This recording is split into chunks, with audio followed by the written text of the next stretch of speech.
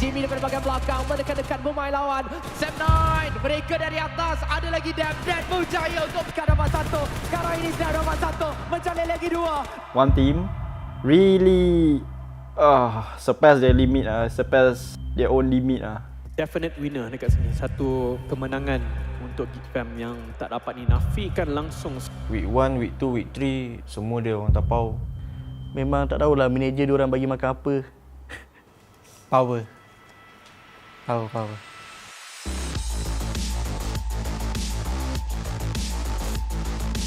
Perasaan dapat nombor 1 kat Liga biasa je sebab tahu yang tim kita orang konsisten dan kita orang boleh dapat nombor 1. Dengan line up ni, first time saya dapat rasa yang saya betul-betul jadi support lah. Nak langgar orang ke apa sebab dah ada Yuhai, Mika, Damrud. Sepanjang liga ni saya rasa paling mantap adalah Damrud lah. Dia top terminator, dia IGL. Dia yakin tau dengan diri dia orang. Dia bawa tim dia dengan bagus lah. Saya salut dia. Don Back Dream punya roster agak strong bagi saya sebab ada Jimmy, ada Eko, ada Zik. Saya percaya dia orang punya line up tu buatkan dia orang strong. Okay, it's basically like how the old Sem 9 Yoodo, gameplay style. DBD ni memang pandai lah cari circle. They fight whenever they need to fight only. It works for them. Sepanjang liga ni rasa macam naik roller coaster. Turun naik. Week 3 tu baru naik tinggi. Melepaskan tembakan. Antara 3 dijatuhkan dekat sini walaupun sedang. Kalau kita lihatkan sebenarnya kedudukan Jimmy yang terperangkap. Rata Geek Fam. Wow. Tapi saya cuba tenangkan diri sendiri dan ratakan diorang semua. Untuk result sekarang ni memang puas hati lah. Bukan dalam scrim je lah kita orang membantai. Di PMPL pun kita orang membantai. Putra dan juga Ham pelanggar pemain dari daerah ini. Dapat satu mencari yang seterusnya. Dapat dua. Yang begitu baik sekali digunakan oleh Putra. Step 9 win with us. Chicken dinner. Hungry. I want kill. But Deb ambil semua kill. Bagi saya Putra SIGL, kita orang dia mempunyai otak yang luar biasa dan decision making yang gila punya. I think they prove themselves. They are very solid. They are very strong. They are very consistent. Adib dengan Ham tu memang rezeki diorang sebab Ham tu memang power. Badan dia besar tapi dia main 5 jari tu. Memang gila lah. I think Genexus is very good team but not very good as Geek Fam. I don't know. Maybe because they didn't buy me. They are very good. They had a good player, new addition, Xiaoboy. They are compact. I think they just need time for them to prove themselves. Diorang memang jenis tak takut mati punya tim. Apa yang diorang nampak diorang langgar, tapi diorang langgar dengan berotak. Genexus, Sem 9 dengan DBD. Tapi antara 3 tu yang paling kuat Genexus lah. Core rival because they used to be a champion last season. We can't expect anything could happen. Player yang berpengalaman tinggi. Cabaran kita orang struggle untuk cari gameplay yang sesuai untuk kita orang. So far kita orang dah boleh slow-slow lah. Contoh adapt. Kena adapt tu. Kita orang kena buat betul-betul, kena set up betul-betul cara defend dan set up betul-betul cara fight. Bila kita orang dah set up betul-betul, baru kita orang boleh menang. We just got to work on ourselves, I guess. We're not worried about other teams.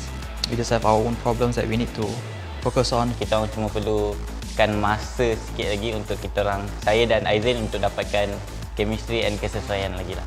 Untuk saya faham each other.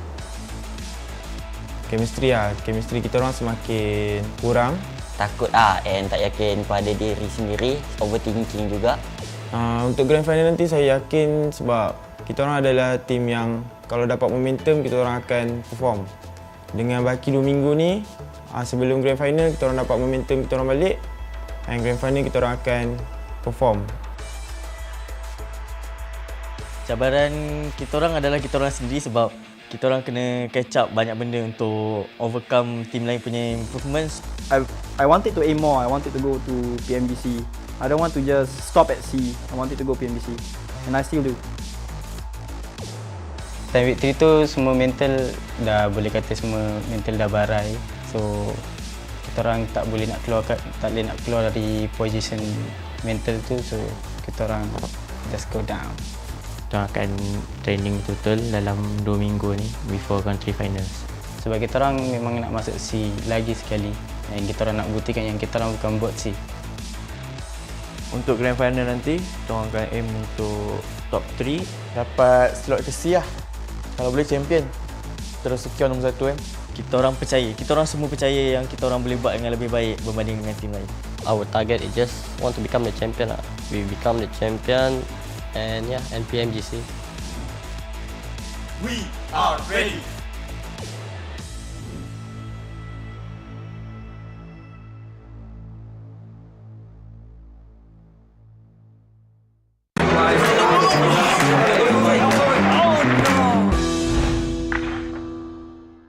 If only I had a weapon, I would take over the punching kick.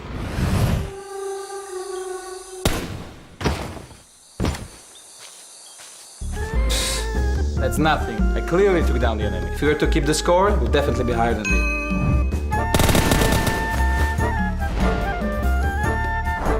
If I hadn't thrown the wrong grenade, I'd be eating chicken dinner for sure. Smoke! Smoke!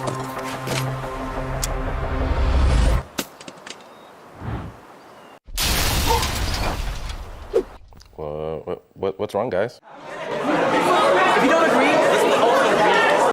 Arguments don't matter. Ultimate Arena decides the victor.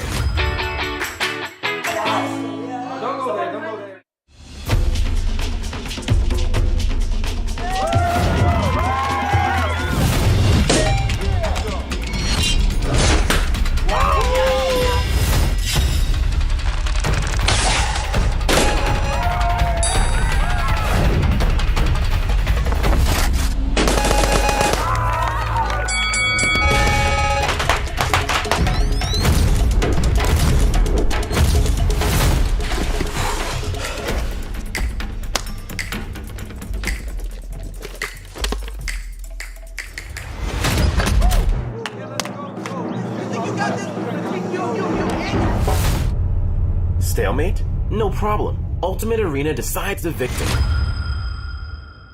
Let's go! Come on, go me!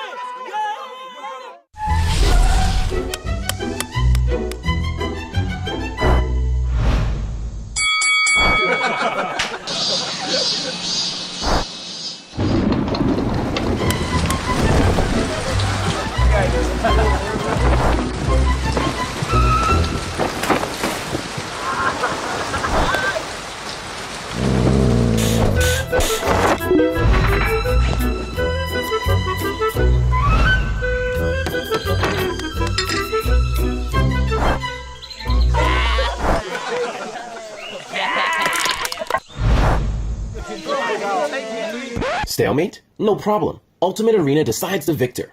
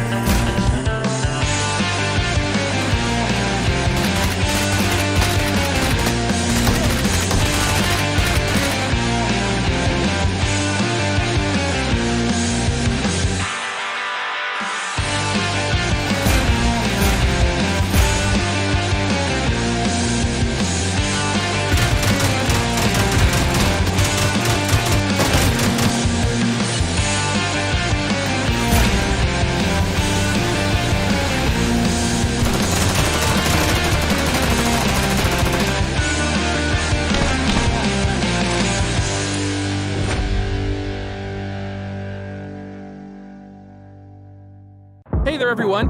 PUBG Mobile 2.1 is officially here. In this update, we've introduced a new arena mode, Ultimate Arena. After entering the game, select Unranked Arena, and you'll see the Ultimate Arena mode. Choose between two maps, Erangel or Livik. Ultimate Arena is based on the conventional arena, with the addition of a final circle mechanic.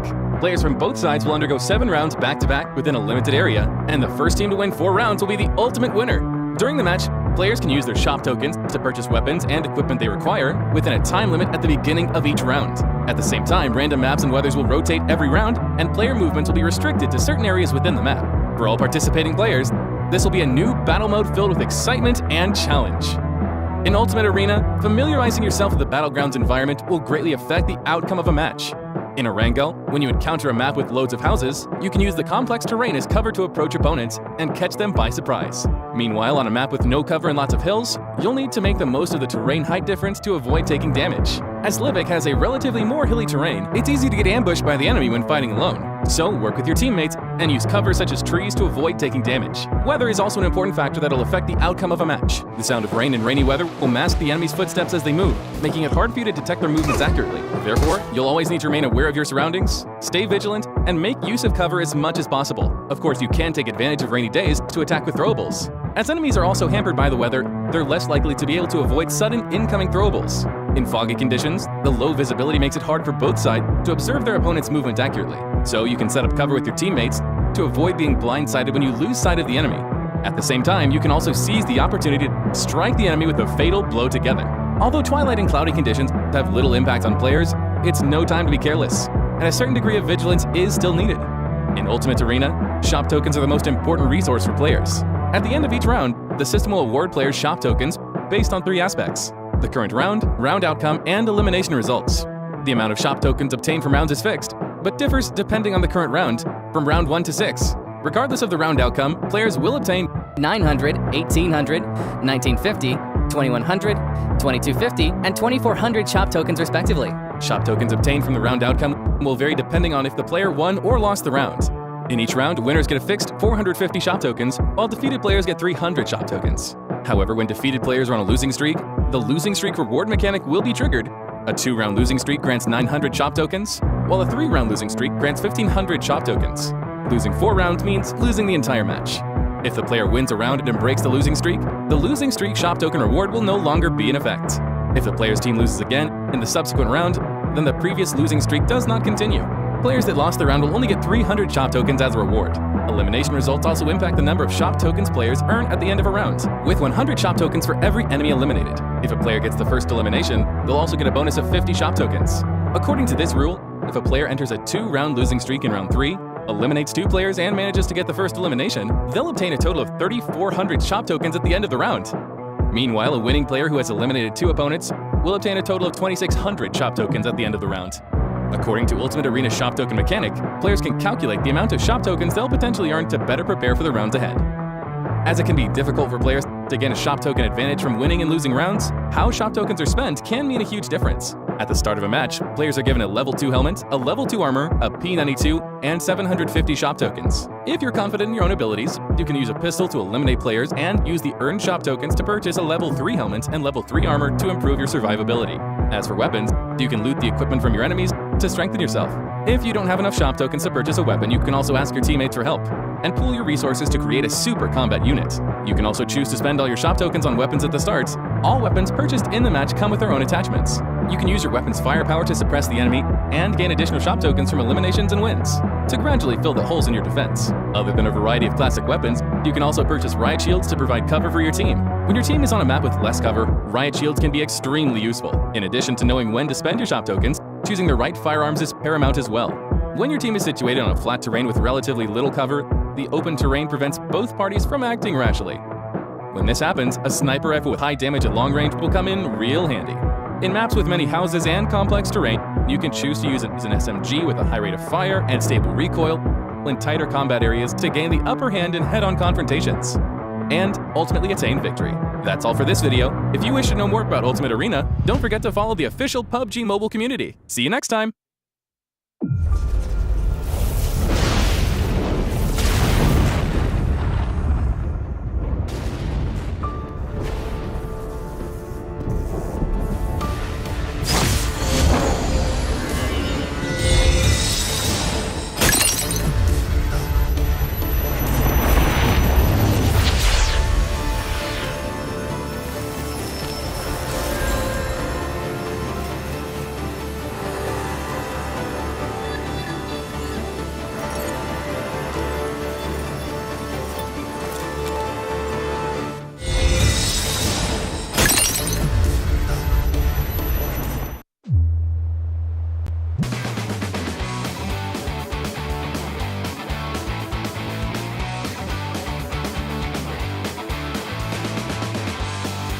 뭐야? I'm going in. I need a gun. I need a scope. 탄약이 필요해. 이곳에 아이템이 있어. Excellent work. 자, 가자. Help! Enemy! Cover me! 내가 커버할게. 표시된 위치로 이동. I'll take the back.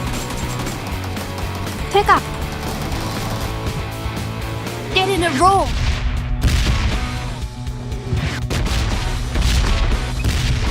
Search the vehicles. Go back to safe zone. 아쉽지만 철수. Retreat. Let's go. Let's go. 가능한 빨리 안전구역으로 이동.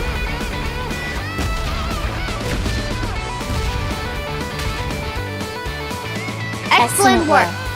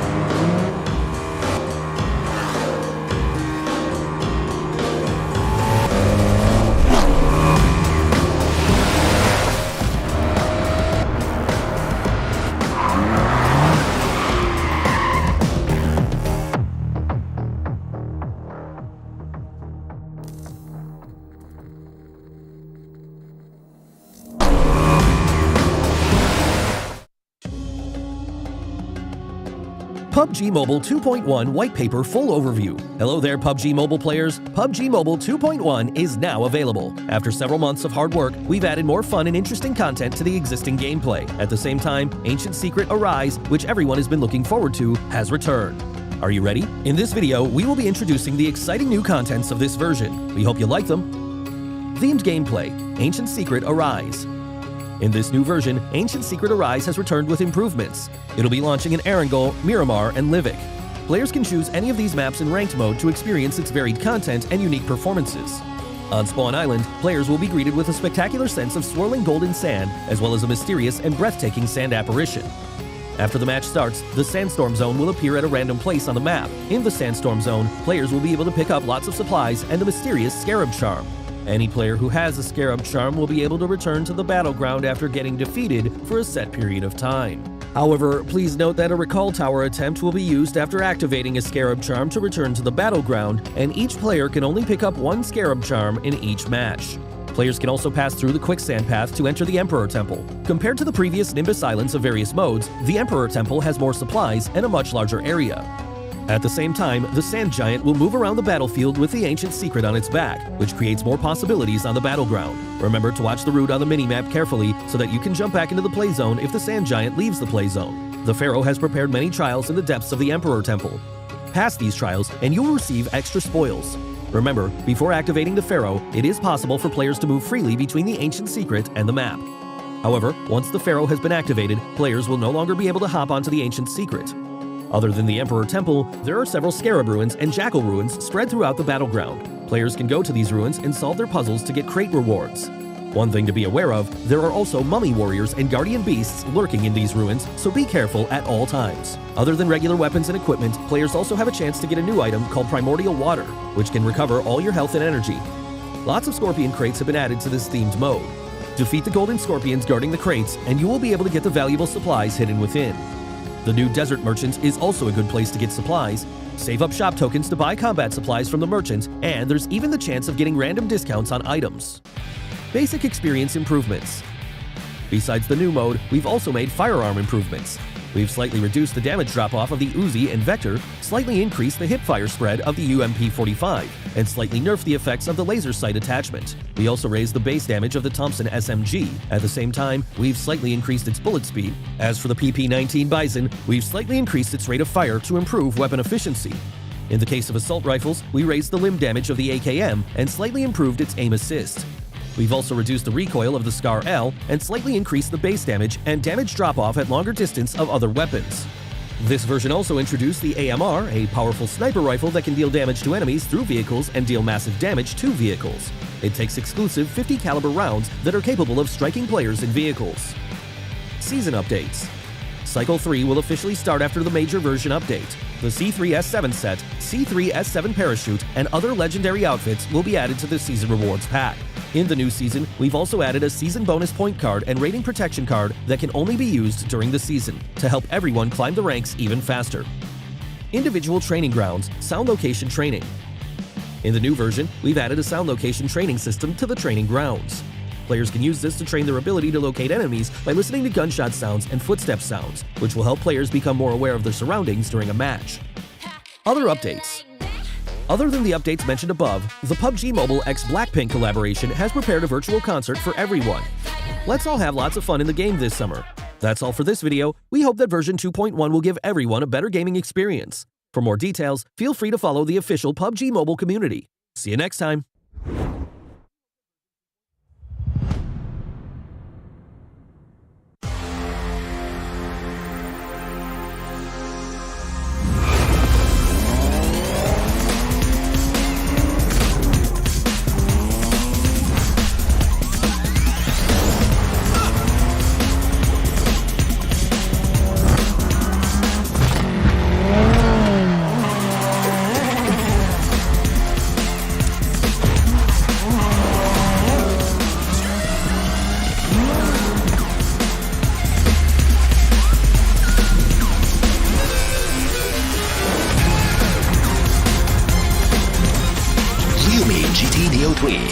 Neo Speed awakens.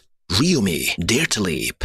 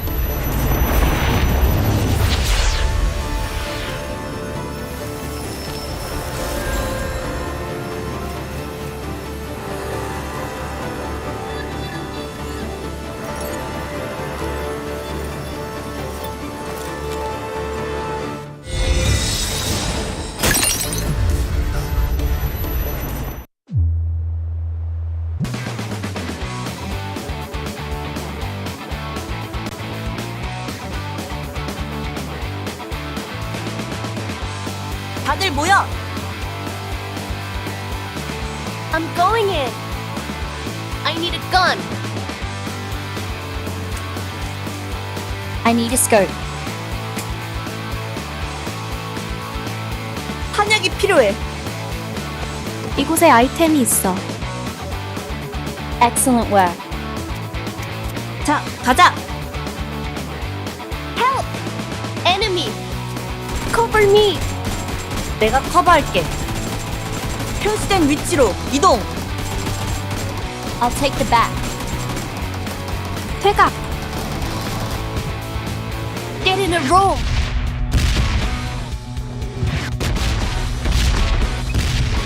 Search for vehicles. Go back to safe zone. 아쉽지만 철수. Retreat. Let's go. Let's go. 가능한 빨리 안전구역으로 이동.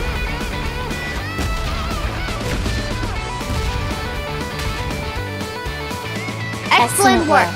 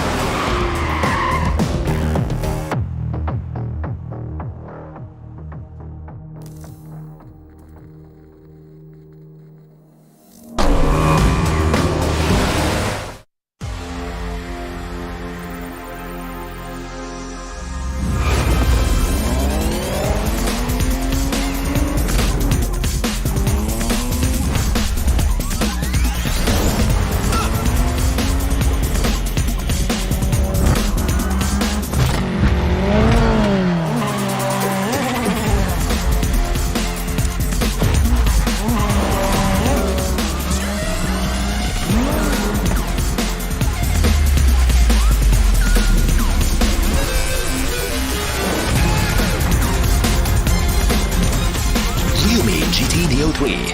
Neo Speed Awakens. Realme Dare to Leap. Sejauh mana Unlimited boleh pergi? Selamat datang ke The Unlimited Theory. Jamal suka main game. Jadi, kami nak tengok berapa lama dia boleh main game dengan plan Unlimited Yoodo.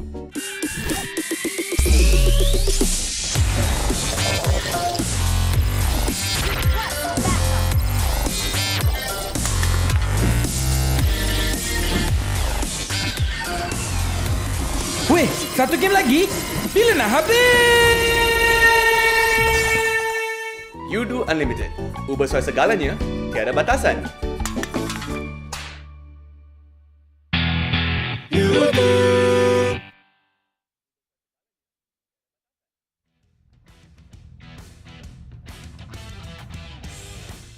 After the long wait, we are finally back, ladies and gentlemen. This is the 2022 PMPL MYSGPH 4, brought to you by PUBG Corporation, Tencent Gates, as well as Lightspeed and Content Studios. My name is Sir Cloud, together with Choo Choo, and we will be watching the country finals that will be happening throughout these 3 days. Yeah, this is going to be it, and today is the day we've been waiting for, and definitely we have to thank none other than this is also our official smartphone partner, which is going to be Realme with GT Neo 3, the fastest, we're one of the fastest actually for a gaming phone with a dual chip gaming level flagship. It also boosts everything thanks to its MediaTek Dimensity 18100 5G chipset, and also dedicated display chipset. And also we have to thank none other than official digital tech partner, which is going to be Yoodo, where you guys can actually swap over Yoodo for free, and then also play unlimited of PUBG Mobile wherever, whenever you want. And also don't forget to upload all your best content, which is going to be on TikTok, which they are our official live stream partner TikTok, and the hashtag BE THE1, the TikTok challenge, and follow all our official PUBG Mobile TikTok. This is going to be a mouthful. PUBG Mobile MY official, PUBG Mobile Esports.sg, and PUBG Mobile official PH. Yeah, there you go. There you go. And after this, we are going to begin the grand finals or the country finals. Oh my, can't wait.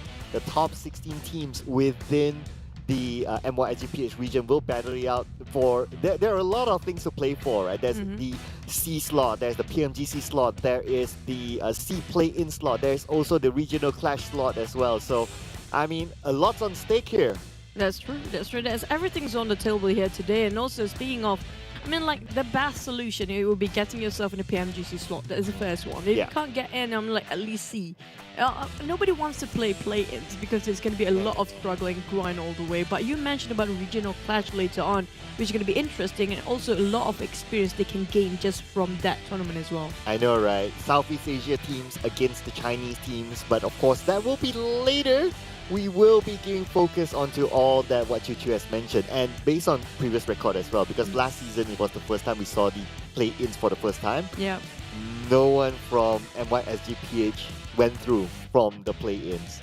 So that's just another signal that you don't want to play there. So you just want to go straight, get the top 4, and move onto the C. But let's have a little bit of a recap on how's our format like. Yeah, it's done and dusted for the July till the August, which we've done with the country league before, where we played 5 matches a day. Today is going to be the country finals, only 3 days, starting from today, 26th of August, up to 28th of August. Well, 6 matches per day will be played all entire 3 days. Yeah, and this is like what we mentioned. The top 4 will go straight onto PMPLC Championship.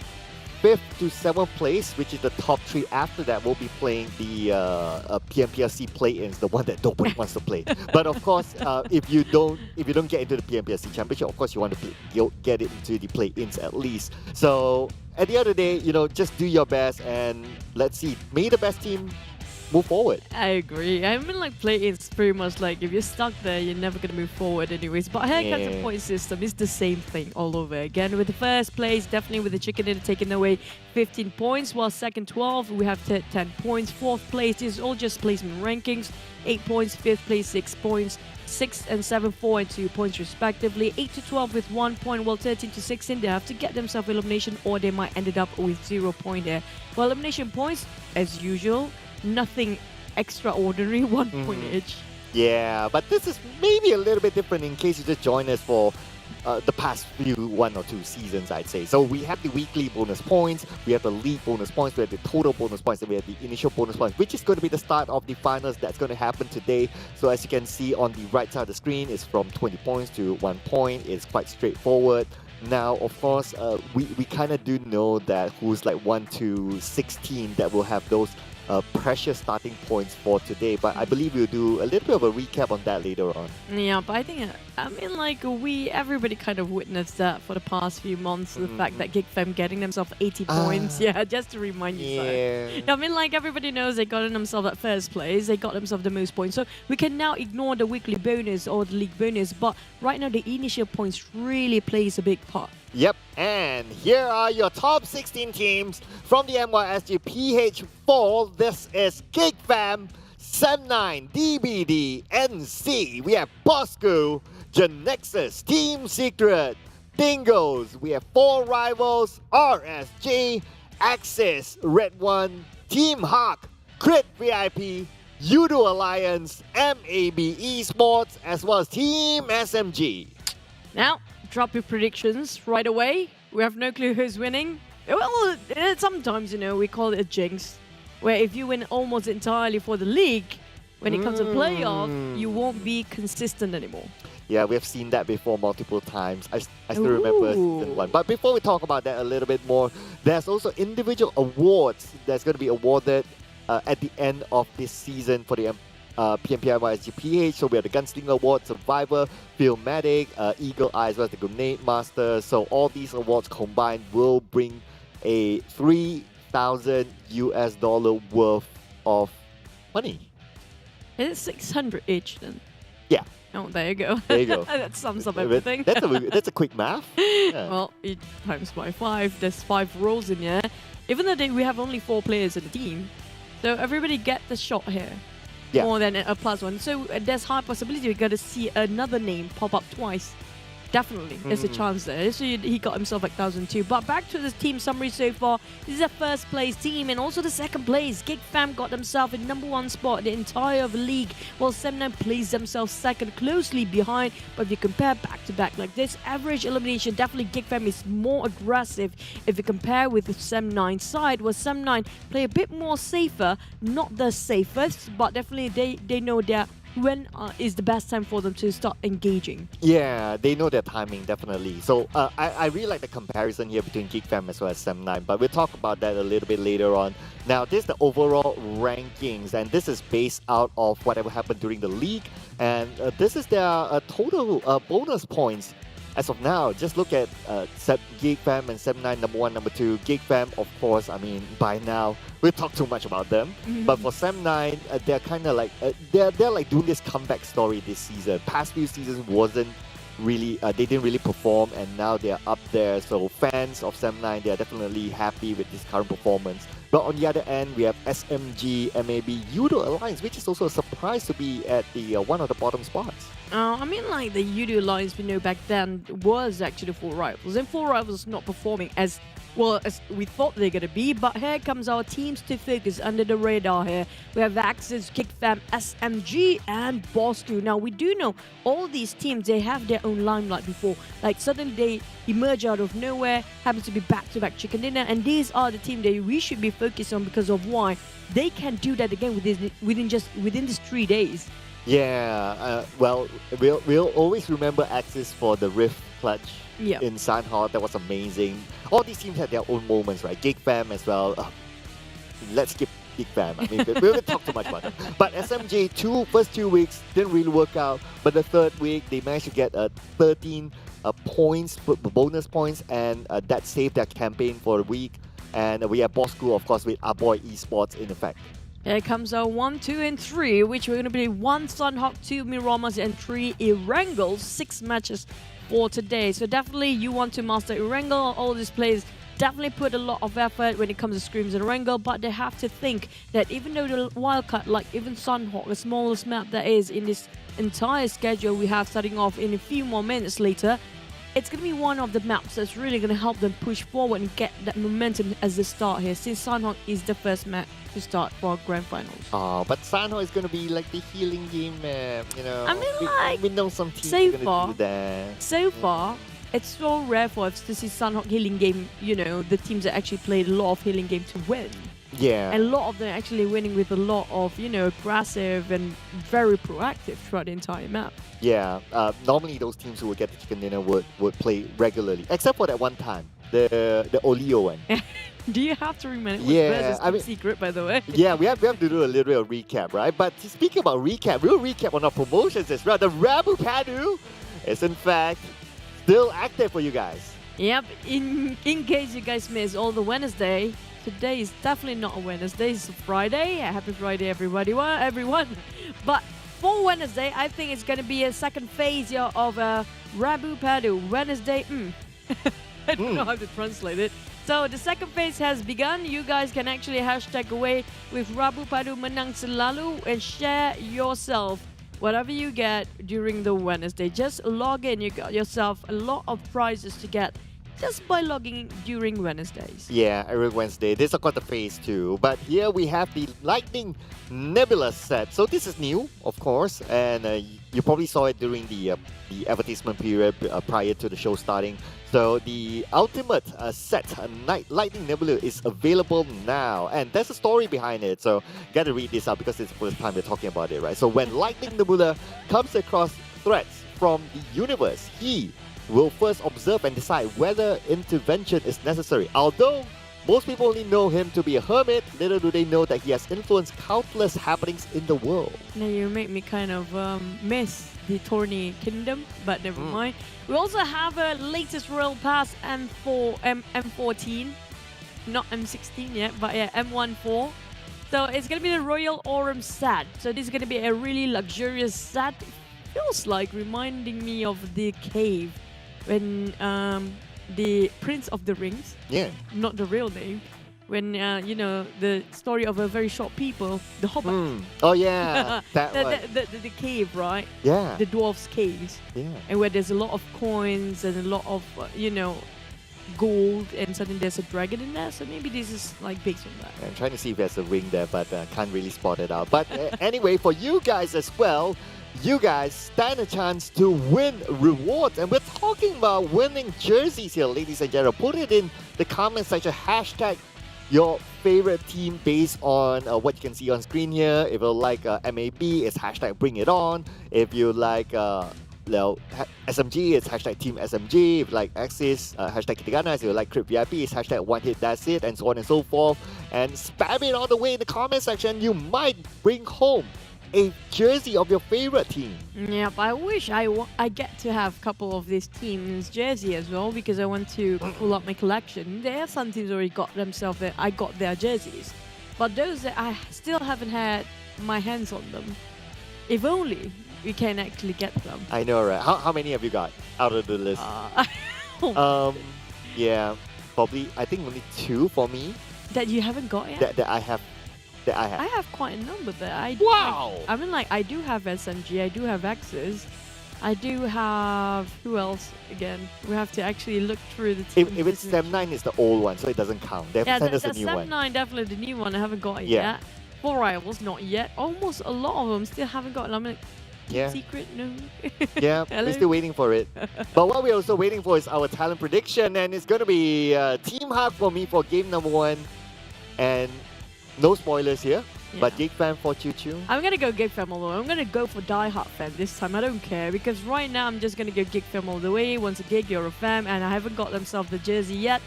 So yeah, Geek Fam, this is my, you know, dropping a message here. I'm going full fan hard mode, Die Hard mode. So that means you're only gonna get 1 jersey. I'm gonna get like multiple of them. Just saying, no spoiler. Hey, you have to vote for them for the entire 3 days. Only you deserve to get. Okay, I vote Team Hawk. You know. You're gonna vote for them the entire 3 days. Well, once every day. Does it still count? that has to count, right? Come on. Okay, you know what? Maybe they need to put a jersey onto us. Then I'll change my mind. I'm just saying. I'm right? like, I wouldn't mind. I wouldn't mind. You wouldn't mind too, right? Maybe another team gives you a jersey and you'll be like, hey, I can change my prediction. No problem there. Bribing, you mean? No, it's not bribing. It's appreciating. Oh, wow. It's different. What a fancy word for it. Yeah. But definitely, we can't wait to see what's going to happen today. Will they still bring their momentum for Geek Fam? Spoilers alert. And you say you don't want to mention them too much. We're going to talk about them since they are in my prediction. Oh yeah, of course. I'm pretty sure. I'm pretty sure we're going to talk about them a lot. So I'm going to save my, Geek Insight. Famness. Yeah, I don't know. Famness? Geek Famness for later, because I'm pretty sure we're going to talk to them a lot. But let's take a look at our first game here. So everyone already knows it's going to be Sandhawk. The first game, whether it's going to be a bang bang bang Sandhawk, it's going to be a heal Sandhawk. I do wish there's a lot of clashes, by the way, because this is where everything gets really serious. We do know the fact that they have to fight their way in if they want to get themselves into PMGC slot, even in a PMPLC in the future. They don't want to go through the C play-ins. Because it's not just going to be MYSGPH, it's going to be entire South Asia across the region to fight in the C play-in. Yeah, and we saw like during PMWI how especially the Thai teams, MAB Esports, actually took everything out of PMWI. So I mean, if they happen to be in play-ins, then there'll be a different story. But of course, we'll talk about that later on. But today the focus will be the first game, and we'll be jumping to Sandhawk. My predictions, Team Hawk. Your predictions, Geek Fam. Both teams don't really play the healing game. They stand a chance. Let's go, Sandhawk.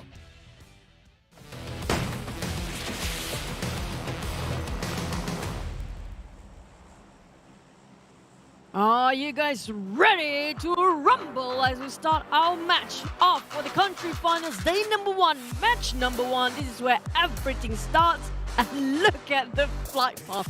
What a nice straight line here.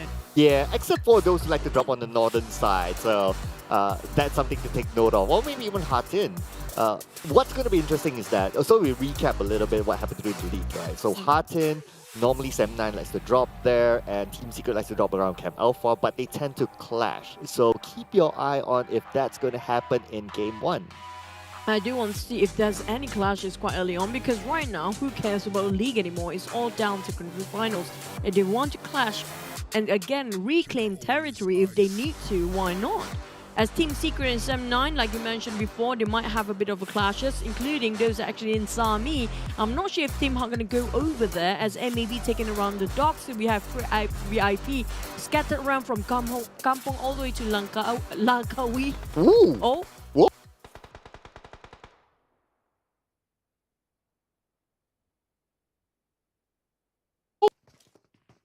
Not budging away from Paradise Resort. Paradise Resort, the starting point, the natural starting point for SMG, but RSG, they're not going to go to the southwest side. Looks like for round one, despite this is far away for them.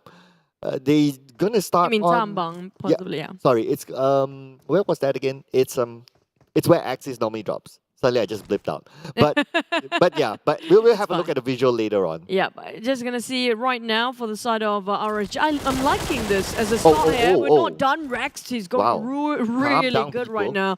All aggressiveness out for the side of RSG, advancing towards the side of SMG, who scattered themselves where they're being hushed out from the side of Paradise Resort. This is supposed to be their domain here. And apparently they can't actually keep it together for the side of SMG. Yeah, I know, right? SMG now, they're at the disadvantage with 3 players versus 4. And now Mile waiting for the right moment. Okay, Luke is going to pass by him. Oh, they know exactly where Mile is. So no, it's not good news for Mile. He'll be pinned down. Definitely not a great start here coming up from SMG, leaving one man behind while the rest going to bail this one out. Realize that they couldn't hold the ground much longer. The nade will expose himself, but a bit too short. Rex see through everything. He's just going to finish off. Here comes the entire team advancing. Finish off the side of SMG. One more man down. They are having a big loss here for SMG straight off the bat. Yeah, great move there coming in from Rex. But hey, NC wants to join into the party. Rush being at the forefront. He is alone though. Not too sure where his teammates are, but Brian's going in onto Rush, 1v1, Brian with the vector. Rush is running away, but Rush turns back.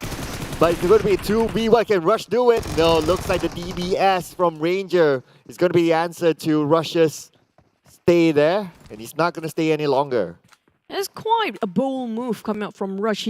He actually didn't equip himself with any helmet. He didn't actually have full gear on. Oh yeah. And he's just going in valiant effort, but in the meantime, it's kind of giving a lot of information towards the rest of their team, so they know exactly where a lot of teams actually clashing about. For TABAH NC, they can avoid that part of Paradise Resort if they want to right now. And look at where his teammates are at, right? His teammates very far. They're on the left side and they're going towards boot camp into the circle, but Rush is just doing his own thing, so I can't really explain that. Maybe I have a feeling TABAH NC, we do know this sort of tactic where they put out one man to scout, and the other 3, one of them might have to play the healing game, the other 2 would go for the elimination points. That's a possibility. So it's going to be the scouter that possibly being finished off just now. So he forgot that he was only supposed to do the scouting, not the shooting. Yeah, he was being greedy. Yeah, that's that's it. I think he saw the 3,000 individual award. Yeah. And he's like, I want some of that. But yeah, he gave that point to RSG, and the rest is history. Everybody having a clean slate here today. Definitely is going to be everybody's shot if they want to win themselves the individual awards. It's open up to everyone. But back to the side of Geek Fam. Now, this is a team that we know that they are very solid for this season.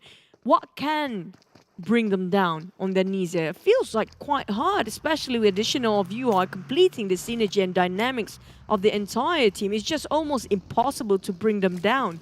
Yeah, well, the only way is probably to turn off their power, like cut their internet line, and that's probably it. It's mobile. They can just move over to other place to play. True, they can probably use Yoodo and still get the same level of connectivity as well, and still play at the top level. And you're right, actually. It's very hard to tell what their weakness is at this moment. They can survive, they can rank in eliminations, they can get chicken dinners as a duo. I mean, they have proven it all during the league. That's kind of true. But the thing is, can they maintain that momentum? Because it has been a long break since the last time we saw them. Even though it's like less than a month, but a break where actually put a halt to your momentum, it might actually that might be their weakness if that happens. But I think if we saw Team Secret in a glimpse just now, and they are not that proactive coming up from SMG. They're starting off with a heavy team, starting off with 2 men only, going for duo, but they don't care. They're still going all out gun towards the side of Genexus, bringing one on their Long trying to retaliate, getting on one of the teammates of SMG, remaining with one last member here, Janny. Really in a crucial tight spot. He needs to save himself, but never mind. The first team to be out. I mean, you're a duo and you want to take this very, very early fight and you're against a team that's a full squad. I question this sort of decision. A bit reckless. Yeah, I thought that they would have done, okay, let's just play for placement points, at least. Or just straight up play the healing game. I mean, like, we do know for a fact they don't have that much health utilities coming up for SMG. They were being ambushed by RSG quite early on. They didn't thought that Paradise Resort would actually be ambushed quite early like that. So this is where everything really important for the players. You cannot expect anything when it comes to the first day of the country finals. And honestly, as a viewer, I'm really happy to see this kind of thing. It's like it makes the game unpredictable for us. So we don't know what to expect every round, right? Now I don't know in the next round, are we going to see this kind of early clash around? So this excites me from the start of the game to the end. That's kind of true. And a lot of big teams that we mentioned about Geek Fam, Sam9, BE THE1, who got themselves that bonus point, quite a number here, still not engaging as aggressive as they thought, as we thought it would be. Like you are, he only counter fire instead of initiating. Now they're giving away the position for Axis. Hey, noob managed to scatter and run away in the last minute. But the thing is, this splits the team of Axis into 2. Oh, check out the elimination feed. Looks like Bebeng onto Olio with a DBS, and Yoodo Alliance will lose 1 member. Axis on the other end, they managed to get away safely. Helton has a high ground against Bebeng. Bebeng's all alone though. Needs his teammates to back him up soon. Oh boy. And yes, the cavalry has arrived. Oh no, looks like it's going to be Ade Luke. They're going to revenge. And Bebeng with the DBS. Can he pull off a clutch there? 1 shot, 2 shot. Does not connect. And it's going to be a DBS on the other side as well. He's using too much for the magazines. And now he's running out of bullets. At the same time being cornered all around. This is going to be hard for Crit VIP. Bebeng, we're definitely having a tough time here. The Nate's been Kirk on the side of Crit VIP. Eric Luke got checked quite a lot there. Bebeng! Oh! What a nice shot! But they're not done as Helton finish off Bebeng straight away. What a bait play by Yoodo Alliance, but at the same time, a risky one with a DBS. Yeah, I mean, with Bebeng getting that knockdown onto 1 member of Yoodo Alliance, I thought that was already really good. Now, Razor could take advantage of that. Helton on the other end takes a few bullets off of Razor, 50% of health left from Helton. But Sam as well as Insomnus, nowhere to be found. Probably scouting out for more utilities, as this is a team that likes to play the healing game as well. Where are the shots coming out from? Thing is, they focus on what's in front. The flank side is quite bare open for these guys. Back towards RSG, they caught SMG in Paradise Resort, and they are on the move right now. Try to bump into the TABAH MC next, possibly. Well, 4 rivals still going out, all in towards the side of Dingoz. Yeah, 4 rivals. Dingoz has the high ground. Voki spots out Ate on the high ground. Ate down to 50% health. But I don't think they have a clear vision on where Voki is at. Just look at Voki's position. Firstly, he's on the other end, and he has a lot of vegetation to cover him. Quarry, multi-level terrain, definitely not really easy to spot out all these shots coming out from which direction. But 4 rivals, definitely, they got themselves this compound to play with. So they can actually cover themselves, barricade themselves with a compound. It takes them quite a bit of time for the side of Dingoz to pin them down. But the thing is, where we are spotting right now, witnessing 4 rivals and Dingoz fighting about, is quite in the center. Never mind, it just shifted downwards, where Team Hawk, just on the outskirts of Bantai and Cave, actually can get this by themselves. Oh, and look at this. Axis Kid, I think this is his debut, though. I don't recall him actually playing during the league. I think he is one of those young talents that Axis likes to explore and bring onto the Pro League. So let's see what can he bring onto the table. If he played, he probably played like only in one of the Sandhawks, and that's about it. And looks like he's been assigned the healer role. And with this kind of circle, it's good for Axis. No one's going to challenge him at the bottom half.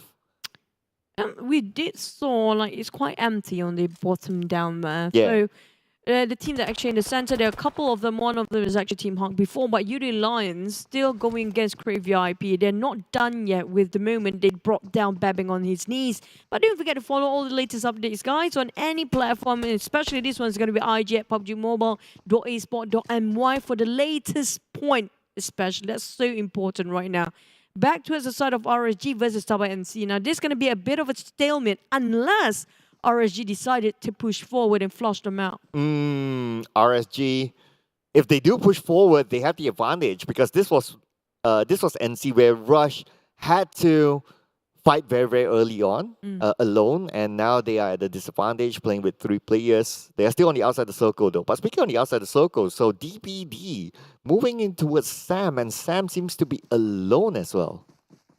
Seems like everybody tried to find themselves the most desirable spot there is in this map, but you know the circle, you're always heart-shaped all the way, even though they got themselves in the center at first. 4 rivals, yeah, gonna take a fight against Bosskurr. Seems like they pop a couple of bridges of smoke. But already cooked up a nade, but it's a bit off position here. The off angle didn't hit quite a lot on Zigzag, but still chugged out half of his HP left right now. 4 rivals.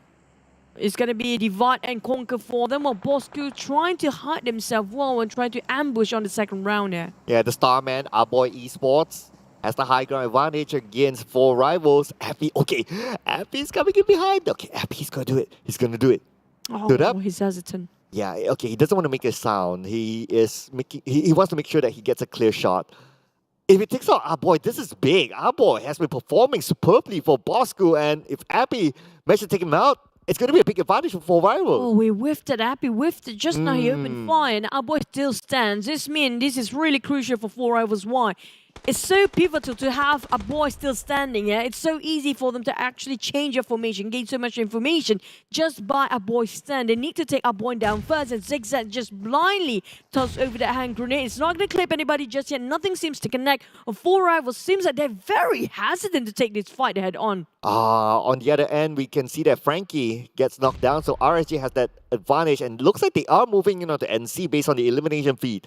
But between 4 rivals and Bosskurr, and Appy now has the high ground. Appy will be gunned down by Asfar from afar, but before they manage to take down 2 from Bosskurr, so 4 rivals will move in. Oh, definitely after 2 downs, nothing going to stop them if they still have nothing else to say about this. Well, definitely Appy will be revived later on. And right now, they need to clean off the job here.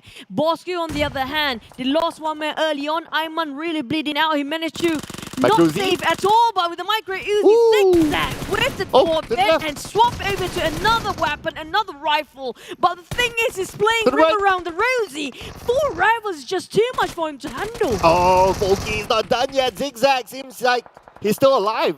Oh no, he's currently down. So Asfar and Ayman down to the last 2. Asfar and Ayman, they're trying to bail this out of 4 rivals. 4 rivals, despite whatever happened, they are still a full man squad, but it's Kiddo. Dingoz? Wait a second, Dingoz, where did it come from? Oh, from downtown all the way. That's a very long shot. It's not even in the map that we witnessed earlier. 4 rivals, they've been losing this. Both teams might lose this because they're cleaning up crew. Dingoz might actually take every skills, every point from here on. But 4 of us still have their minor victory. But the problem is, how did they get out from here? Now, this will be a good question though. The good news is that they're in the circle, so they can still buy time for themselves. But unfortunately for Bosskurr, will be the 3rd team to be eliminated. Choo-choo.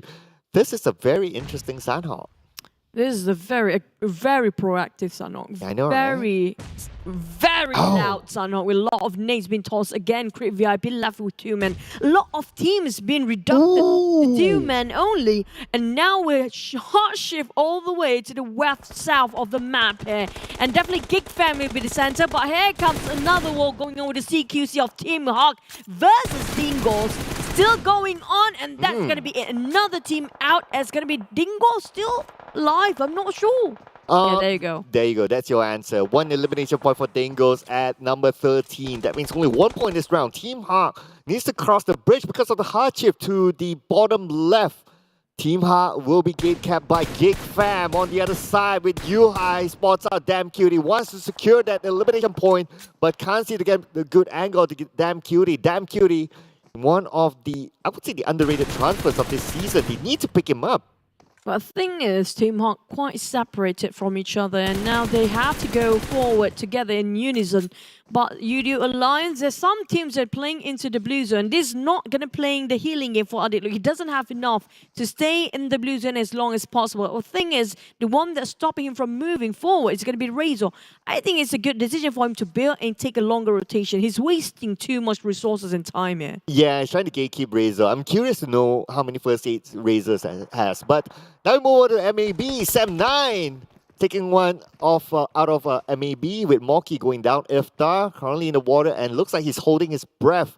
Adiv's trying to get information and trying to get onto the other side, and there you have it. Iftar shows himself. Sam9 knows exactly where it is, and there you have it. There's no way he's going to get out of this. A deep dive for the side of Iftar. It's not going to save him anymore. His last tick of health just now knocked down in the water. While MAB, they try to redeem themselves from the damage control segment, which is going to be trying to take back what Sam9 took from them. But the thing is, Sam9 depth is quite far. They didn't realize where he's at. Calamity have no clue where the shot's coming out from. He's just randomly running about. But Sam9, will they move forward here? Because the Blues are start to shrink in and they need to either swim over or drive over the longer rotation. Yeah, I wonder if they're ready for the healing game. But this is a confirmation that Iftar's point will not be given to Sam9, despite them giving a knockdown onto him. Now, MAB will be the one playing the gatekeeping role against Sam9. Sam9 has no choice but to swim over, and it's never a good option if you're being gate-capped in the water. You reap what you sow. They shot MAB from behind at Feds, and now they have to dock themselves forward. The thing is, MAB already docked themselves earlier. You get what you sow. You reap what you sow. This is it. Karma just going to hit you back. But the thing is, Circle hot shift again. It seems like very fast these days. And only a couple of teams in the center, but the teams not right now. Apparently, they are too busy fighting another teams to survive. And Geek Fam's in the middle of the circle. Just saying. Just saying. Just saying. Just saying. Okay, someone's going to get a jersey. But Thanks. See, I'm helping you. You got to get one for me as well. But anyway. Wow. Wow. Buy one, free one. I know, right? I wouldn't mind that. But RSG, man, they got to earn the badge on their jersey now by getting across. And it's going to be very hard because they are still on the other side of the map. That's the thing. The thing is, they're fighting against each other way too much. They forgot to actually move forward. They forgot about advancing. We have to survive. You know, the thing that they can't fight is actually the blue zone. I mean, if there's other players actually shooting from afar, you still can try to toss a couple of a hand grenade. But blue zone, what can you do against the blue zone here? Nothing. You can just pray. But Snipes doesn't need to pray. He knows exactly where Dams is at. Yeah, I see that look. I see that look. I know we've been away for a while. I haven't forgotten about it. But here he is. He goes in. Ring around the rosy it is. And Snipes will be gunned down by Camper from above. Mika starts to move in. Tries to get a revenge. But looks like he will stop and prep out the nade. He's going to toss it onto Team Hawk. Will it land onto them? And looks like that will be the answer. It's going to be no. Geek Fam losing 2 men here just now. 1 man actually. They didn't actually expect it. There were so many teams right around the corner. Got their guard down. While DBD, they still survive a lot of men. 4 of them still well in life. But the thing is, how long can they take all the gunshots coming up from afar? The teams that coming up from the bridge can see everything that moves on top of this mountain and also some small hills. Genexus, they are not as aggressive as we thought we would be. They're down to 2 men as well. While DBD slowly encroaching towards the side of Loyu, and Loyu is waiting for them to open the door here. Ooh, but DBD, they still have full squad. Loyu, man. Okay, he has Long with him though. Long's covering another angle. But Loyu, but all of them outside the circle. Now this man is all Long. Been spotted out. Jimmy moves in, and that's the end for Genexus with 2 elimination points. It's really a bummer that you didn't try to do anything, and you know, your blind spot being spotted out by the teams, and you finished off not knowing where the shot's coming out from. That's what happened to both of them, Loyu and Long. Yeah. Loyong? Yeah. Man. I'm back. Team Hawk. They cannot hold this much longer. MAB is so desperate to cut across. They have to take this fight, like it or not. Yeah, MAB currently tanking out the blue. The long range coming in from Calamity onto Dams. It looks like he's still alright. So far, so good for him. But MAB, not good news as Calamity only has one first aid. Our play zone finish off. Couple of players along the side of the blue zone here. Team Huck on the other end. Still figuring out how to reformulate this kind of position based on where the circle is at the moment. And maybe they can't resort to healing game. Now Calamity have to move forward. Like it or not, he has to advance. That's going to be last of the first aid that he's using. But for RSG access, they still save here for how much longer? And they need to cross here. And definitely they take all the bait that's actually playing around the bridge. They got one. 4 rivals only left with 2 men actually. Jumper still there. Voki. You know, when you're drowning in the water, there's no way out at all. Yeah, plus he's still on the outside of the circle. The circle is closing, so it's going to be tough for Voki. We can probably say goodbye to him at this moment. RSG, on the other hand, they're still a full squad. Wow, you got to be impressed with this so far. 6 eliminations in the back. I know, right? They have been run and gun all the way. They're not stopping at all. Look how proactive they are. They're not the teams that's waiting for something to happen. They are the ones that make things happen here. Yeah, they're the ones bulldozing everyone at this moment. Riff, on the other hand, managed to get a knockdown. And look at this. Luke onto Hey Noob. There's going to be another elimination point in the back for RSG. As Brian secures it onto Hey Noob. Camper, on the other hand, will be taken out by Putra. The zone takes up Calamity. That means MAB is out at 9th place. Here comes all the CQC happening as the circle shrinks even further. 7-9, Dab versus Team Hog here, head-to-head. But the thing is, both of the teams are burned out by the blue. While Damn Cutie tried to save, he needs to advance. He doesn't have that much first aid, and 7-9 do have the manpower. But the thing is, do they have enough health utilities? Geek Fam on the other end here.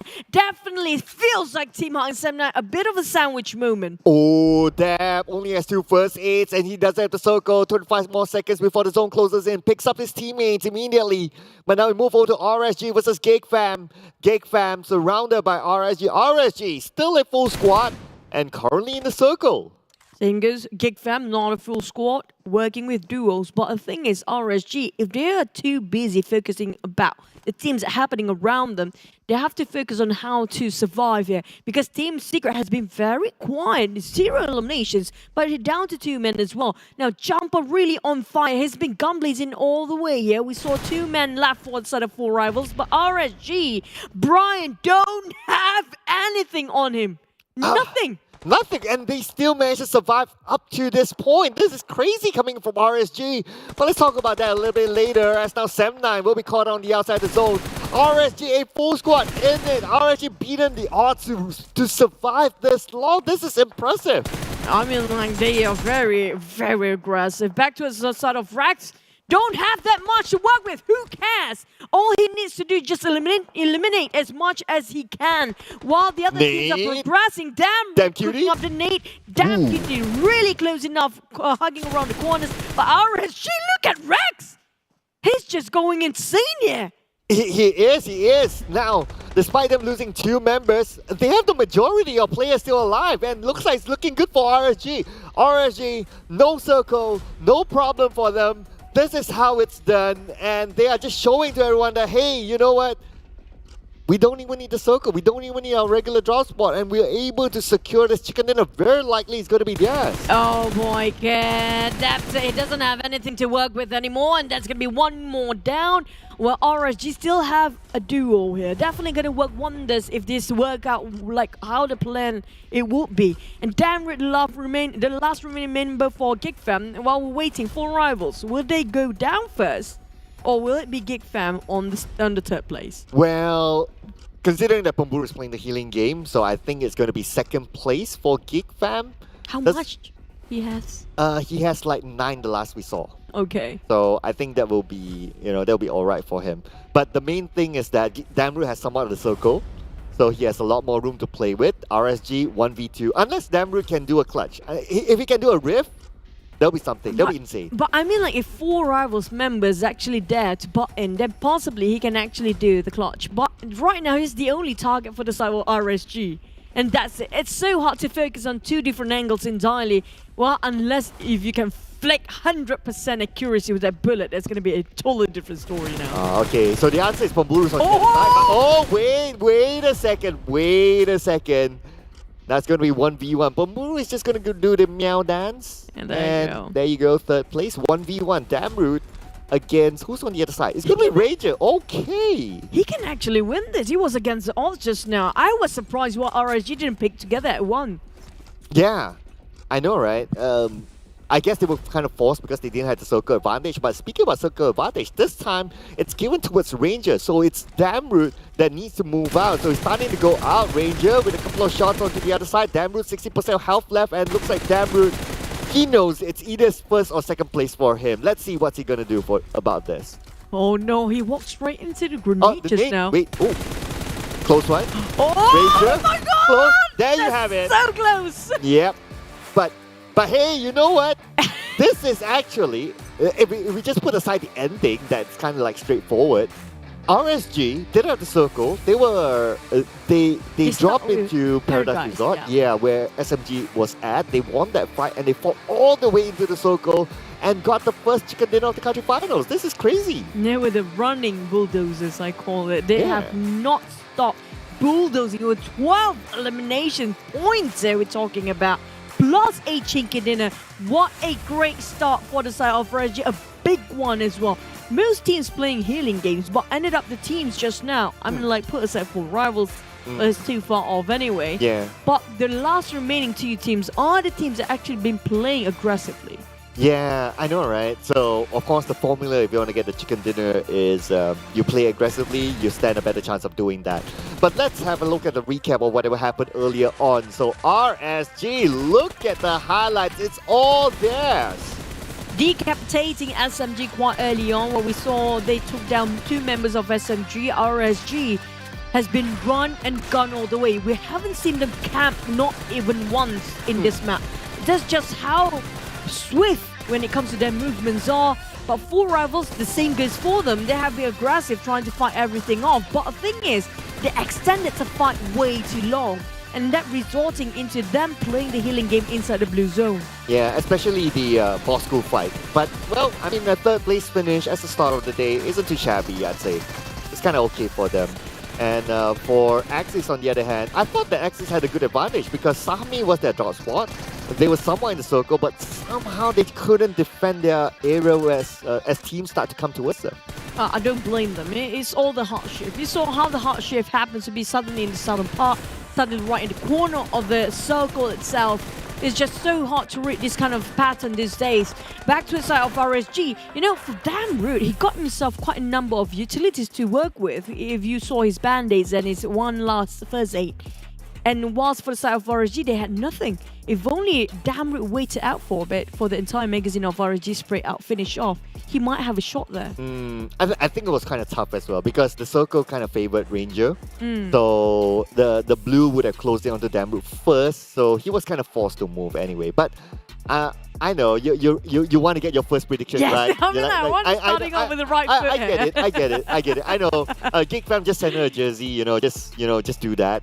And but RSG, you can send me a jersey. I wouldn't mind that. But the thing is, RSG, I'm loving the new jerseys, by the way. RSG, the only team that got himself double-digit eliminations since this. I mean, like, we are at the start of the country finals here, match number 1. I do hope they can actually have this consistent momentum and also this kind of performance, because RSG, we do know them enough that they can actually go down and up the hill like a roller coaster sometimes. Yeah, I know. This is the worrying part, right? Like, you start off well.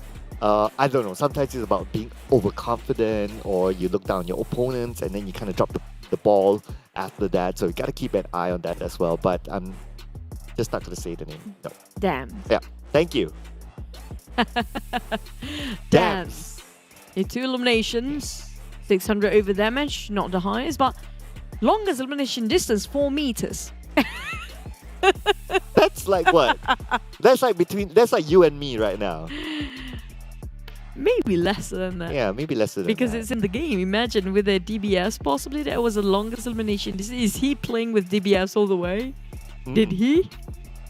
I don't know by now. There was just so many fights happening at some point. But anyway, Team Hawk got the highlight here, especially Dams. And now let's check out the overall rankings, which is going to be the most important thing of our event, of course. It's going to be Geek Fam still at number 1 with 98 points because they had a big advantage of the total bonus points from the league.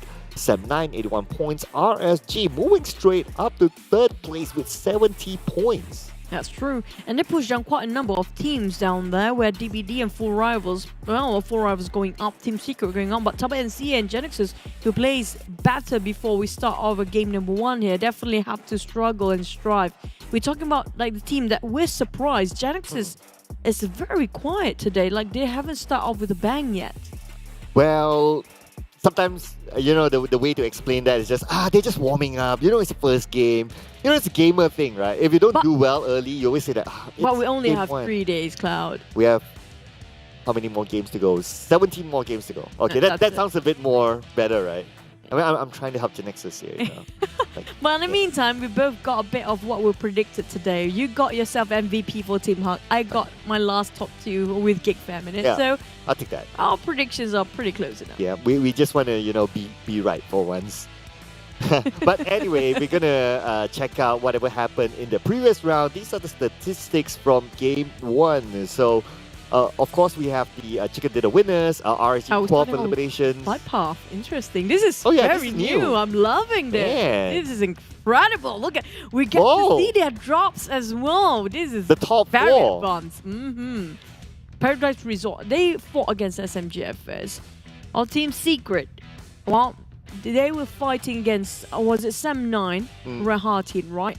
But they did bomb quite early each other for the Team Secret and Sem9. Yeah, they somehow had a unspoken truce somehow. Hey, but you gotta give it to production, you know. Big up to production. I think this is really nice. Firstly, we have the top 4 teams data, and secondly, the movement is really smooth. I'm really liking what I'm seeing here. Yeah, that's true. And also, this is a very good analysis for the coaches and managers if they want to recap. Why are these teams best right now? And there's going to be a lot of teams who will be focusing on to them since we are looking this kind of graphic after this. So they definitely know how these guys move. But if you look at the circle, which you mentioned about Axis at first, they got themselves quite a prime spot here. But the thing is, they didn't actually expect it. There's so many teams coming into that side, the right side of the circle at the same time, this much. Babe, look at where RSG is at. Look at where they're at, but they still get the chicken dinner. Yeah, they're like, okay, not only that they're way off the circle, they have to deal with like DBD, they have to deal with SMG, and all these teams in between. Genexus just in front of them, and somehow they still manage to get into the circle. This, to me, a miracle. And it's not a miracle. This is well-deserving chicken dinner. They grind themselves all the way. They fought through everything just to get where they're at with this first game. That's the thing. I just wish they don't run out of stamina later. Yeah, we are still game 1. Yep, let's hold our horses, ladies and gentlemen. I know we're bigging up RSG a lot now, but they deserve it, definitely. Now, looking onto the other side, so Sem9 is on the other side. They had the majority of players, but somehow the circle just doesn't favor them, and I think it was just really tough for them. But this is a 1v2 that, you know what, Damru still managed to get 1 point out of this. Yeah. That's still good. I'm surprised that Ranger and Rex happens to be moving in the same direction here, while they can actually pick through a different angle and just shut down Damru entirely. And they're trying to pick through the same sort of distance and same sort of crosshair movement to the side of Damru, caused Ranger to knock down first. It was really a hard one and really close score, but I'm sorry, Ranger was the last one. But if only they picked together at one time together on a different angle entirely, it should have been faster for RSG without giving any point to a set of Geek Fam. Yeah, I think it was just the awareness of knowing like what angle can Damroot see. So probably that was a little bit of lapse of concentration. So that gave Damroot that 1 point. So, but yeah, anyway, so it is a good first game. Very exciting indeed. But what else is exciting here, ladies and gentlemen, is our official smartphone partner. That is Realme, and this is the GT Neo 3 that comes together with MediaTek Dimensity 8105G chipset. And of course, with this chipset, you can play PUBG Mobile at the best quality possible. At the highest quality. That's it, not the best. The highest there is. What's better, best or highest? Highest, the out of the world. highest also, out of the world. You know, if you got yourself a good graphics when it comes to the phone and not lagging, the thing that you should just remind yourself is going to be having a good internet. It's going to be Yoodo. If you saw over right now today, just scan over the QR code. You can play PUBG Mobile infinitely because it's going to be unlimited for PUBG Mobile. And of course, once you have all the unlimitedness, you gotta get onto TikTok because hashtag be the one out there and probably your content could be featured. Don't forget to follow PUBG Mobile TikTok on PUBG Mobile MY official, PUBG Mobile Esports.sg, as well as PUBG Mobile official PH for content on TikTok, basically. Of It's course, a mouthful, isn't it? Yeah, it's a mouthful, definitely.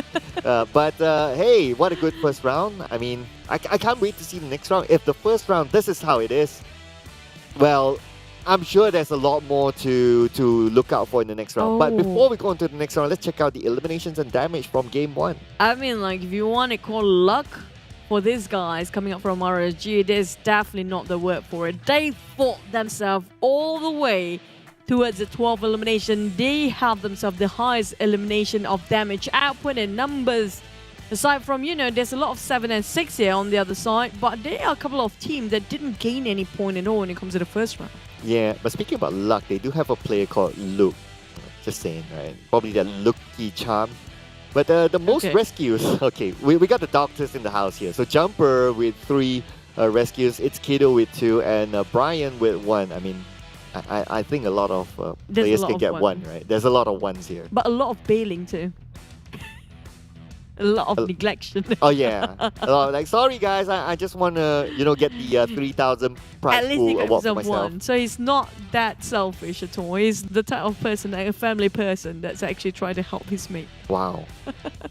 Okay, yeah, but maybe he's gunning for one of those awards as one of the best medics or something like that. But anyway, we'll be moving on to the next round. So it's going to be Miramar being our round number 2. We're going to play 2 Miramars back to back, and then we're going to go straight down Erangel till the end of the day. It's actually a good thing that we don't have alternating between the maps, because the players know exactly what to focus at times, just don't have their thoughts kind of scrambled about different maps in between. But here comes our team to focus again for Geek Fam 7. Dingoz is here in TABAH NC, still not RSG there. But based on the last performance, right now RSG on fire. We saw how they slaughtered everybody along the way just now. Yeah, we got to put RSG up there though. But I think this is, okay, I can't say this based on the overall charts. This is based on the league, right? Yeah. We got to put RSG up there. But anyway, so let's not forget as well, NC had their moments. Remember week 1, NC was just so good and so consistent. But yeah, and what's interesting about NC being so good and consistent as well is because they didn't have like a Jumper for their SEA Games campaign, but yet they are still able to play at that level of consistency, which is not bad. I mean, like, that's a good experience for them to have Jumper back then to play alongside with them. We actually did interview them before, and they mentioned about they got themselves that experience. They actually apply it in the game. There's a difference when you have the knowledge. Will you actually apply it or not? That's make a big difference between these guys. But for Wednesday, it's gonna be you guys always just log in every Wednesdays. You got yourself a lot of goodies as the Rambu Padu for the second phase, another phase launch again, and keep playing with PUBG Mobile to earn more points and win prizes weekly and get 2 more points and climb faster, especially when you play PUBG Mobile on Wednesday. The event will last from now today until the 31st of October 2022. Yeah, still plenty of time for you guys, but you don't want to leave it to the last minute to get all these freebies, right? But also, you don't want to leave it to the last minute to get this Lightning Nebula set because it may go away anytime soon. But it's available right now. If you want to check out a preview of it, you can check out a video that happens during the intermission before the show started. If you're obviously on certain platforms, like if you're watching this on YouTube especially, you can just rewind this to take a look at it, have a little bit of a preview, and imagine yourself having the set. Yeah, the trailers always amazes us, especially when it comes to the latest Royal Pass M14, the Royal Aurum set, which I don't know how to feel about this. I'm like, the theme feels like a bit on a desert sort of theme, but it feels like a bit of samurai. It's a bit of here, a bit of that, a bit of Arab sort of theme. I don't know which one. It's like a mecha mecha. It's not really a mecha. It's like, you know, I don't know how to call it. It's like Samurai X. It's like the Egyptian theme, right? Oh wow! Yeah, something Egyptian like that. samurai. Something like that. Yeah, Okay. Egyptian samurai. We call it that. So But- you were saying let's support Yes. the teams that we don't have their jerseys. Yeah. Yes, I'm looking at you. Teams like let's see, Genexus, like Team Secret, like Yoodo Alliance, and many, many more. You know, you could send it to us, but you could send it to our fans as well, who hashtag your own hashtag in the comment section. You stand a chance to get one of those jerseys, and of course, some of those jerseys are very, very limited, and they might not be on sale. I'm actually reading all the hashtag for the teams if you're actually rooting for them. The one that caught my eye really is Yibambe Team Hug. Oh yeah, that's that thing. The chants, like that sort of the, you know, you can actually see the tagline for each team. So some of them are pretty funny. Yibambe Team Hub. Is that how it's called? I don't know. Feels like it. Yeah. We have to ask Boy after this. Yeah, we got to get one of the representatives on the show. And maybe if we get to interview them, we tell them to actually shout or cheer how they actually put out the hashtags. Yeah, why not, right? That's a good one. It's a good promo as well.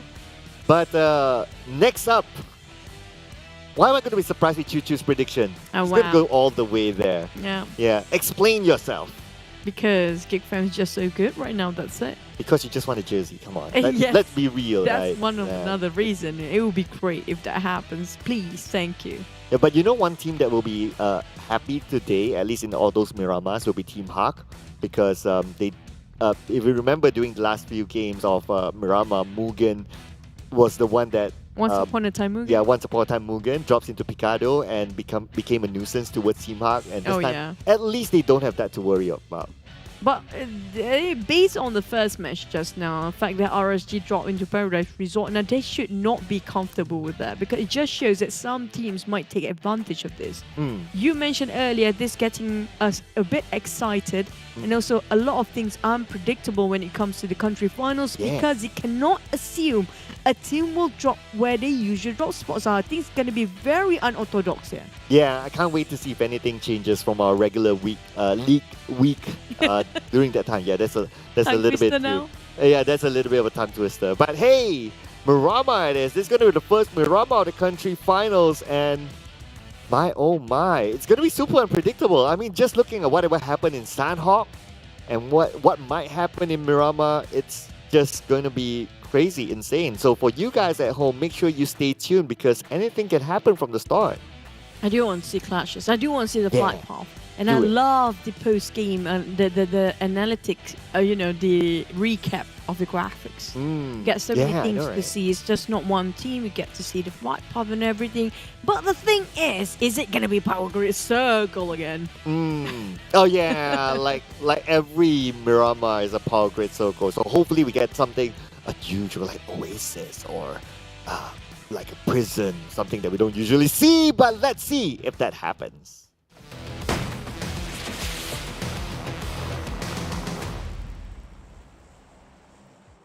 Hop we go into the Dusty Dunes, and it's going to be another round. Is it going to be back-to-back? Will anybody actually have 5 back-to-backs? Wow. I mean, like the highest I like score how we you had. say wow together. Yeah, I know, right? Imagine that happen. And this is going to be all the way up there and definitely easy for the side of MAB if they're dropping into Campo Militar. Now, for me, I like to assume that these teams has the possibility to actually drop into a different spot entirely because they want to be non-readable for the other teams when it comes to the country finals. Speaking about a team that got a 5 back-to-back, right? So in the Southeast Asia region for this season, there's only one team that got a 5. Straight 5. That's an Indonesian team. I forgot what's the team name, but it's an Indonesian team, and it is actually owned by one of the popular esports player there, Donkey. So his team actually get a 5. Is it Boom? It's not Boom. It's of his own startup because it's new. I don't remember, but Ion? It's definitely that. It's not one of those names that we normally hear. One. Yeah, it's not the usual name. Gotta check that out. Interesting. That's gonna break the entire history of PUBG Mobile. No team's ever done that ever. 5 games straight. Now I do want to see if we have that sort of domination when it comes to MYSGPH. Yeah, so let's see if maybe RSG, they managed to get the first one. So let's see if they can get a back-to-back as their first mission. As RSG, this is the team to watch out for, considering how they played in the previous round. Very, very good. And Kim, the star man for RSG, the FMVP once upon a time, replaces Ranger, the man who got them their chicken dinner. Like we did mention, we saw earlier this season the fact that, and we mentioned it many seasons before, it's good to have certain players specializes on certain map. Seems like they are doing what we mentioned before in this season. So what we spoke about is not in vain. Yeah, I know, right? I know, right? They're actually listening to us.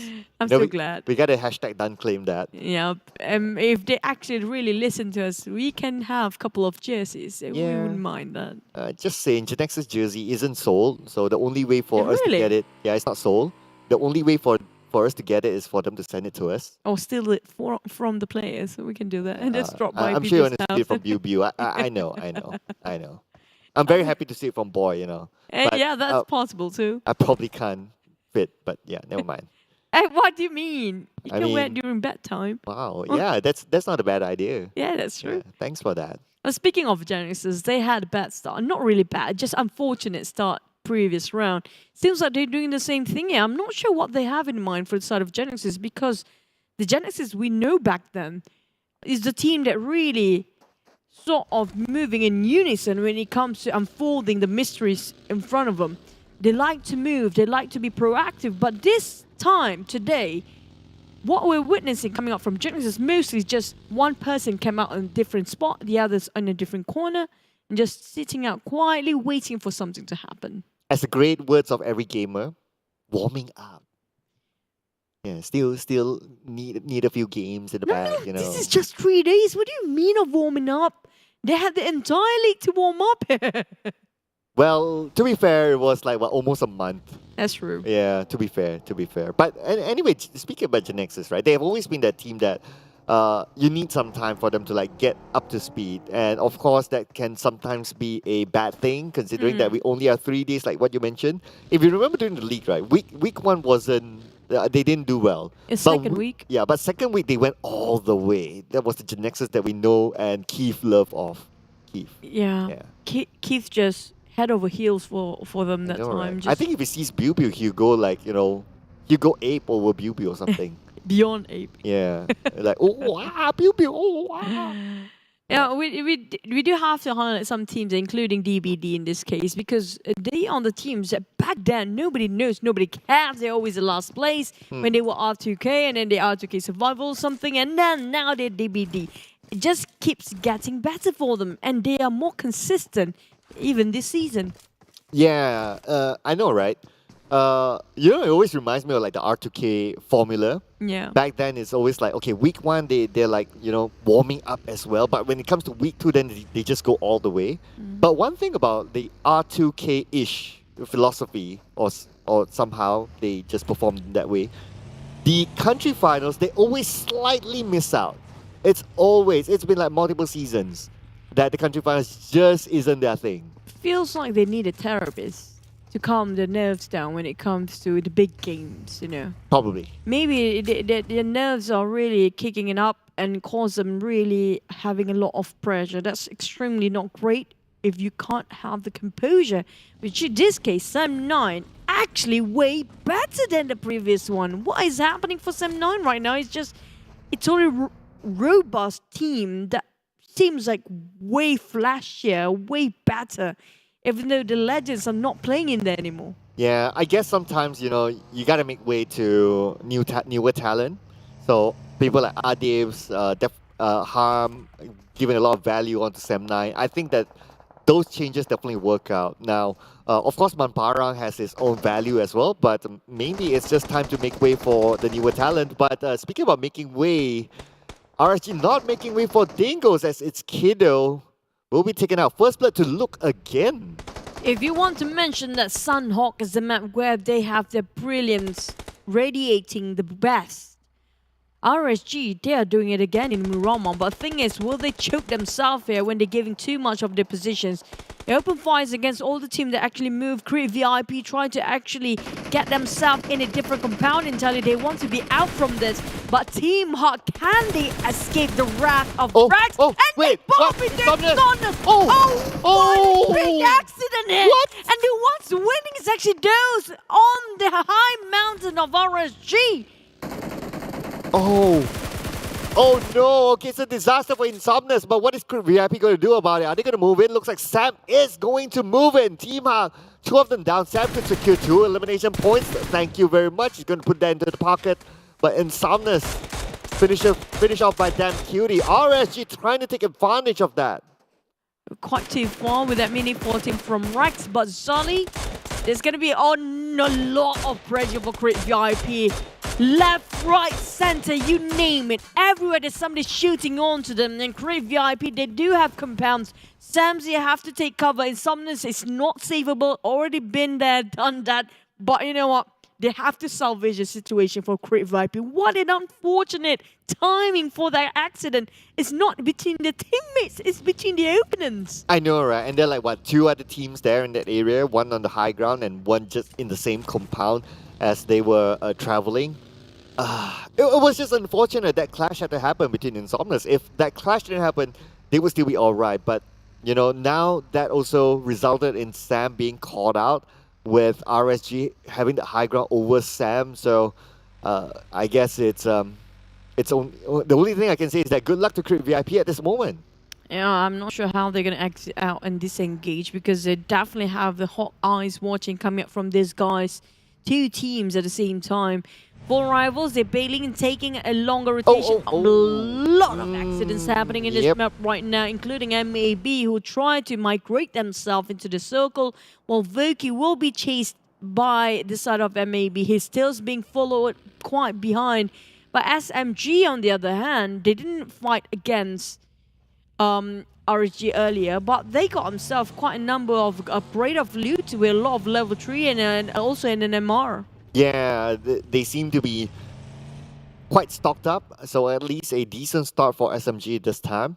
Now they have eyes over Bosskurr. Bosskurr having the low ground, all of them in the circle. And speaking about the circle, look at the number of teams right smack in the middle of it, and the circle happened to be there.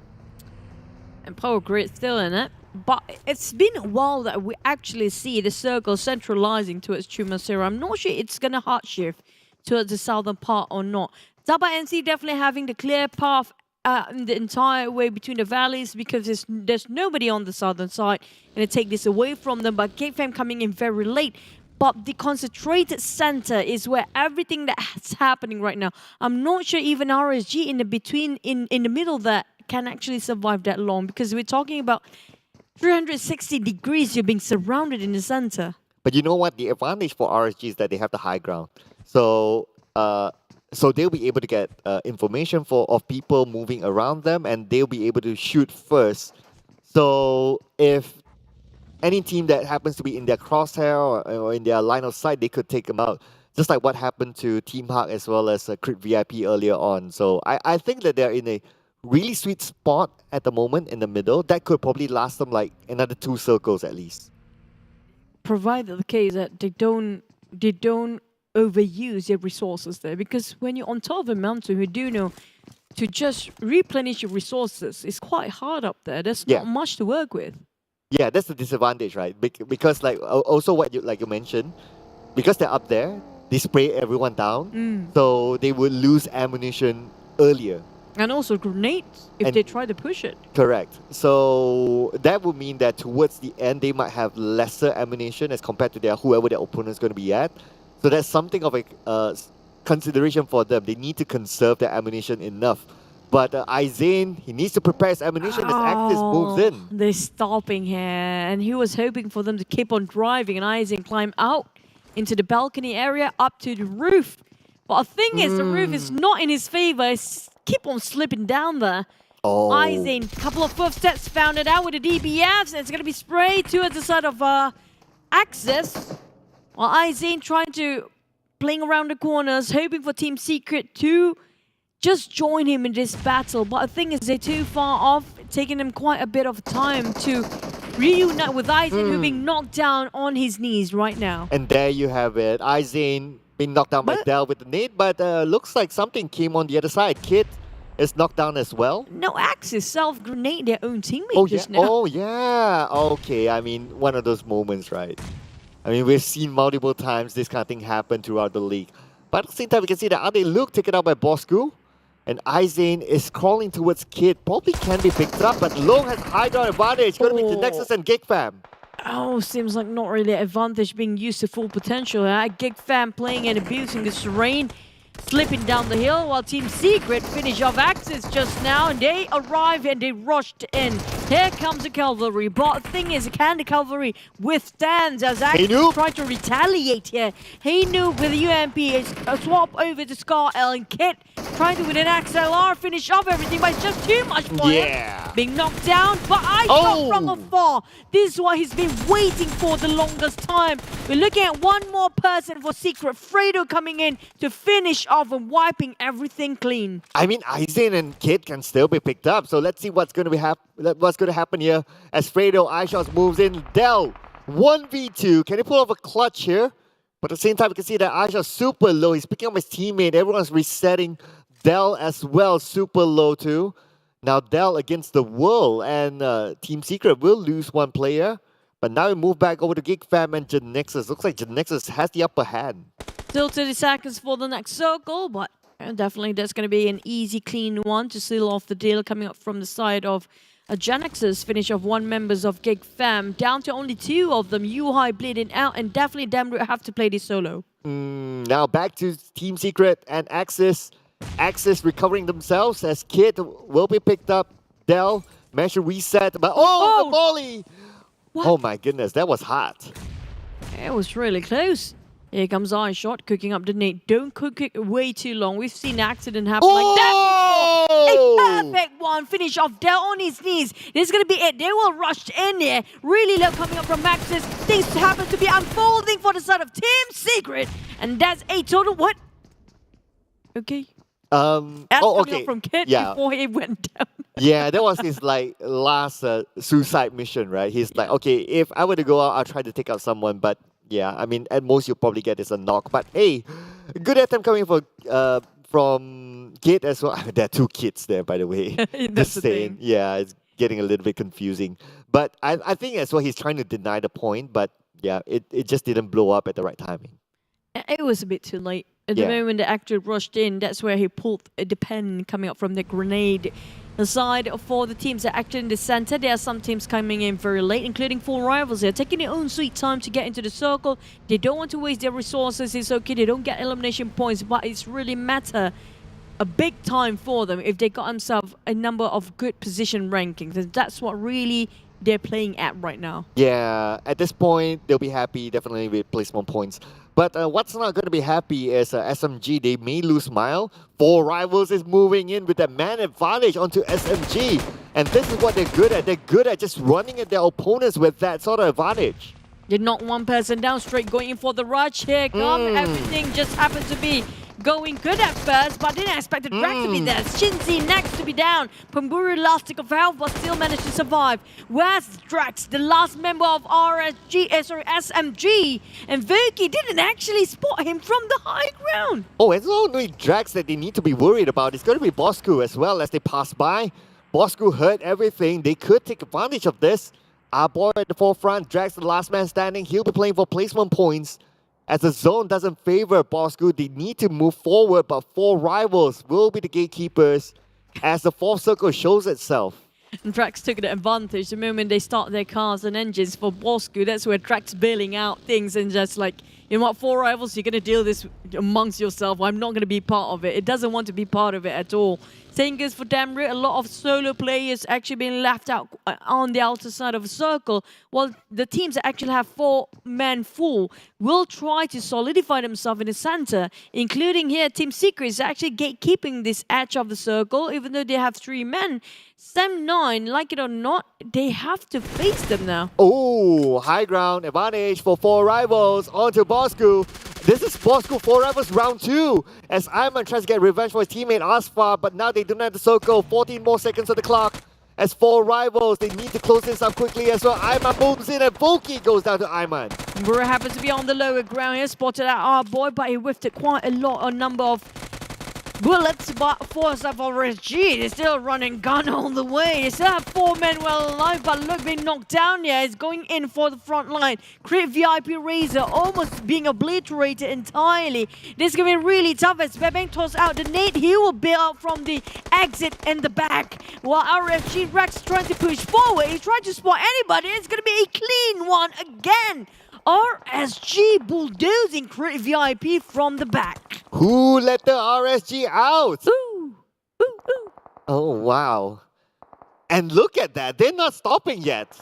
My goodness, RSG, they're just insane at this moment. But now we move on to the Dingoz against Team Hawk. Zuli, the only man in this compound, but they didn't manage to spawn out. And look at that kitty cat. Yeah, just got distracted. Oh, there's a small window coming up from Real. We haven't seen him playing a lot, but definitely it's going to be one of the best games here when we come to country finals. Kit spotted out the last member of Geek Fam. Damn, don't have a place at all in this map. Wherever he goes, he's solo-handedly trying to, you know, tolerate with the shots coming up from the front by himself. Oh, but speaking about shots, looks like it's going to be Dingoz finally spotting out where Zuli is at. So Zuli will be gunned down.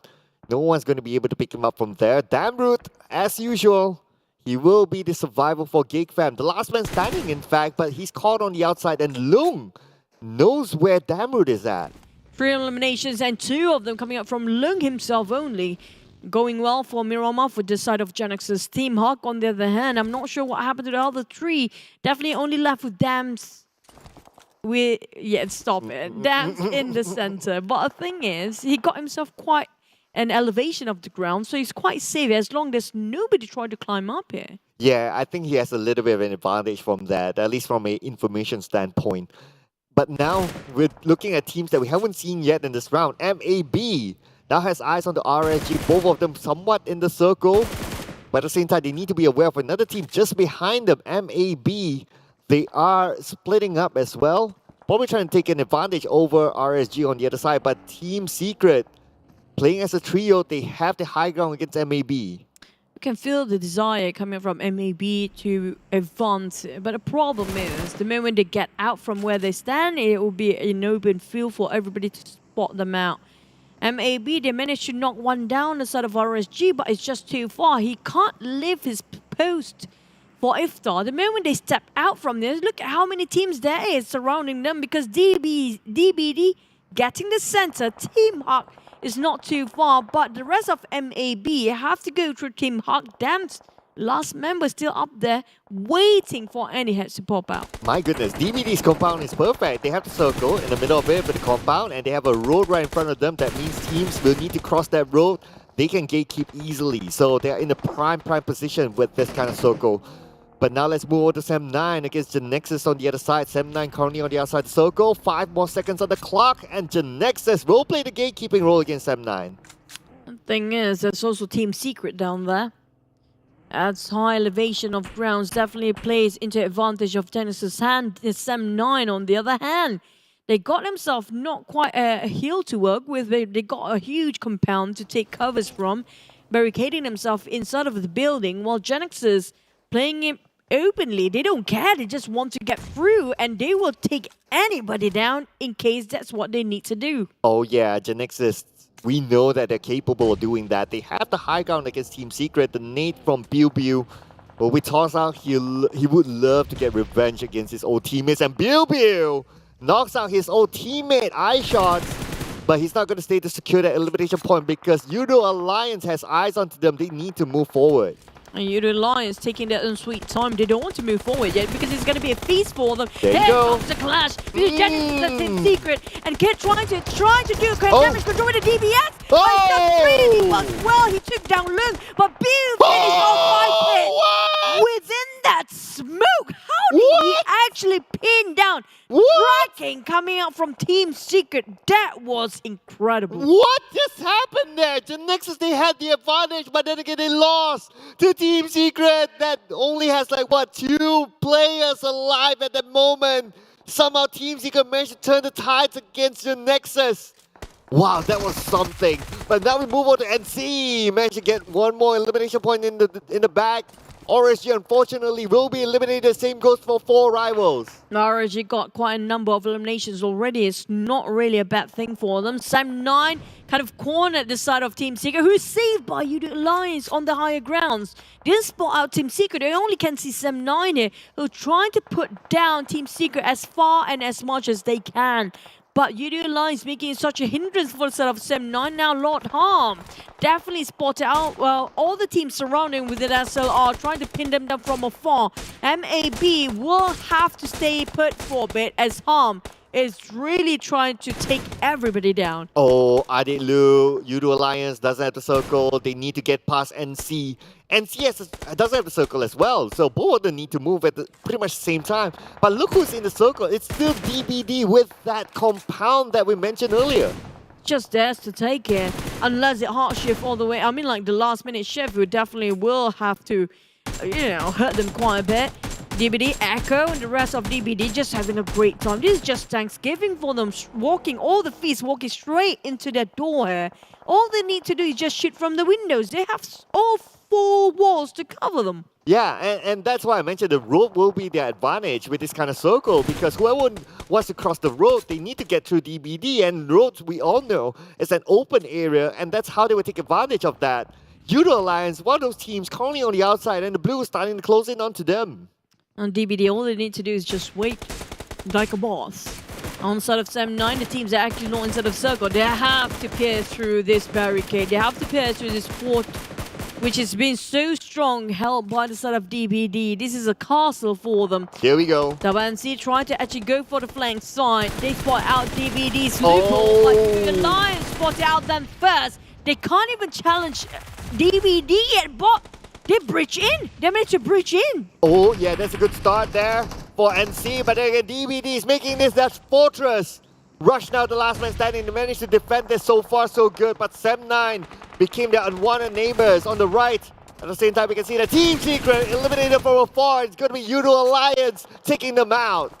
Yoodo Alliance and now DBD, they're on siege previously. Seems like the siege is not well pulled enough as their fort slowly being crushed down, but never mind. TABAH failed to actually take and flush out DBD out of their fortress, their castle here, who's been holding up very strong.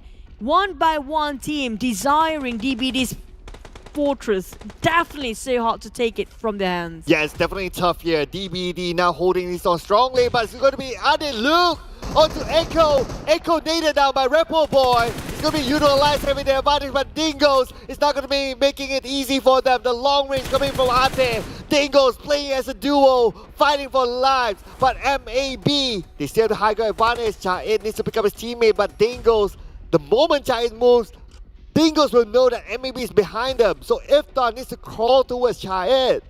MAB, they have to keep this very quiet. They don't have the man advantage. They don't have the manpower.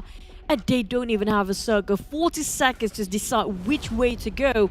While Sam9, DBD, and Yoodo Alliance seems like having their own marked territory here. Sam9's quite playing a widespread on the back line, while DBD seems like they're holding their compound quite well previously, now being cornered and ham in between these two teams. Oh, Adik Luke gunned down by Harm.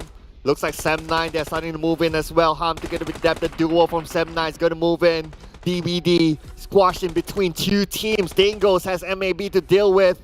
But then again, 8 more seconds on the clock before the zone starts to close in. MAB still not recovering yet. Olio can see all the temptations down beneath him, that everybody popped their heads there. He just wants to spray, but nothing seems to connect. Olio can actually hear the footsteps coming from DBD and Sam9. They just couldn't have a window of opportunity to shoot them from. But the thing is, the teams that are actually outside of the circle are desperate enough to actually make a breakthrough here. If they disrupt this kind of peace between the two teams, that's it. One of the team will go down. Nevertheless, even though they got themselves 4 men, it is still not safe yet for Sam9 and also Yoodo Alliance. Okay, I'm looking over at MAB and Dingoz. Both of them doesn't have any vehicles, so that's not going to be easy for them to come in. Now with them having eyes on the MAB, but at the same time Olio as well, they're trying to get those points in the bag, but it looks like it's going to be Adibs securing that elimination point. Olio getting one as well, one each for Sam9 as well as Yoodo Alliance. It's so crucial for Olio to give that information to a sort of a team, but Sam9 start to pressure. DBD, they couldn't hold this much longer anymore. They've been in the center of the circle the longest that we've known.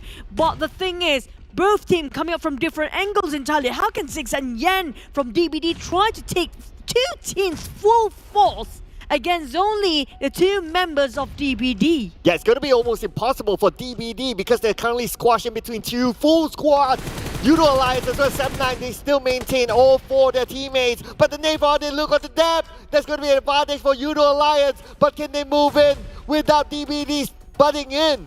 Oh, DBD definitely will want to butt in here because they will play the third party. They know their lack of men will actually play at their disadvantage. But Yoodo Alliance still try to flush them out. In the meantime, because of this, they're giving so much information to a sort of Sam9. Putra is still staying very low at DBD, scattered about, trying to play around the corner, and Yoodo Alliance thrown it home on the stairs. There's going to be a stair fight here between these two guys. Six trying to play and just hop out. They can exit out here if they want to. Well, Sam9 could take advantage of this. They heard all the gunshots. They know when it's the timing to go in. And it's going to be Sam9 Harm at the forefront at this moment. Harm is going to open up on the right, while the rest of Sam9 on the left. Adib 6 now health at his own teammate. And now Sam9 could take advantage of this fight between those two. Oh, it feels like DB still have a shot of winning this because right now Sam9 was out of Yoodo Alliance. He shot two down. Red Bull Boy, it's going to be a trade between and Yen talked about in here as well. It's a three-way war. Yoodo Alliance is actually losing one, even though they were winning. Sam9 down to 3, and now Yoodo Alliance were down to 1. DBD Sam9 winning. Ow! Took advantage of all that. Sam9, right timing, coming in, taking them all out, and Sam9 got the chicken dinner. That is absolute precise moment for Sam9 to close them all up. I have to say that was a really good team fight coming up from Sam9. They being shot down, tapped on his knees already earlier. They were in a disadvantage if you compare with Yoodo Alliance. But Yoodo Alliance getting a bit too reckless. They want to finish off too fast. That is kind of their choking point themselves. They forgot about DBD, who backstabbed them from behind, giving Sam9 so much space to take the advantage to clean up all the other teams out there. Yeah, they really... So a lot of focus was between Yoodo Alliance wanting to take out DBD at some point. So Sam9 just played the waiting game. And we see that Sam9, they didn't get as many eliminations as the other two teams. But at the end of the day, netting this chicken dinner means something as well because there's also a slight prize for getting those chicken dinners on the board. But let's check out the highlights from the previous round. But I do want to see how much elimination points come out from these teams because we saw RSG is the one actually being very aggressive early on, and the other team has been very quiet. And the teams are actually winning at the back when it comes to the top 3 before. They are not that aggressive if you compare with the teams that are actually having so much fight in the first few phases. Yeah. But speaking about quality fights, the fight between Team Secret and Nexus, that was really nice. From Team Secret, and also there was another fight between Genexus and Team Secret. Somehow Team Secret still beat the odds to win that fight against Genexus as well. So that was another highlight moment. I think there were a lot of highlight moments in this round for me. Yeah, because there's so many fights happen at the same time. Yeah. And we have to jump in between the fights to see everything that's going on. And there's there's so many teams that didn't expect that. We saw just now how Full Rival didn't expect SMG on their blind spot there. As some teams, we can say that their rotation has been different in the league and in the country final, making the other teams that kind of hard to predict which team is coming their way now. Yeah, I know, right? This is starting to be really exciting, and that's what we're loving about the day so far, is that it's hard to tell who will be on top. Looking at this kind of performance coming from these teams, DBD held on for the longest time, and Yen with that kind of angle, that was super good. But then again, you had to fight two teams at the same time. That was for DBD to get a second place. To me, that was commendable. Considering they have Yoodo Alliance and 7-9 to deal at the same time. Not just that. Remember, before then, there was another team trying to squeeze into the fortress there. And they failed to do so. It was TABAH and NSEA, if I'm not mistaken. Were there any other teams? But definitely, they've been surrounded because they were in the center of the circle since the start of the match, since the second or third phase. And they've been holding up their compound. But the only mistake they made is when they back off when Yoodo Alliance tried to breach in. Because Yoodo Alliance got to have the strongest compound in the entire place, the strongest building to stand and defend. But when it comes to the eliminations, we have a lot of average here, 7 and 4 and 5. I was expecting more from DBD and Yoodo Alliance, but it seems like 7-9 with 7 eliminations. They're one of the top. Only RSG with 8, and the rest of them are like either the same or below them. So no teams netting a double digit in this round, which is kind of like a surprise for me. Because I thought DBD would have got it. Geek Fam, the only team don't have any points there. This is definitely giving a lot of push for 7-9, who's actually on the second place. What? Choo-choo-skis? I'm going for them the entire day. But Yoodo Alliance, Adik, look, I have to say, Olio and Adik look well deserving this MVP because why? Between those two, if I have to choose, because they got themselves in the most crucial position. If it's not because of that, they cannot even take the compound out of DBD's hands. Yeah, he definitely played a pinnacle role in Yoodo Alliance actually sieging down to the compound. Because it's compared, if we compare them and 7-9, I think 7-9 had an easier entry because a lot more focus given onto the other side, the one with TABAH and NSEA, that side. So the Yoodo Alliance side and TABAH and NSEA side was harder, and yet they still managed to get a third place finish, which is great. But oh wow, oh, wait a second. Whoa. Interesting start for day number 1. Look at who's sitting number 1 spot. 7-9 fans, you are cheering for this. It's been a while we're looking at 7-9 number 1 spot here. Wow, I mean, I didn't expect after 2 rounds, and now they're on top. You just give them 2 rounds and like, guys, and the first team to get triple digit, that as well. That's crazy. That's true.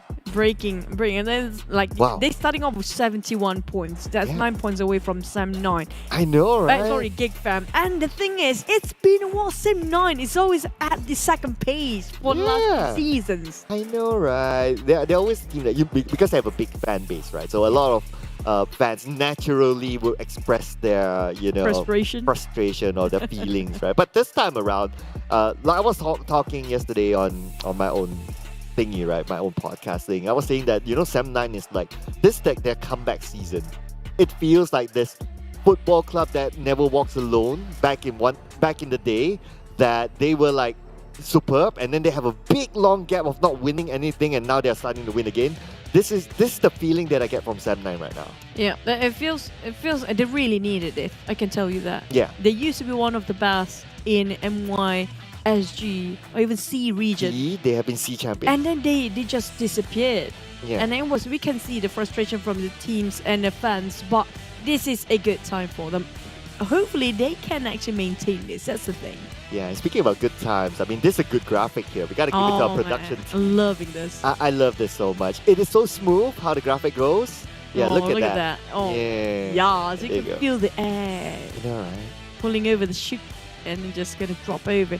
But I'm loving also the fact that we're having 4 teams to focus on this this post recap thingy. Post recap thingy. Yeah. We don't really know what to call it, but because it's new, right? To be fair. But just to see that the teams are actually winning, like this is a trend right now for the past 2 matches. All these 4 teams, actually the teams that are really gunning down a lot. They're not the teams that actually sit quietly. If you look every faces of a circle, they'll be moving. They're not the team that actually camp down in one spot, except for Dingoz, because they are in the center anyways. And the other 3 teams has been moving very proactively. And speaking about faces, if you notice, like when the icons move and one of them gets eliminated, you get the emoji. Really? We'll keep an eye on that in the next one. Oh yeah. Yeah, but this round is interesting because majority of teams focus straight in the middle. So we will be keeping our eyes whether this is a trend or not. I mean, like, we all know the fact after the third phase, we're starting off fourth phase. That's a hard shift really going on and really hard to predict for a circle. It's always from one corner to the other corner for the hard shift to happen. Yeah. And the first 3 phases is quite predictable if you're in the center, and it's not that like it's still a big white circle, anyways. But third phase on, if DBD actually build this early, this is where I think the fifth phase of circle. If they actually leave this one out, because if you mention it, we saw the fourth or the third phase, they are actually at the edge of it. Yeah. They're not even in the center of the circle. They almost got out of the circle if that hard shift all the way, right? Yeah. So they're kind of like lucky as well towards Very the lucky. end. Very lucky. Plus the compound is theirs. But I mean, you can't complain with the second place finish, right? You'll be like, oh yeah, okay, second place finish, I'll take the points at the end of the day. And it's not like they're taking only the position points. They got themselves quite a number of eliminations too. Especially the team that squeezing themselves into this compound. This is such a crucial compound. The prize spot, everybody desires this. Because why? The moment you step out, if a circle didn't actually ended up here, they might ended up in an open field that we witnessed right outside of this compound. It's going to be really hard to play against. Yeah. So if the circle goes the other way, it's a big advantage for Dingoz. And looking at the recap, it seems like they all don't have vehicles. So if they are forced to go out, it's like, run and shoot me, hello. It's like willingly. Yeah, willingly sacrifice shoot me. yourself. Yeah, that's what happened to the Dingoz, right? They tried to run inside to the compound, but it's impossible. It's a bit too late because if it's only one team up in the compound, it's okay. Yeah. And one thing is also in elevation for the grounds and the terrain. So there's 3 teams looking out for all the other teams. There's so many eyes out there. Exactly, right? So, well, that was the best that Dingoz and MAB could do. There's nothing more. But anyway, we're going to take a little bit of a breather here, ladies and gentlemen. But don't go anywhere. We'll be back for game number 3. My name is Sir Cloud, here with Choo. We'll be seeing you after this break.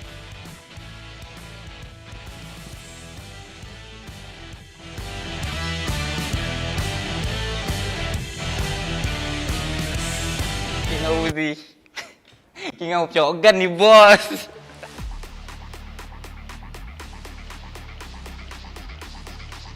Okey, untuk Liga ni, kita orang ada 4 IGL.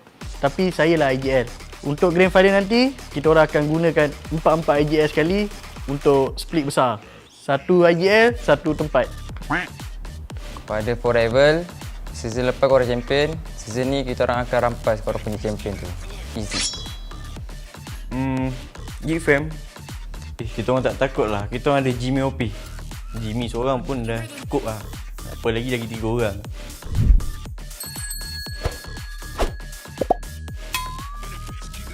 King of Uzi. Itu kena kelas pakai shotgun kali big. Tak malu ke tu? King of shotgun ni bos.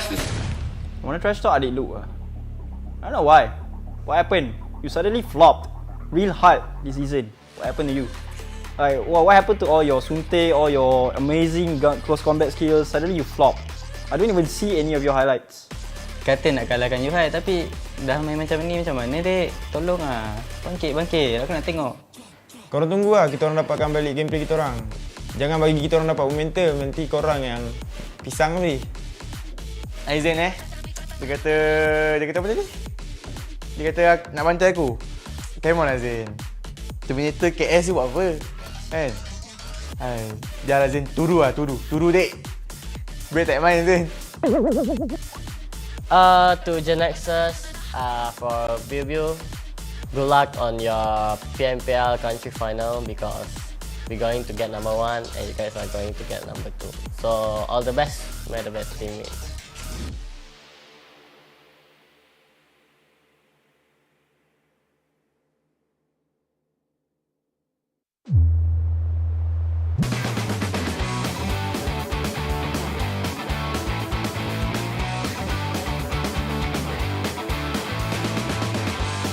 다들 모여!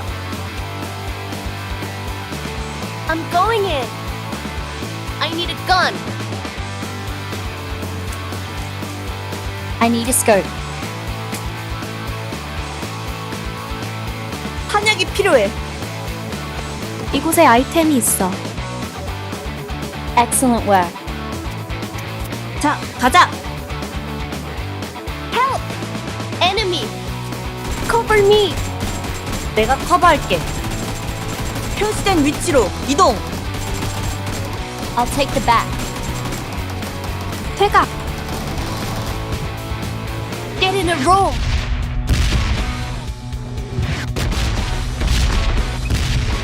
Search the vehicles.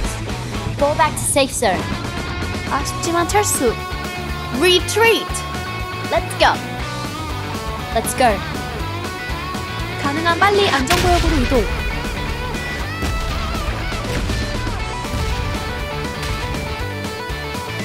Excellent work.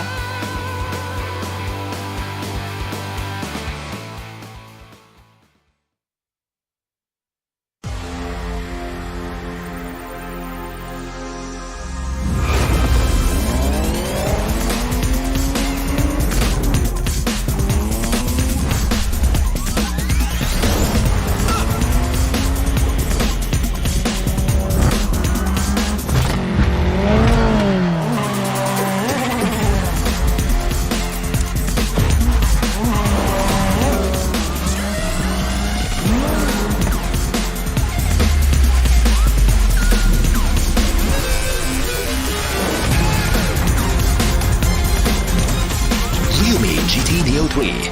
Neo Speed Awakens. Ryumi, Dare to Leap.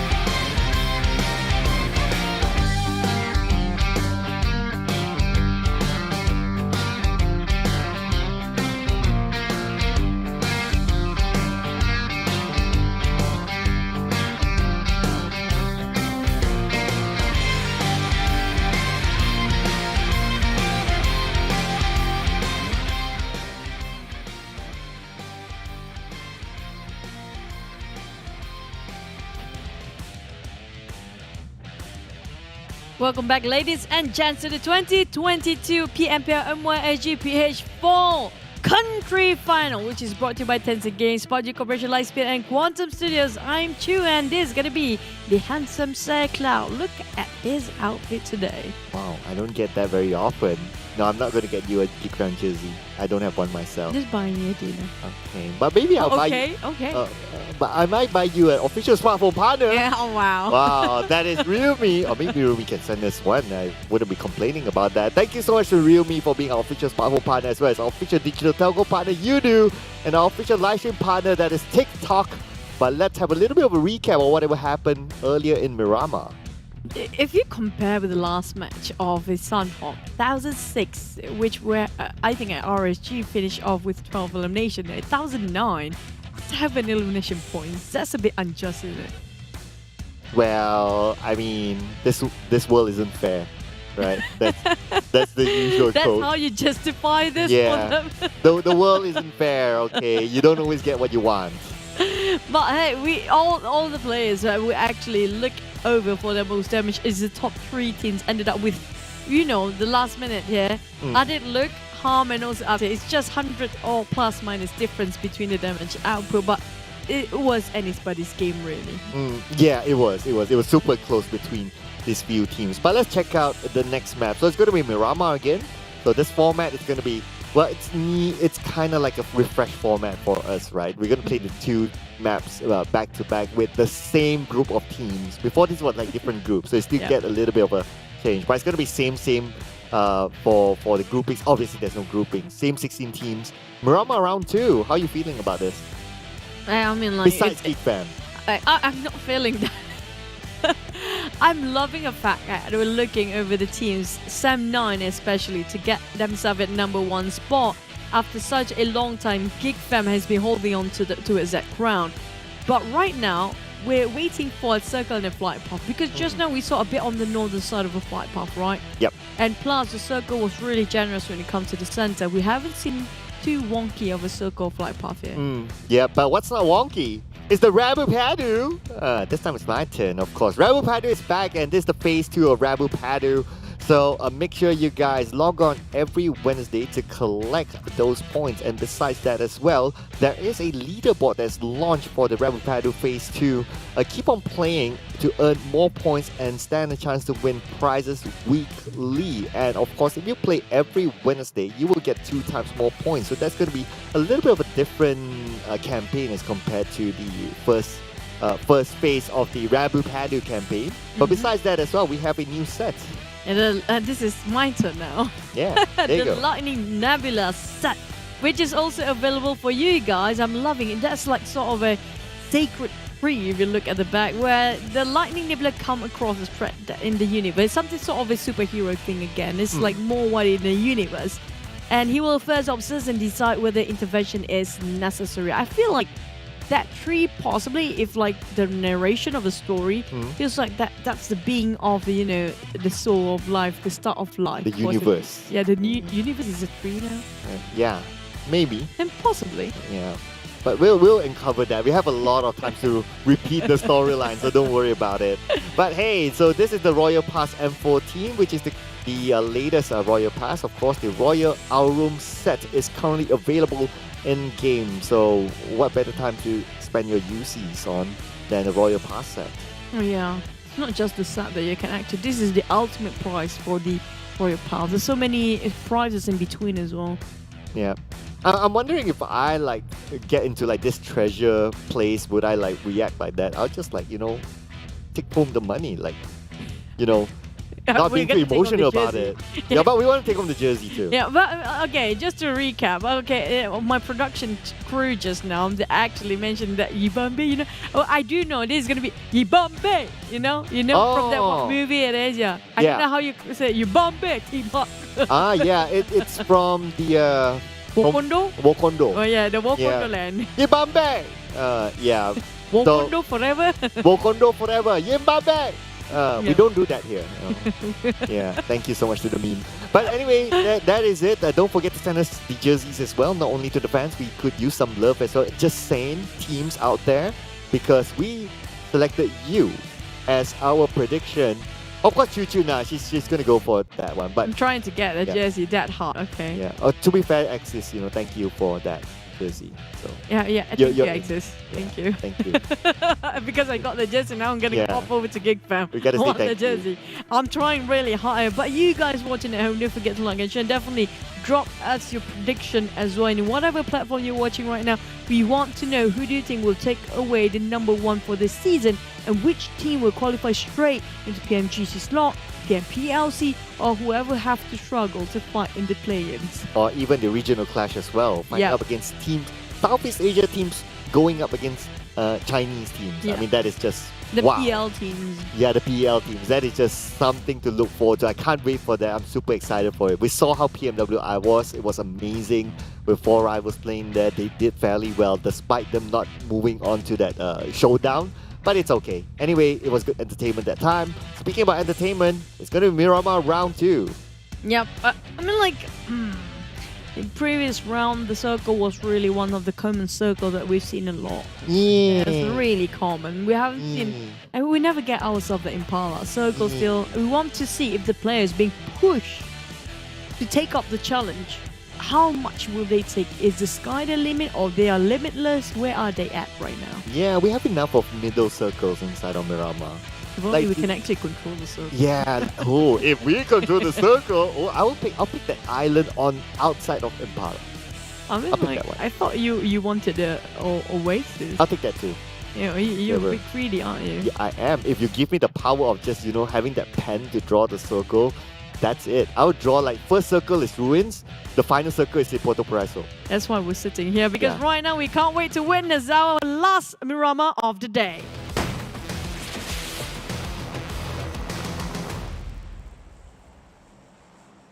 Miramar!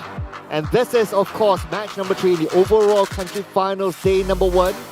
the second Miramar, and then we'll move on to 3 Erangels back to back. So the flight path looks like it's going to be a little bit different than the previous round. It's going to start off from the areas of Impala to the other side of Valade Mar. Very opposite from what we saw in round 1. It feels like a Sunhawk sort of flight path, innit? Oh yeah. The same exact sort of ratio when it comes to the map. Yeah, you just changed the map, right? And it's a very straight line too.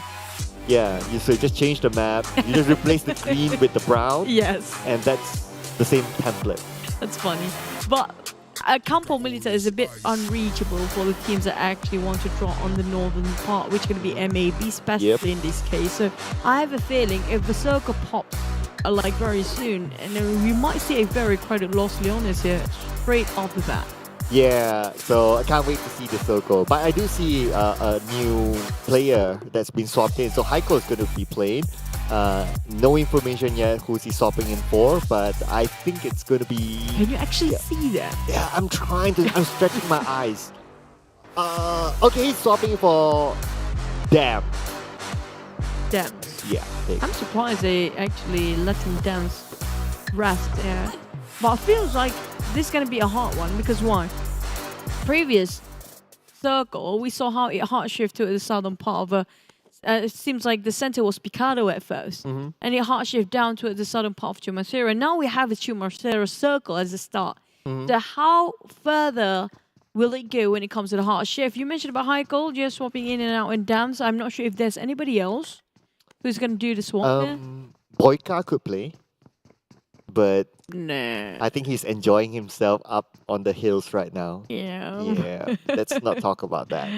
Let's not. Yeah, I mean, like, I do prefer him being the father for the kids right now. I think they're happy without him. You remember that there's that one interview? High taking on Axis. Right. I just want to share that there's that one interview that I think was Damn Cutie or Zuli, either one. They say that they perform better without Boyka in the house. Just saying. I mean, like, back to the story of Boyka. He has a different vision. And his age plays a big role. I'm sorry, Boyka, but yeah, he's not in the same era for if you compare with his children or the kids right now. Oh yeah. His mentality wise is very different of how they have the perspective of approaching the match and the games. But looks like we have a replay of the previous match. So this is where RSG, for 2 rounds, they're like, we surround people, we get the advantage, we just close in, we clear it off and get those elimination points in the back. Steinhall definitely worked well for them. In Miramar, somewhat, they got a few points. Let's see if they can repeat that in this round. So keep an eye for RSG for their aggression. Yeah, playing Divide and Conquer all the way on since the first map of Sunhawk, really. Get himself a chicken, the first one of the day. But they got quite a decent number of eliminations. It seems like the objective for day number 1 of RSG here is focused towards more of elimination points than the position ranking points. They don't care. If that happens, it's a bonus for them. But today, they try to get as much elimination points as possible. And I kind of understand, right? Because of the format of having the bonus league points as the starting. So that means they start behind. So if they want to catch the number 1 spot, the championship, they cannot just depend on placement points. They need to have a good amount of elimination points as well. So I guess that's what they're trying to aim for. Like they're just trying to go all the way up and try to challenge like Geek Fam and your Sem9 for that number 1.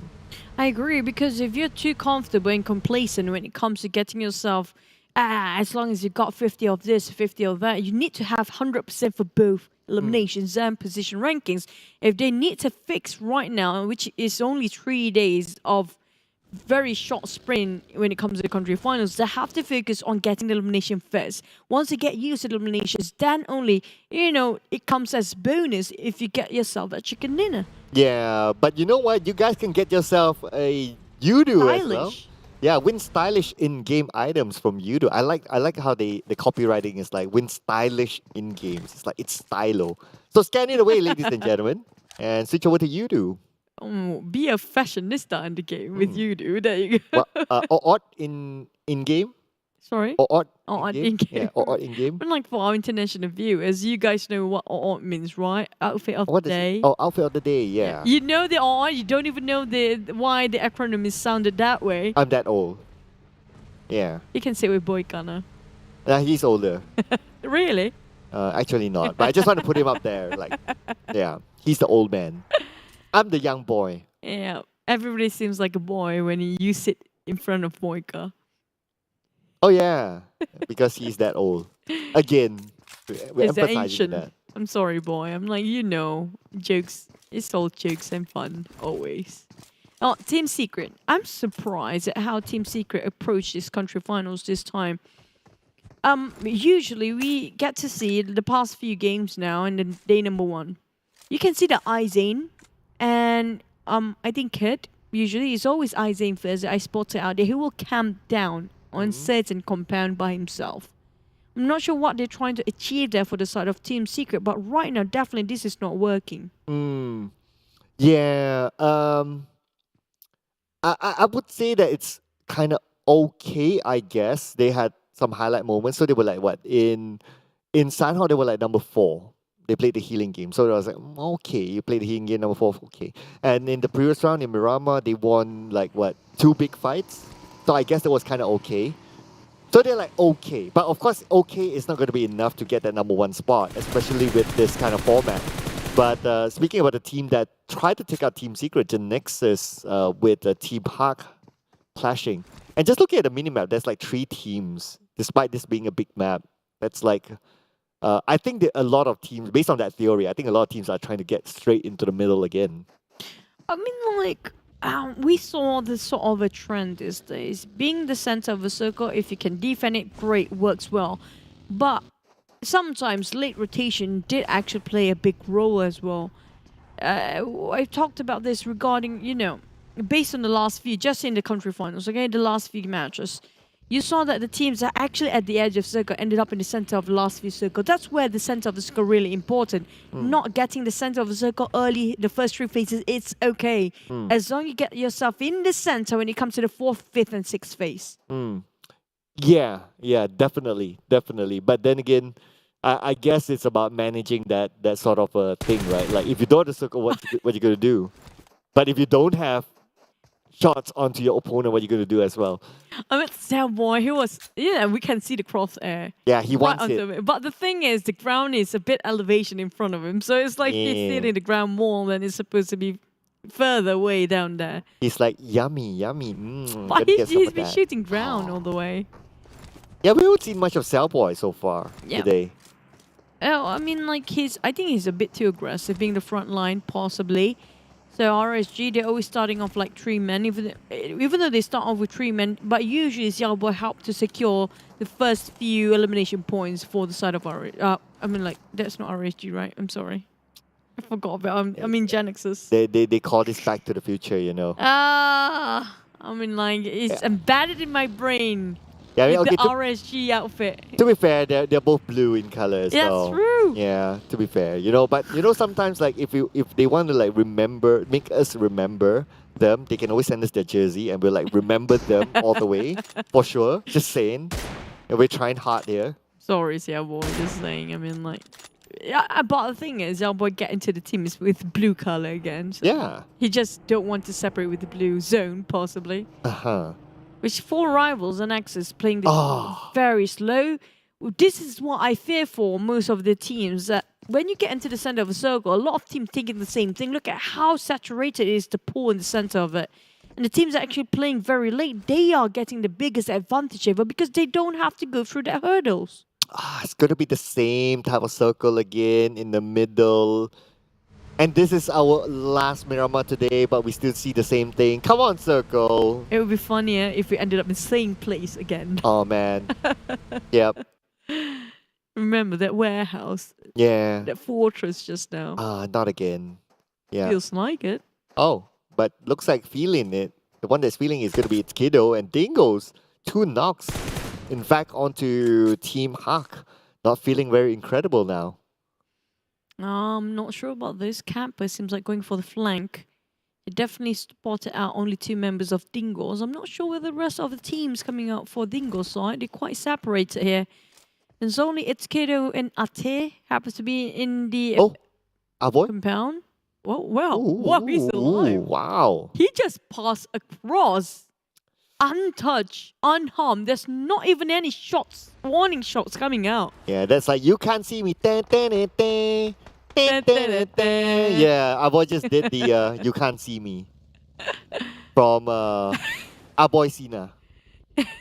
Got himself some black magic, huh? Yeah, something like that. I mean, he's our boy Esports. But remember, when he got the chicken dinner against Geek Fam in Erangel, yeah, that amazing run. Like, at some point, they didn't really see him as well. Yeah, I don't know. Yeah. It's like, our boy used something well that's kind of connected. It's just a random shot now at this point. It's kind of hard to land on Echo. Nothing seems to be working quite right for Dingoz yet. DBD. No, it's not the same compound. Wait, is it? Yeah, well, no. No, it's for not. now, It's no. not. Yeah. For now, no. That's the thing. We have to wait for the 4th phase. We ended up there again. Yeah, it's not. Okay, it's not. If not, it feels like, are we playing the same round again? Is this a replay? Even the players are starting to get confused now. Are we like turning back into time now? Yeah. Is Xiao Boy now with RSG again? Oh, well, wow. Thanks for that. Yeah. Okay. Let's burn a bit. Never mind. Ouch. Tabans, I do think rotation for the teams is exactly as the last match here. It seems to almost have a similar circle. Comprises of, on the north side, Picardo. Bottom side is Chimosero all the way again. Feels like the same one now. Yeah. Again. And now we looking over like NC. So, oh yeah, they're still in this. Yeah, it's again NC. But they're rotating quite early if you compare with the last match. Switching it up. Not making themselves predictable. That's not too bad. That's a very good strategy if you compare. But still, out of we're almost entering third phase, yeah? Only 2 players out. It's not even a team there. It's going to be each coming up from Team Hog and Axis. So actually, Axis tanking out the blue for a bit. And they're taking their own sweet time. Not sure if they want to play a healing game in this match of Miramar, but that actually won't work out here. Yeah, nah. You don't want to play the healing game in Miramar. It's just not suitable. Like, the damage is just more than Sanhok, so normally people don't really do that. The only other map that people play the healing game is, well, I want to say Livik. Don't tell me it's Vikendi. Yeah, it's Vikendi. It's always started off with Vikendi at first. Yeah, Sanhok was never supposed to be playing healing game. Until Dr. Badru came by, and the rest was history.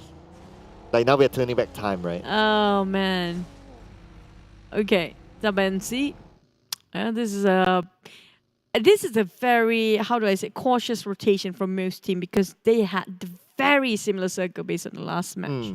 So they are a bit more careful now because based on the last rotation, it's like, okay, last time we did this, we bumped into this team. So how about we make the other directions in case, maybe this turned out better than the last match.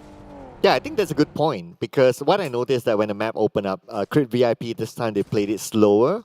Earlier on, they played faster, but they bumped into Team Hawk and Insomnius got knocked down and the rest was history. So this time they tried to change up their playing style by playing a little bit slower. They let other teams go in first and they come in behind. They can tank out a little bit of the blue. And as long as they still maintain all 4 of their teammates towards the end. And that was the problem with Crit VIP in the past 2 rounds is that they couldn't maintain a full squad. You need to try to maintain a full squad at least to the 4th circle onwards. If not, it's just going to be unproductive. Well, the thing is, sometimes they are trying to force themselves to get into the fight early on, so that's where they start to lose men there. And I can get the idea of where that coming up from. Like example here today, we're looking over RSG. They're trying to actually get as much elimination points. It doesn't care. They don't care if you're being bombarded, ambushed by any other teammates or even other teams. In this case, preferably other teams, not teammates, where we saw a lot of self-bombardment between the teammates. But they might have sort of a principle like, okay, you guys, when you open fire, you're on your own. You have to take care of yourself. Yeah, which is true as well, right? Like, That's how they can play. Like, okay, we can open up, we secure bigger parameter as compared to like everyone sticking to each other and everyone like, you know, you have a smaller piece of the pie to play with. But then again, of course, the trade-off is that you need to be really, really independent, just like what Zigzag's going through right now. Unfortunately, Team Secret caught him off. And now with the long range onto Asphalt, again, it's Bosskurr having to fight with another team early. Same goes with what happened with them against 4 rivals. Now this time it's going to be Team Secret. Okay. It's been a while Team Secret actually start to open fire first. Never initiate these days. And the boy trying to return the favor to the side of Team Secret by actually answering with a couple of shots, almost connect just now. The kid, on the other hand, still trying to tail out and lurking around the side of Bosskurr, but we have 7-9 TABAH and still sharing the same petrol station. This is interesting indeed. Oh, okay, and see 2 of them down, and that's going to point towards 7-9. And see, will lose flags. Is now down to Magix and Frankie, the last 2 standing as they head into the circle safely. Oh, Magix and Frankie managed to actually get out from this mess. But the thing is, they lost quite a number of their teammates too. 7-9 winning this quite big crime for now. As 4 rivals also start to gun down a couple of players out there. And Dingoz taking a fight against Yoodo Alliance. Now, we're looking over this circle. Where Dingoz is actually the last time we saw the fight, right? Yeah. There you go. And they're in the circle. But they're still in the circle. They're still in. They have the compound. And look who's around them. So they have Yoodo Alliance. They have DBD on the other side. So they are playing that a little bit of a gatekeeping role. But now moving over to VIP, looks like they're being gunned down from afar. I believe it's from Genexus. Oh, the same compound, in fact. Exactly the same one. Genexus taken down. It's going to be the entire team of Crit VIP finished off with 0 eliminations, 16 plays. Now, that's not a great day at all for them in case of Mirama. Team Secret, on the other hand, they've been sneaky, but they got themselves a very profitable sneaky by taking out a lot of fights from the backstabbing the teams, actually spotting out 4 rivals, in this case, Epi, kind of alert and taking on one down kid on his knees.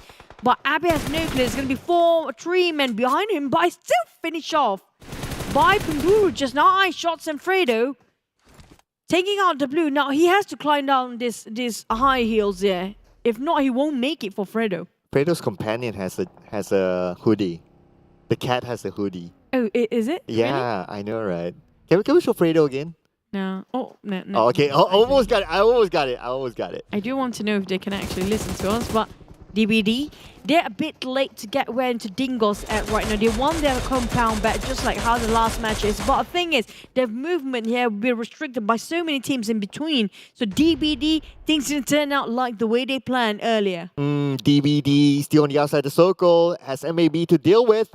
The nade toss onto the side of MAB. DBD, they have representatives inside the circle, so they can still move forward. With a buggy in hand, DBD should be able to do it. Can they actually do it? Don't forget there's also 7-9. There's one more team behind there. I think that's going to be Axis waiting on the other edge. And there you go. MAB scouting over DBD, who's being split into 2. In between, it's going to be an open road. And they cannot reunite between the teammates right now, as MAB really pushing it towards their side here, giving a lot of pressure, including the Blues, and now sweeping over the half of the map, where Bosskurr and Geek Fam will be inside of the blue zone, tanking it quite a bit and trading off the blue, burning themselves inside out.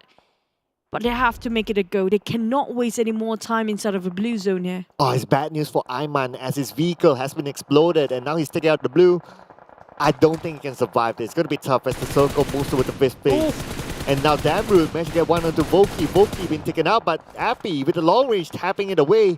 Appy should be able to use his first aid in time, but he's the last man standing for 4 rivals. How to move forward here? We're talking about 2 or 3 teams waiting. Look at how many teams at the edge of a circle. Not included the teams actually outside of a circle. There's going to be Geek Fam here. But Geek Fam, they're being gated and definitely guarded well inside of a circle coming up. Genexus, and also there's one more team in there. I think there's possibly going to be 7-9, possibly. Genexus, low you spotted out Geek Fam, just going to keep on firing onto the same direction, while Yoodo Alliance taking a fight against RSG. Now, RSG seems like the momentum feels like they are having it a bit slow if you compare with the first match today. Oh, yeah. RSG, like what you said, right? First round, superb. Then they're starting to lose steam. But now Yoodo Alliance, they're gaining steam instead. Going on to RSG as Brian will be finished off. But it's going to be Salbo actually securing the elimination point from afar. So it's going to be Genexus netting the elimination, bringing them to 5. Dominating at this moment, but our boy against Geek Fam. Oh boy. Oh! Cornered by so many members of Geek Fam. Damru actually being naded down. Oh! What a clutch from our boy. Now he's choking the entire oh! team of Geek Fam. Our boy, the wonder boy. What is happening? What a choker. That cost the entire team of Geek Fam. Might just lose this because Genexus happened to take the advantage as well. Yeah, Genexus will happily move in and be the mop-up clue. And Genexus eliminates Geek Fam at 10th place with 4 elimination points. If only our boy got it. They were so close to pulling off that clutch. What? Man. What a wonderful player. I have to say that's one of the best phenomenal choke and clutch coming up from sort of our boy. He almost got it so close. And back to the side of the teams that are actually still driving to stay inside of a circle. Team Hawk versus Sam9, who plays himself at the edge. Team Hawk tried to cut across, but this is walking straight into Sam9's lair. Oh, Camper, Heiko, the duo who's trying to do it against Sam9 as Camper moves in. Camper moving on now down to Heiko against Sam9. 1v2. Can he pull it off? It's going to be tough for him, but Heiko looks like he's gunned down. His other teammate, Zuli, is on the other side. Whoa! Survive for placement points. Heiko's just praying right, never mind. The prayers will not be answered at all.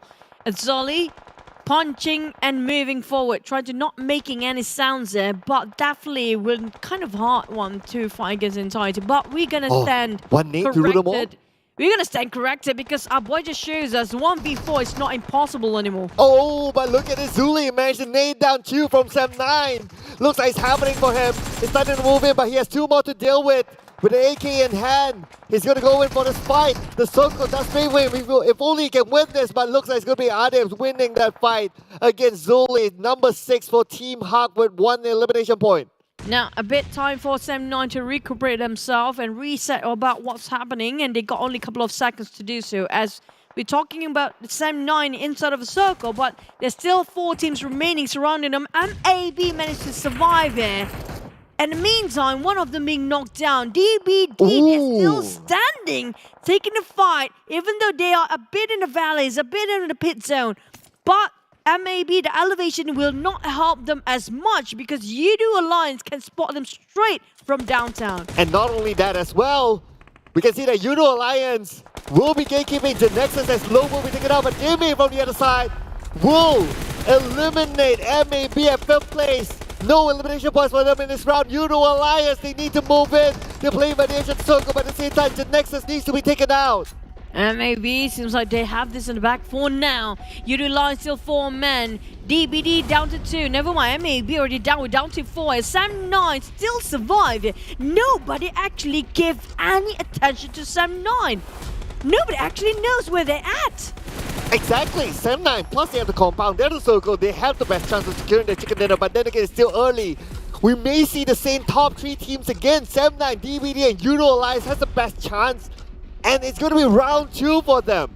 DBD moving forward straight to the head and the face of Yoodo Alliance. And now Ziggs spotted him out. They swap over to UMP. Ziggs have no clue, just going to jump around, up and down the hill. Oh boy, Helton's already down. Oleo's on the back line, trying to work wonders for the team. Yoodo Alliance cooking up the nade. And it's going to be Adi look straight in the front line here. But DBD, he can't move forward. He got one. Oh god. Oh, that is one. But Adi Lu will be countered by a point. Oleo starts to move in together with Ripple Boy. Ripple Boy at the forefront right now against the entire DBD. DBD takes down Yoodo Alliance. Yoodo Alliance, 9 elimination points in this round. DBD just shows who's the supreme CQC player in this case. We're down to 3 with Genexus 2 and DBD 2 of them, but they can manage to actually reset themselves by picking up their members here, healing up for a bit. Sam9 on the other hand, nobody actually gave them enough. They are uncontested, got themselves the strongest compound, and they're not being favored by the circle. It's DBDs all the way here again. Well, the circle is fair. They have the compound, but they do not have the circle at this moment. DBD will reset as a trio. So now it's going to be Sam9 against the Genexus. DBD, all they need to do is just cover the perimeters and they can secure the chicken dinner. It's down to Genexus and Sam9 fighting up against each other for that second spot. And DBD, all they need to do is just try to defend this with 3 men here. With Jimmy still running low in health, but he got himself 6 eliminations by far. But it's a very fair fight. And Louie almost clipped in time when he cancelled out his grenade not being tossed around. Oh, that was super duper close there. Harm on the second floor. Tries to buy time for himself and for his teammates as well while they reload, while they reset. But now time is not on their side. Circle starts to close in. Genexus will need to end this fight as well. Harm will be taken down by Echo from afar. BE will start to move into the second floor with the UMP. But then again, at the same time, the zone is closing in. Harm is calling out for help, but BE will finish him off. Oh, View tried to steal 1 more points there. Genexus trying to win this as much as they can. DBD still waiting around the outskirts. They're not going to budge this one. They got definitely the circle. It's going to be Sam9. Genexus have to move forward, facing them, advancing towards their direction.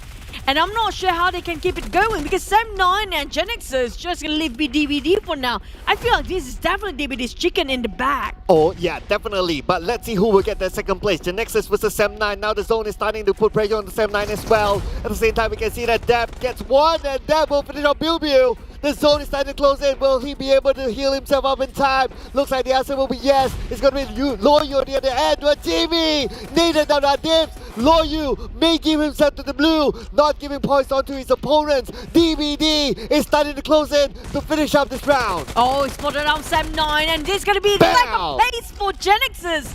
Loyu holding on the longest time ever playing the healing game in Murama. I mean, this is the maximum thing that he can do right now.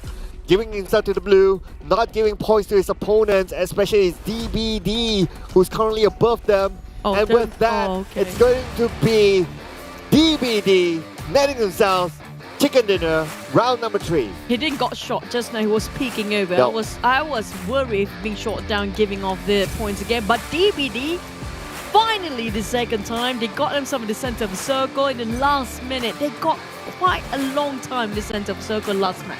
Yeah. They didn't secure it. They got in the top 3. But this time, it's definitely theirs to take. Yeah, this time they switched their strategy, going up to the high ground instead of the compound. The circle happened to favor them, and all they needed to do is just wait for the right moment and just clean up. Yeah, it was a cleaning up crew. At first, it was Sam9 not being spotted out by these guys. But the moment Sam9 not being favored by the circle, they have to jump down, they have to get out, have to advance towards where DBD is standing. And that, do you think it's just the circle that actually helps DBD to win this round? If the circle hard shift to the other side, do you think DBD cannot have it in the bag? If it's on the other side, then it's kind of... I'll need to see if they have a vehicle. If they don't, then it's hard. But if they do, then maybe it will be like the sandwich situation like what we saw in the previous Murama again. Then it's kind of tough to tell who will win. But at the end of the day, it's about, you know, sometimes there's also this element of luck. If you get the circle, you can have a higher chance of winning. I'm sure it's going to be it for Genexus on the other hand. This is what we've talked about before. This is the Genexus who we haven't seen for the longest time. They're not the type of a team that really goes for campers, you know. And same goes for RSG, even though they are being eliminated quite early on, but they still got a number of points. And that's what really matters. At least it didn't go empty-handed this round. Yeah, at least this time they still managed to get something in the bag, right? Genexus, I think that, you know what, you kind of think about it, they are doing okay. It's just that they haven't got that bam incident just yet. But boy, that moment was... If only he clutched it, that would have been insane. Yeah, it was 1v4, I have to say it. Yeah. It was really great. It was 1v4 when he clutched 3 downs. And if only Genexus didn't came in, that was a big win if he actually won it. Yeah, I know, right? And it was against Geek Fam, not your average team, of course. But, well, it is what it is at the end of the day. 1v4 isn't that easy to pull off, obviously. So it's not easy at all. It's not easy. But you gotta think about it. He didn't secure the elimination. So Yeah. it actually no points for him. No, Just a highlight. that's a bit sad. I know, right? Well, that's going to be a lot of damage output coming out from him. But when it comes to Team Stay Focus, it's almost the same as the previous match. DVD, Genexus, Sam9, and Yoodo Alliance. No Geek Fam this time because I think Genexus wasn't in the last Team Stay Focus. I think the first Mirama. I think because of Cassis. I think because of our boy from Bosskurr. Really, it was 1v4. Yeah, okay, yeah, the 1v4 our boy. If he didn't get those knocks, Genexus wouldn't have had an easy time to come in. But let's check out the match rankings. So DBD, of course, with that chicken dinner with 8 eliminations only, but managed to get more points. Genexus not too far, only 1 point difference because they managed to get 10 elimination points, so that's pretty nice for them. Yoodo Alliance, the other team that managed to get double-digit in terms of elimination points, bringing them up to 18. This is actually a very good run for both Genexus and Yoodo Alliance. And Genexus and Yoodo Alliance, both of them, especially when it comes to DB, definitely they will push up the ranks. But will it be enough to take down on Geek Fam and Sam9 when it comes to overall here? Okay, I'm not surprised right now. Olio, we saw him earlier on. He was the pinnacle guy for Yoodo Alliance. If you gotta think about it, Yoodo Alliance actually has 2 MVPs back-to-back now. Adik Luke, Olio, the duo. I just made that rhyme. Adik Yo? Adik Yo? Yeah. Adik Yo, Oli Luke? Yeah, that's not too bad. Oli Luke. Luke Oli? Luke Oli. Okay, we're getting too far now. But speaking about too far, Sam9 is stretching it. Oh, the thing is getting even further pushed down. Geek Fam 103, 106 between DBD pushed up to second place. But it's still reachable for DBD and also Geek Fam to push Sam9 down again within just one match.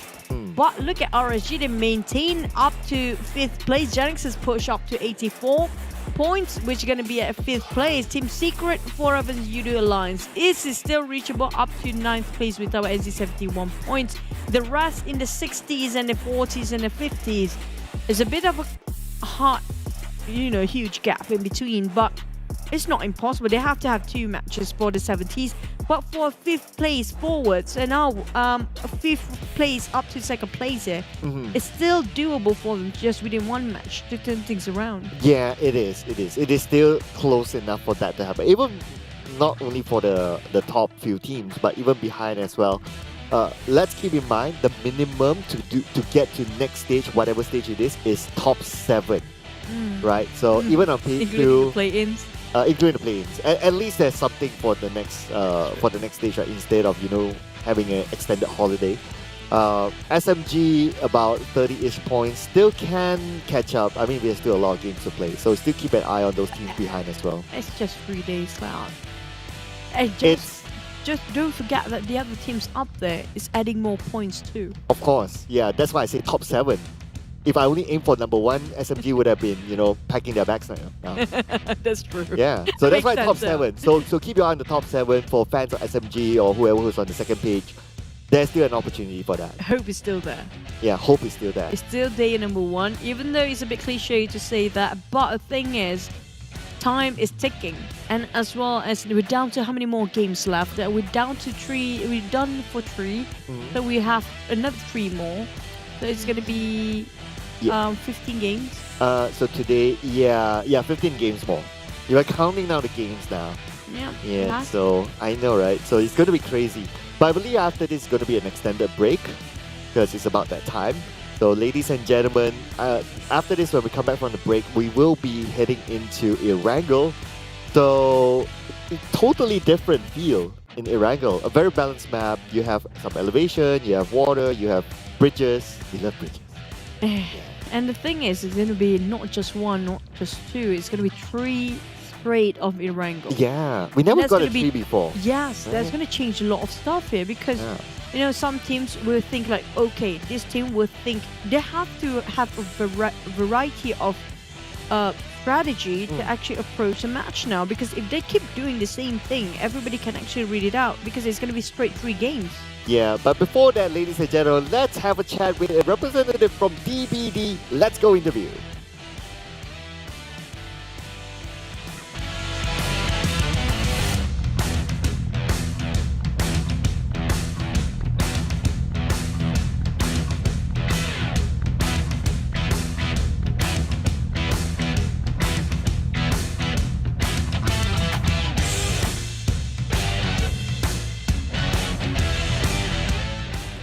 Assalamualaikum and welcome. We have coming up from Team DBD. This is the legendary Bosskurr Cute. Legendary. How are you feeling, Bosskurr Cute? I'm feeling good. You feeling cute? He's happy. Suddenly he feels like very shy when you say it, right? Why? Why are you shy? Last time when I talked to him, he's very shy as well. Why? Okay, I don't see him as a shy guy. But anyway, so Bosskurr, okay, so you played for a long time, since PMPL Season 1, R2K until now. You always almost, especially Season 1, I remember, almost go into C. Now, what are the plans for DBD right now? How are you guys going to get into C? What are you guys going to do? Okay, bising je. Orang tengah interview ni. Okay, untuk setiap season kita orang kebanyakan boleh ke C tapi tak dapat, rezeki belum sampai lagi. Cuma orang cakap kalau kita betul-betul nak benda tu, kita tak akan stop. Walaupun benda tu ambil masa 10 tahun pun, kalau kita betul-betul nak benda tu, kita akan terus usaha. Kalau kita berhenti, kita akan sia-siakan perjuangan kita selama ni, tu je. Sebab tu saya dengan Eko, dengan Zik apa semua ni terus bermain daripada season 1 sampai season 6. Walaupun tak layak C, walaupun cuma penonton C, kita orang tetap usaha untuk dapatkan walaupun satu season. And kita orang keep hustle every season. InsyaAllah kalau ada rezeki season ni, kita akan cuba untuk pergi ke C. Right. I'm going to have to translate that before the next question. Okay, so what Bosskurr says basically is that he says that even if it takes 10 years, they're going to do it. They're determined to get into C, even if it's only that one season. He has been around for a long time. Even his teammates, Echo, Zix and everyone else, they really want it. So even if it takes 10 years, they will go for it. Yeah, that's really not giving up in literal. But back to the question I have for you, Bosskurr Cute. Since you're with us since PMPL Season 1, right? Like you're one of the teams and the players that been having the same team, the same players almost the entire like how many seasons. What's the difference back then when you were R2K and now DBD? What makes you guys so good right now? Sebenarnya tak adalah sebagus mana. InsyaAllah kami cuba untuk jadi lebih bagus pada season ini. Lepas tu apa yang membuatkan kita orang baik adalah kita orang lebihkan kepada training and kita orang cuba fix apa yang problem lah. No more TikToks, eh? No more. I'm just kidding. So I'm going to translate it. Basically, I asked regarding what's the difference. So Bosskurr actually mentioned that they actually do the same thing. It's just they focus towards more in training right now. They're really determined, like back towards his first question and back towards what they really need in this season. They're going to focus it all out. Okay, and last question before we let you go. So I always see like R2K or now DBD, you guys or yourself, you are like this guy who discovered new talent. You know how to find like the young player that nobody heard of, and then when you bring them to PMPL, they can perform. What is your secret? How do you do that? Actually, kalau nak cari player tu, kita kena cari player yang macam air. Orang kata be like water. Kalau air kita letak dalam cawan, dia akan jadi berbentuk dari isinya cawan. And kalau kita letak dalam mangkuk, dia akan berbentuk mangkuk.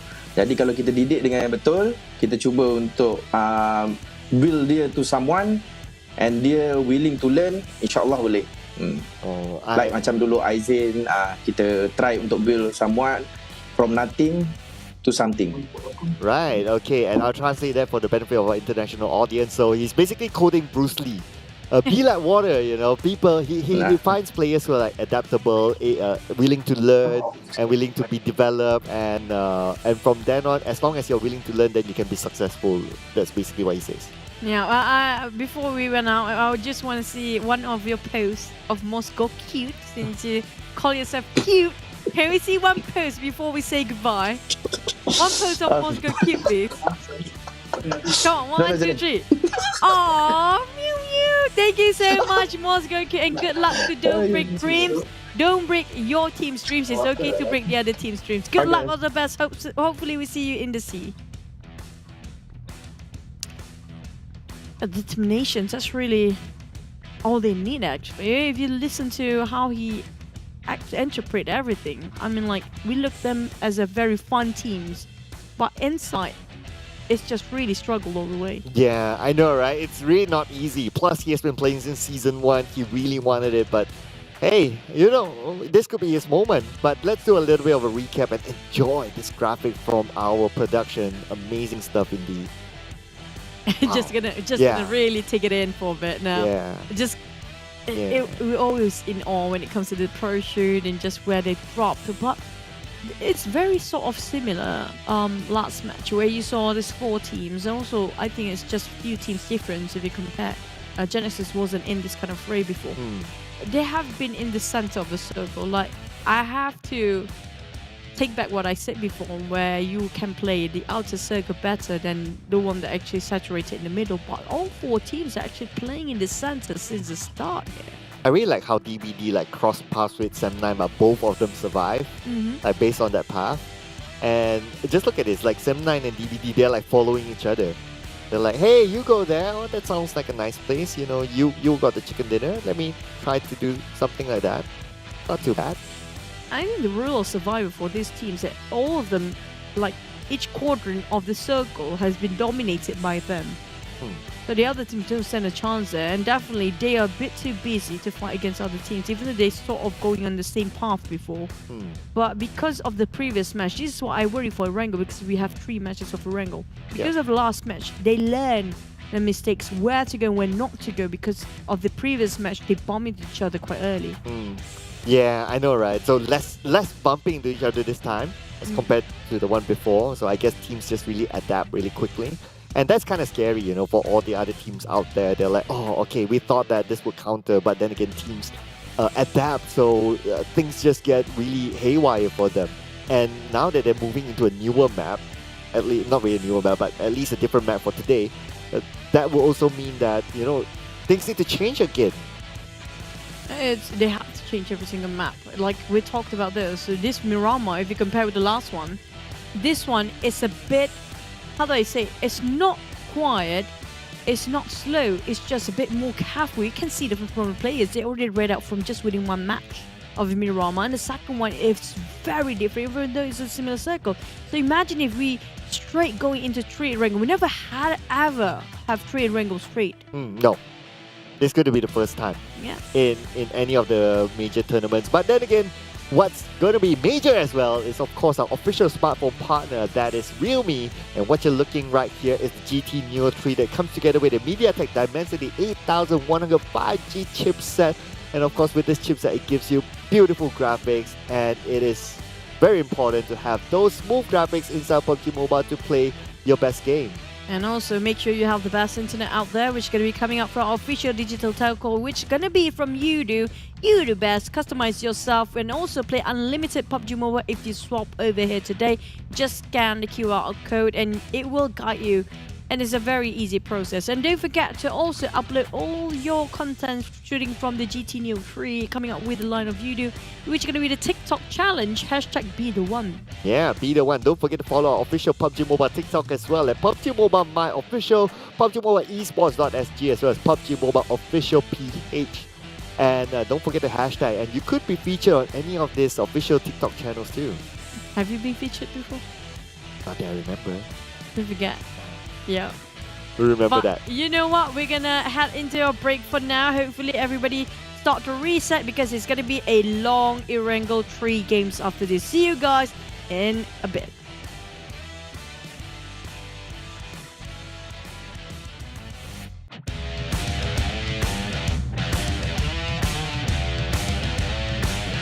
King Audi.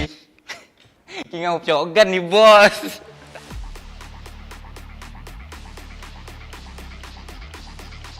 Okey, untuk Liga ni kita orang ada 4 IGL. Tapi saya lah IGL. Untuk Grand Final nanti, kita orang akan gunakan 4 IGL sekali untuk split besar. 1 IGL, 1 tempat. Pada Forever, season lepas korang champion, season ni kita orang akan rampas korang punya champion tu. Easy. Geek Fam, kita orang tak takut lah. Kita orang ada Jimmy OP.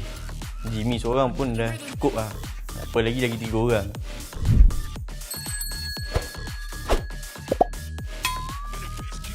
King of Uzi.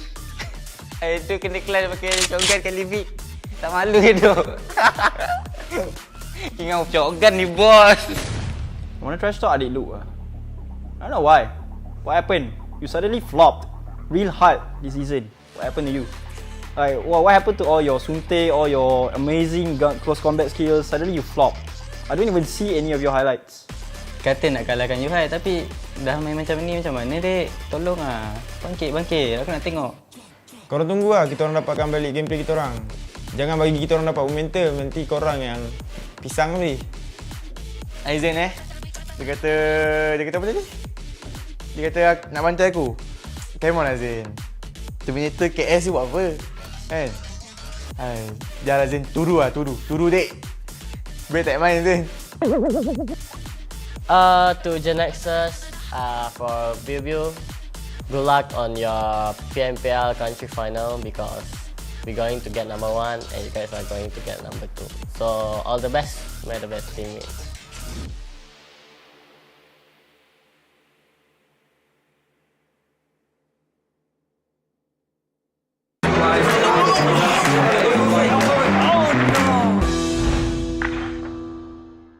If only I had a weapon, I would take over the punching kit.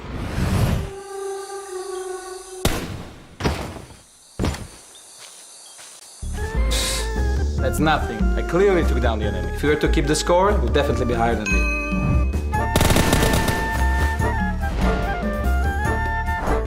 If I hadn't thrown the wrong grenade, I'd be eating chicken dinner for sure.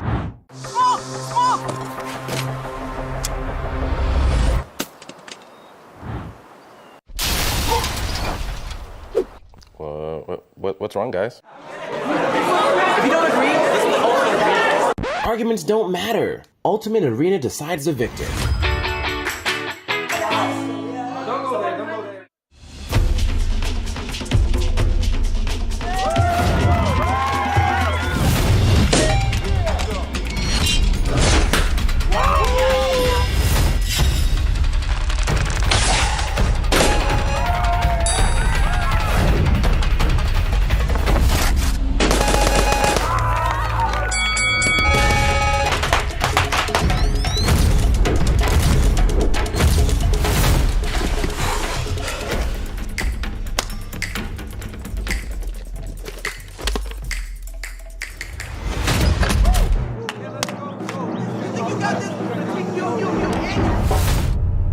Stalemate? No problem. Ultimate Arena decides the victor.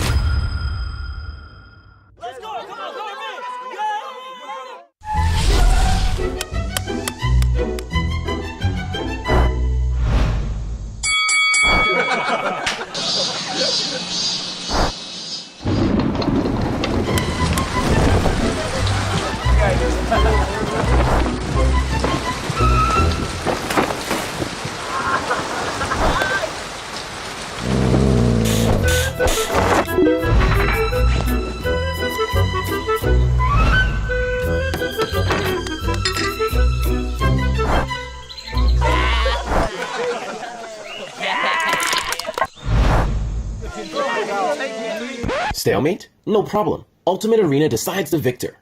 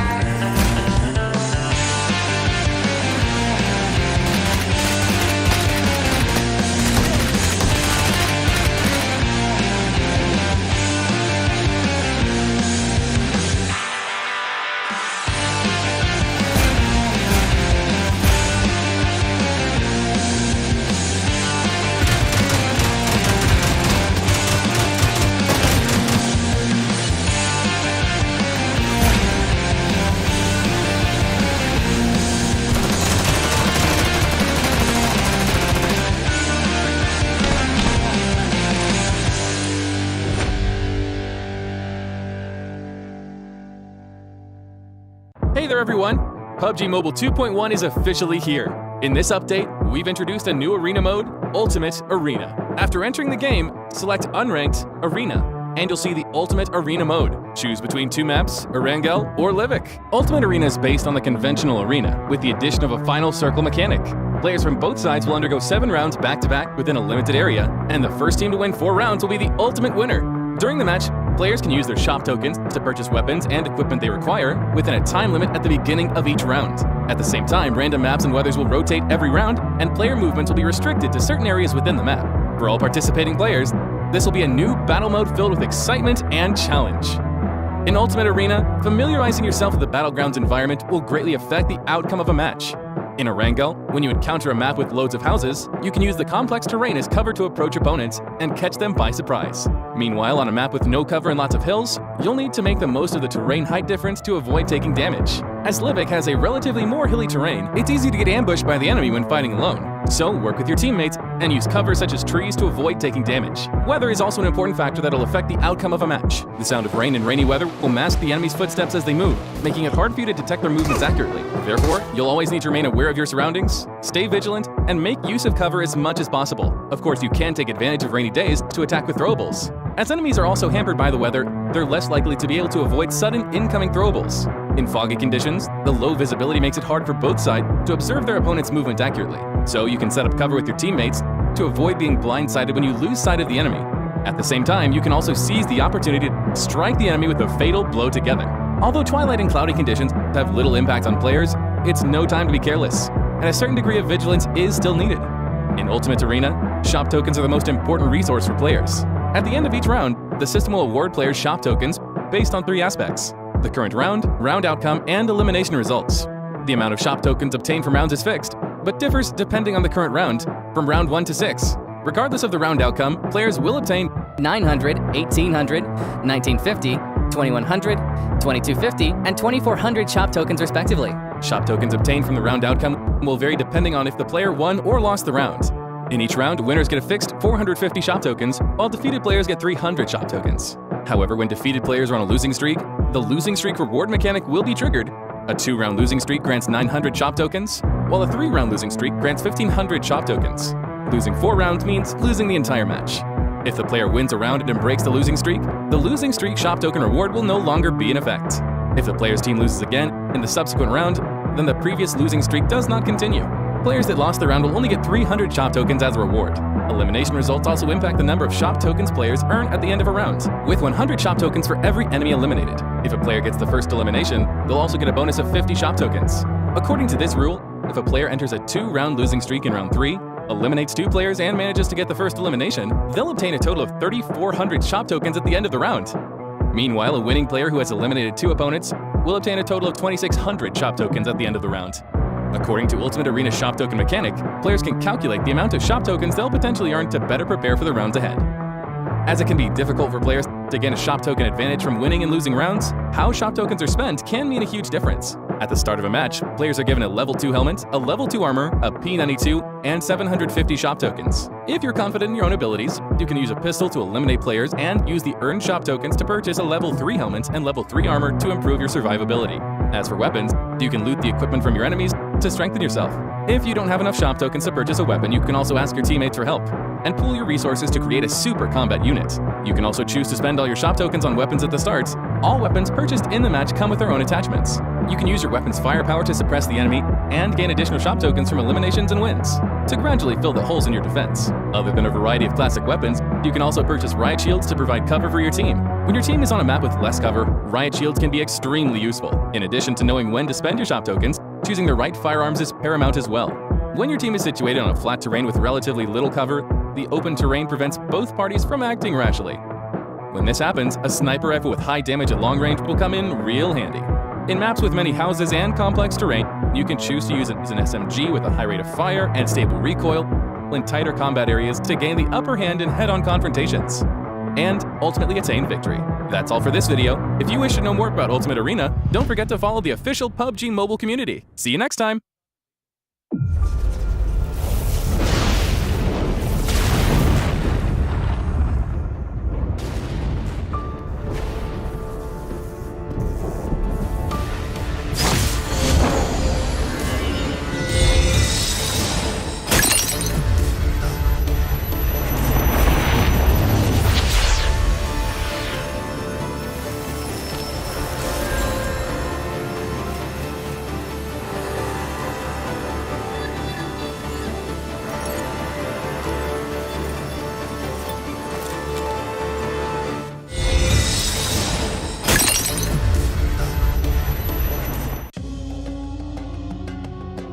PUBG Mobile 2.1 White Paper Full Overview. Hello there, PUBG Mobile players. PUBG Mobile 2.1 is now available. After several months of hard work, we've added more fun and interesting content to the existing gameplay. At the same time, Ancient Secret Arise, which everyone has been looking forward to, has returned.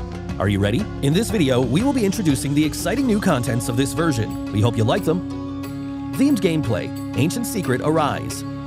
In this new version, Ancient Secret Arise has returned with improvements. It'll be launching in Erangel, Miramar, and Livik. Players can choose any of these maps in ranked mode to experience its varied content and unique performances. On Spawn Island, players will be greeted with a spectacular sense of swirling golden sand, as well as a mysterious and breathtaking sand apparition. After the match starts, the Sandstorm Zone will appear at a random place on the map. In the Sandstorm Zone, players will be able to pick up lots of supplies and the mysterious Scarab Charm. Any player who has a Scarab Charm will be able to return to the battleground after getting defeated for a set period of time. However, please note that a Recall Tower attempt will be used after activating a Scarab Charm to return to the battleground, and each player can only pick up one Scarab Charm in each match. Players can also pass through the Quicksand Path to enter the Emperor Temple. Compared to the previous Nimbus Islands of various modes, the Emperor Temple has more supplies and a much larger area. At the same time, the Sand Giant will move around the battlefield with the Ancient Secret on its back, which creates more possibilities on the battleground. Remember to watch the route on the minimap carefully so that you can jump back into the play zone if the Sand Giant leaves the play zone. The Pharaoh has prepared many trials in the depths of the Emperor Temple. Pass these trials and you will receive extra spoils. Remember, before activating the Pharaoh, it is possible for players to move freely between the Ancient Secret and the map. However, once the Pharaoh has been activated, players will no longer be able to hop onto the Ancient Secret.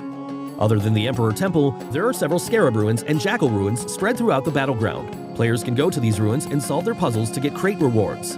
One thing to be aware of, there are also Mummy Warriors and Guardian Beasts lurking in these ruins, so be careful at all times. Other than regular weapons and equipment, players also have a chance to get a new item called Primordial Water, which can recover all your health and energy. Lots of Scorpion crates have been added to this themed mode. Defeat the Golden Scorpions guarding the crates, and you will be able to get the valuable supplies hidden within. The new Desert Merchant is also a good place to get supplies. Save up shop tokens to buy combat supplies from the merchant, and there's even the chance of getting random discounts on items. Basic experience improvements. Besides the new mode, we've also made firearm improvements. We've slightly reduced the damage drop-off of the Uzi and Vector, slightly increased the hipfire spread of the UMP-45, and slightly nerfed the effects of the laser sight attachment. We also raised the base damage of the Thompson SMG. At the same time, we've slightly increased its bullet speed. As for the PP-19 Bison, we've slightly increased its rate of fire to improve weapon efficiency. In the case of assault rifles, we raised the limb damage of the AKM and slightly improved its aim assist. We've also reduced the recoil of the Scar L and slightly increased the base damage and damage drop-off at longer distance of other weapons. This version also introduced the AMR, a powerful sniper rifle that can deal damage to enemies through vehicles and deal massive damage to vehicles. It takes exclusive 50 caliber rounds that are capable of striking players in vehicles. Season updates. Cycle 3 will officially start after the major version update. The C3S7 set, C3S7 parachute, and other legendary outfits will be added to the season rewards pack. In the new season, we've also added a season bonus point card and rating protection card that can only be used during the season to help everyone climb the ranks even faster. Individual training grounds, sound location training. In the new version, we've added a sound location training system to the training grounds. Players can use this to train their ability to locate enemies by listening to gunshot sounds and footstep sounds, which will help players become more aware of their surroundings during a match. Other updates. Other than the updates mentioned above, the PUBG Mobile x Blackpink collaboration has prepared a virtual concert for everyone. Let's all have lots of fun in the game this summer. That's all for this video. We hope that version 2.1 will give everyone a better gaming experience. For more details, feel free to follow the official PUBG Mobile community. See you next time.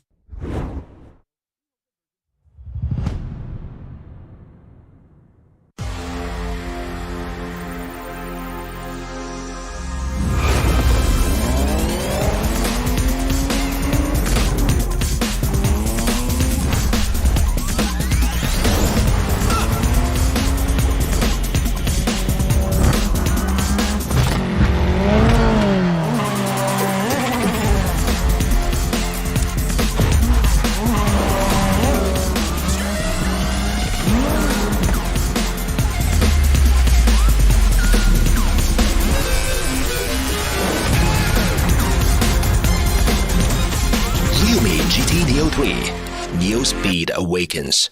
Ryumi, Dare to Leap. Hey say you've changed.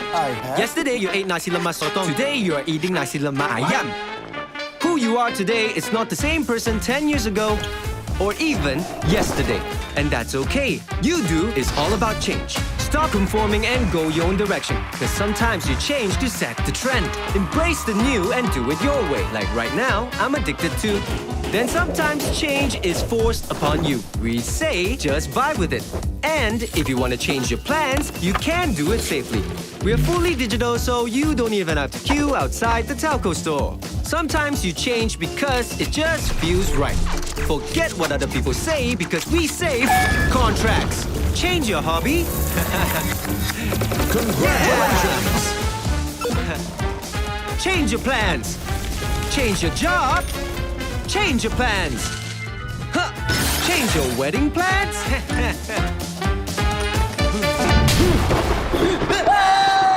Change can come anytime, anywhere. Yoodo is ready to change when you want to do it your way. So change is good, right? Only when you're ready for it. Man eating nasi lemak. And when you are, change can start by downloading the Yoodo app. Save more when you customize your data, voice, and SMS with the Yoodo app. Change comes when you do it your way today. Yoodo.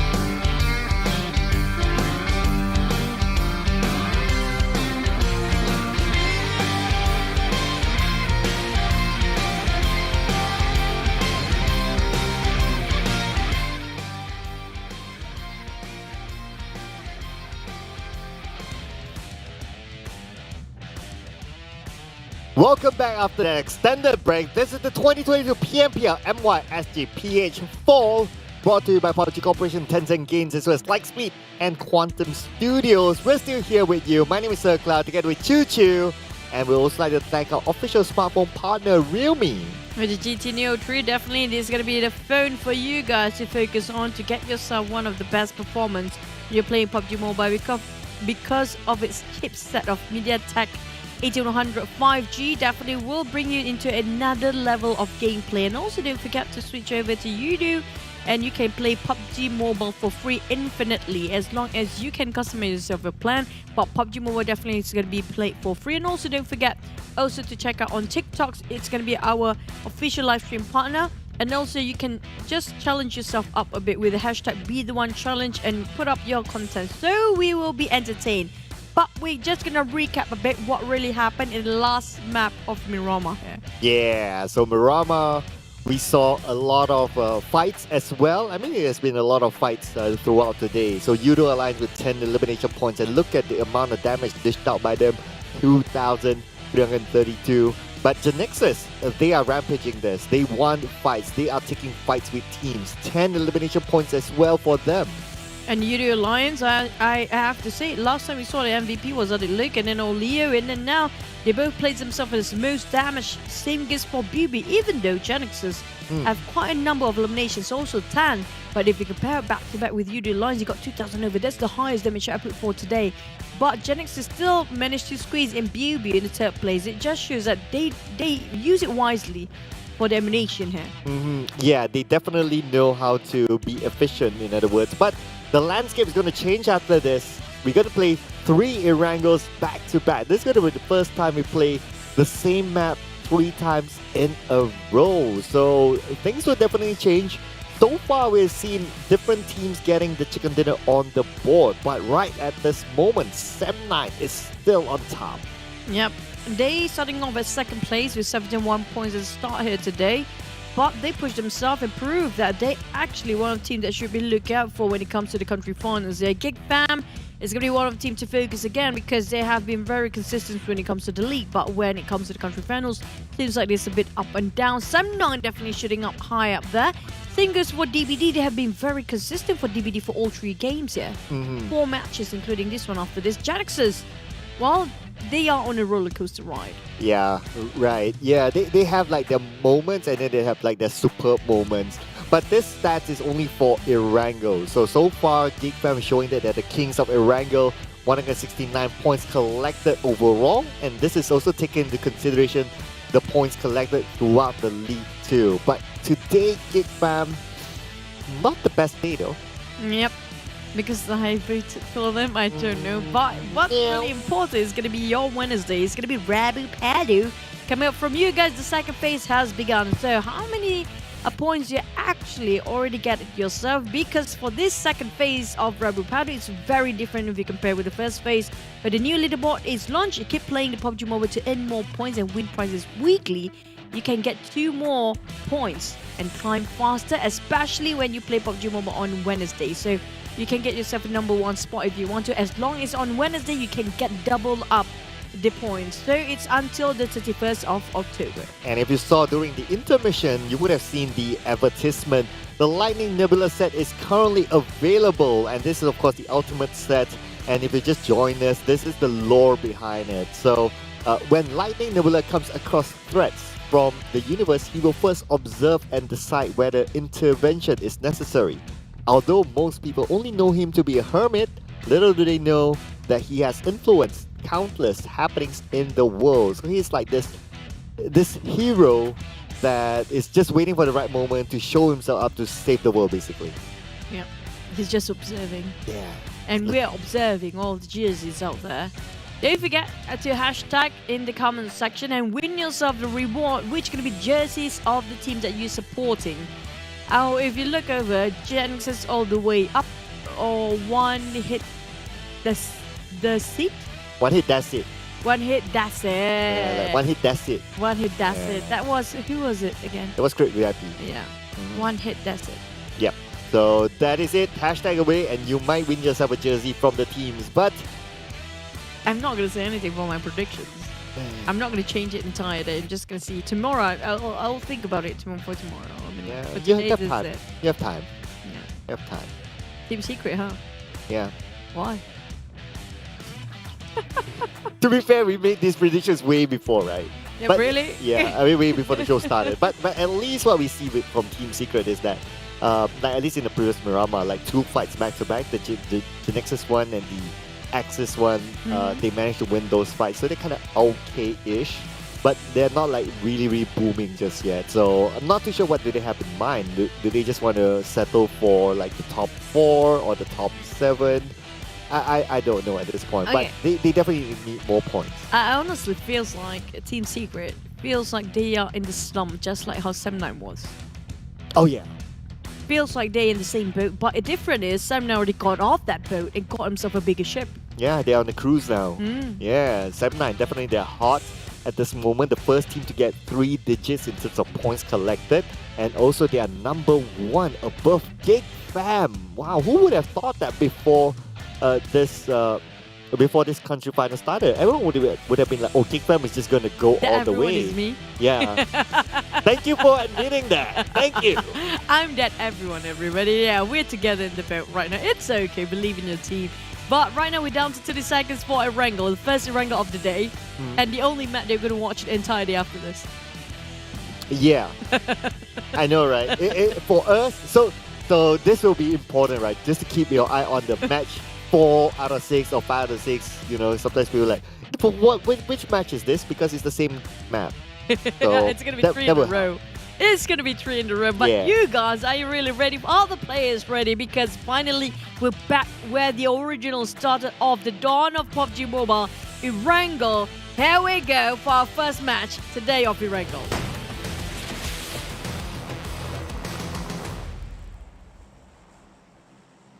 Erangel. First time I'm going to say this today and in the country finals as well. And looks like the flight path is going to begin on the right. Milta Power is just right below this airplane, and it's probably going to cut across. This is probably like the Sandhawk one. We just change the map. Oh yeah, almost.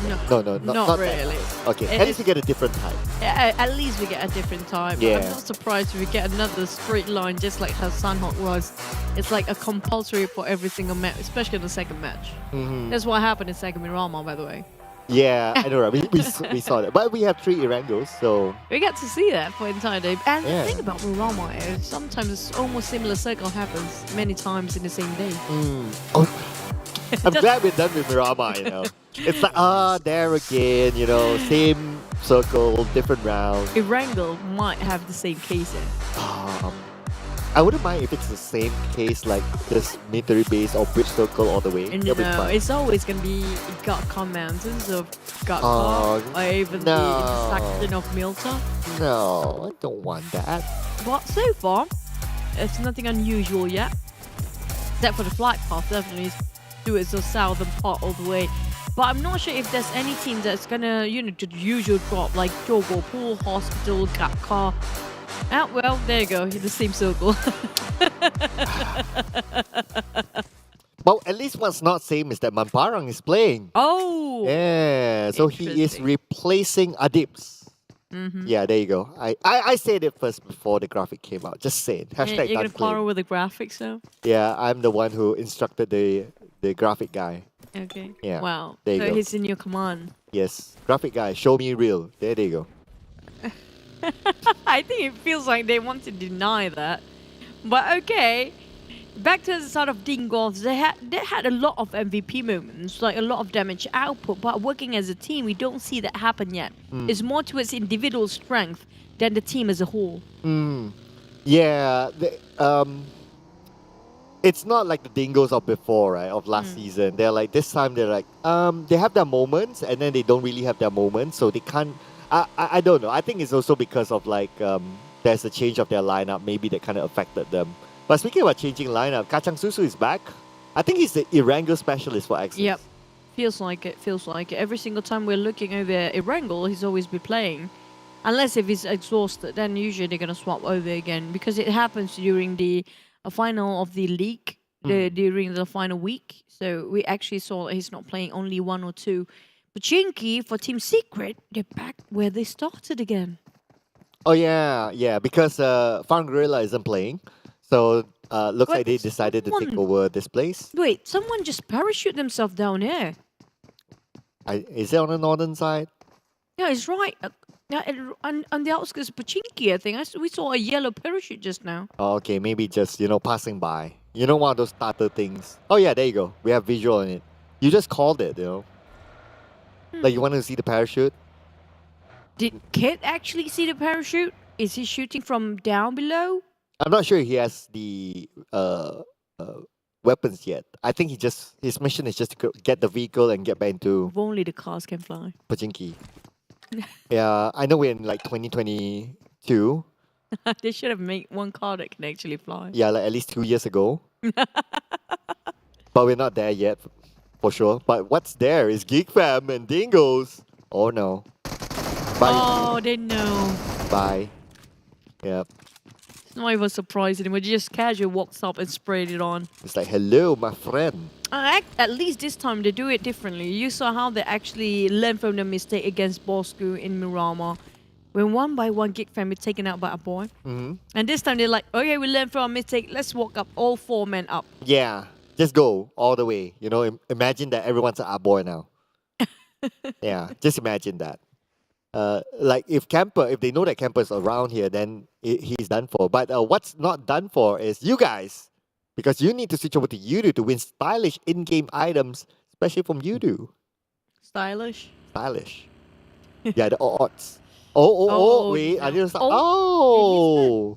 But Lucky. Oh, wait. Still there, one more. Rebel Boy, wait. he doesn't have anything. He has nothing. Literally nothing.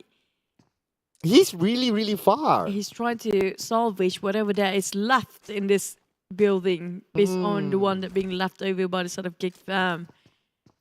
They didn't spot him out. Yeah, he's lucky they didn't stop by. I think if he made a sound, then he's probably gone. But then again, Geek Fam just wanted to I just want to go to Jogo Pool just to, be at my home ground with that one elimination. I'm happy with that. His prayer has been answered there. Yeah. He played the ninja again. He did the boy. He did the boy. Yeah. RSG, it seems like they're trying to regroup themselves to assess such a situation. Maybe trying to relay information regarding what they will do next. Because based on the entire performance of RSG by day number 1 of country finals here, seems like the only plan they have is just run and gun. Yeah.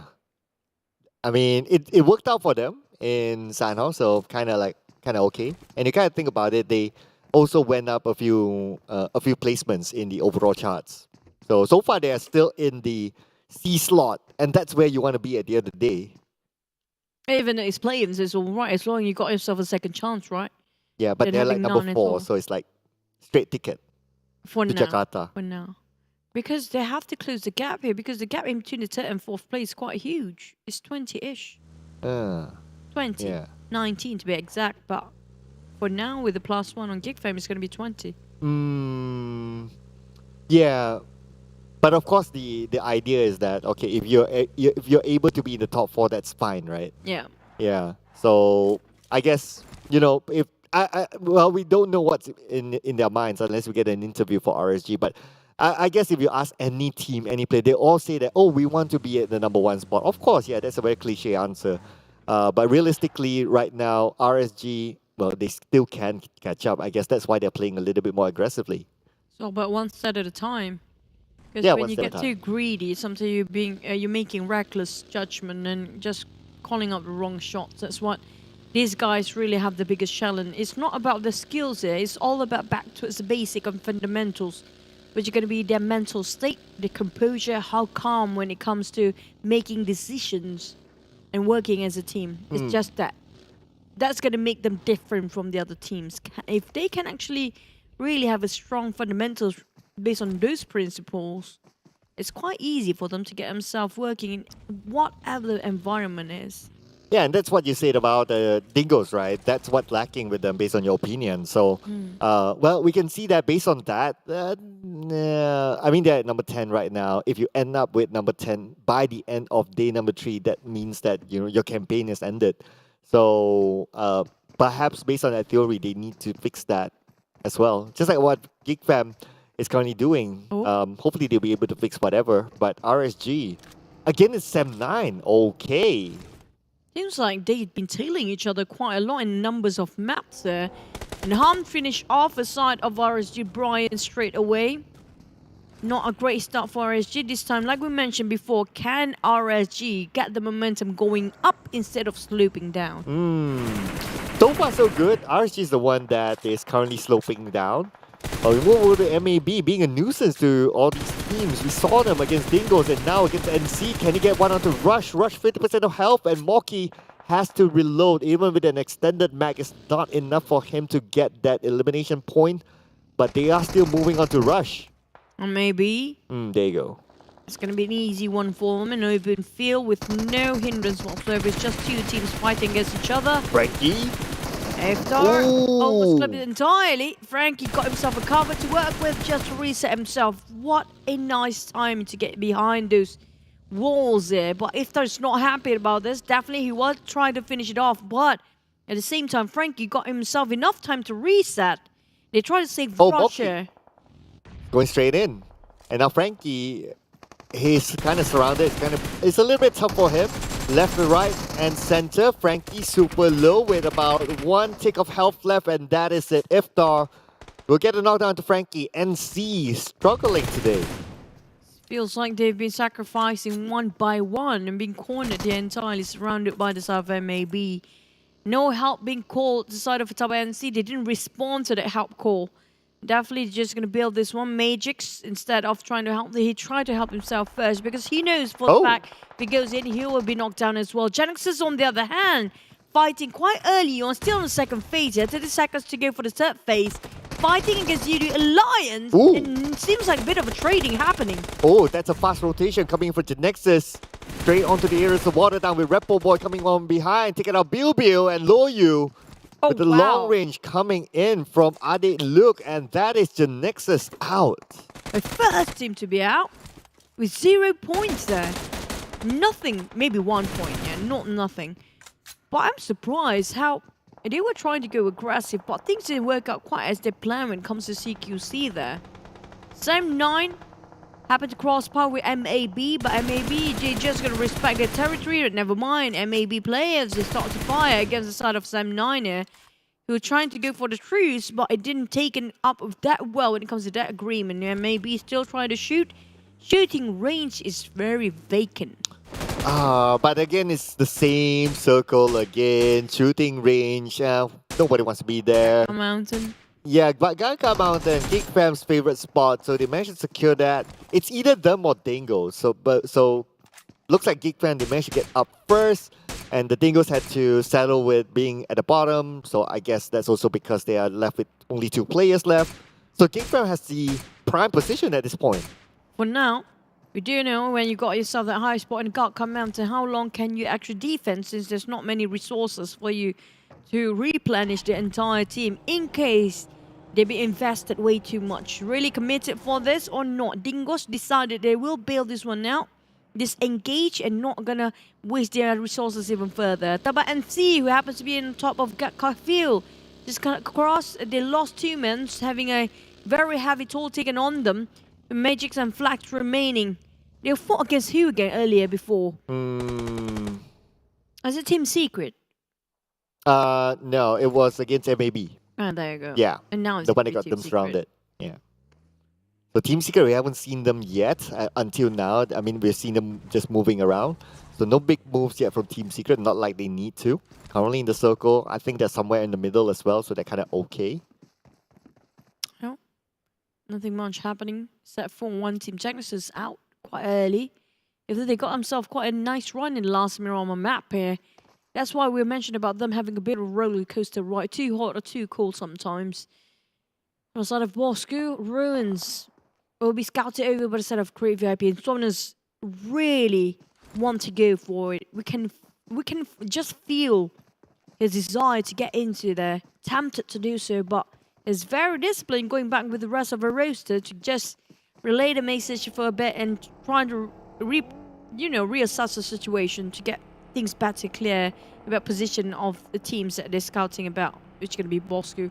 But not many teams actually playing outside of the circle, except for some now who's rotating very late. Genexus, so coming up from the northern part. A Geek Fam actually give out that Ganka Mountain quite early on. Yeah, I guess because they want to get one of those prime positions, especially the house just down below them. So that's why they want to secure that. But they have a snipes. They're on high ground just to give them that information and probably give a little bit of a cover. Bosskurr, on the other hand, is just right in front of them. So they know that that's where they'll stop. They're not going to go further forward because they don't really need to force their fight into Bosskurr. Plus, if they do that, SMG will take advantage of this. But speaking about SMG, they're going towards Crit VIP and looks like they're still trying to find a place to call home. And it's going to be Ruins, it seems. SMG, I'm not sure the shots fired from the side of Crit VIP first or Bosskurr first. Because it seems like SMG tried to provoke both of them, fight against them. challenging them, try to take head on, but none of this team willing to concur.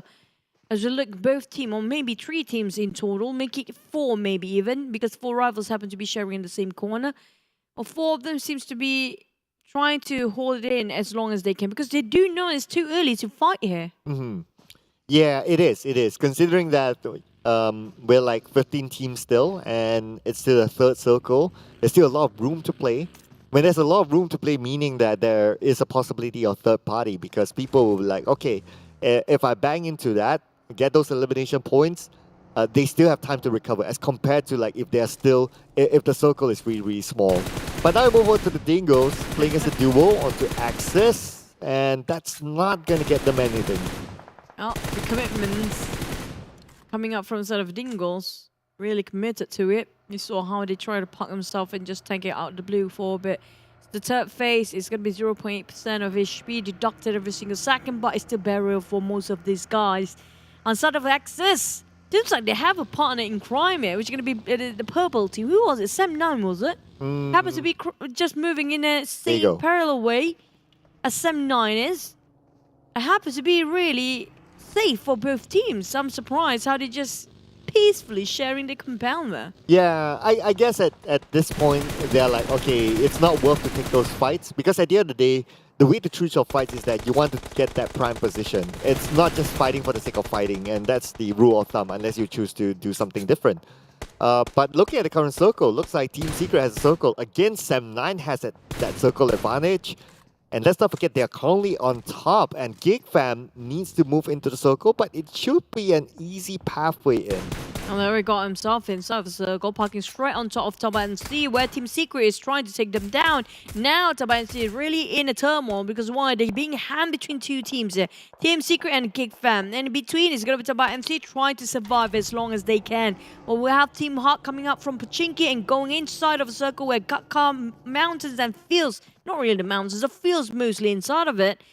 Whoever got the trench here do have a big advantage, because this is the only place that you can take cover for a bit in a wide field of Gatkar. Yeah, some people call this the chopstick trench. It's kind of true. Yeah, like a chopstick-ish.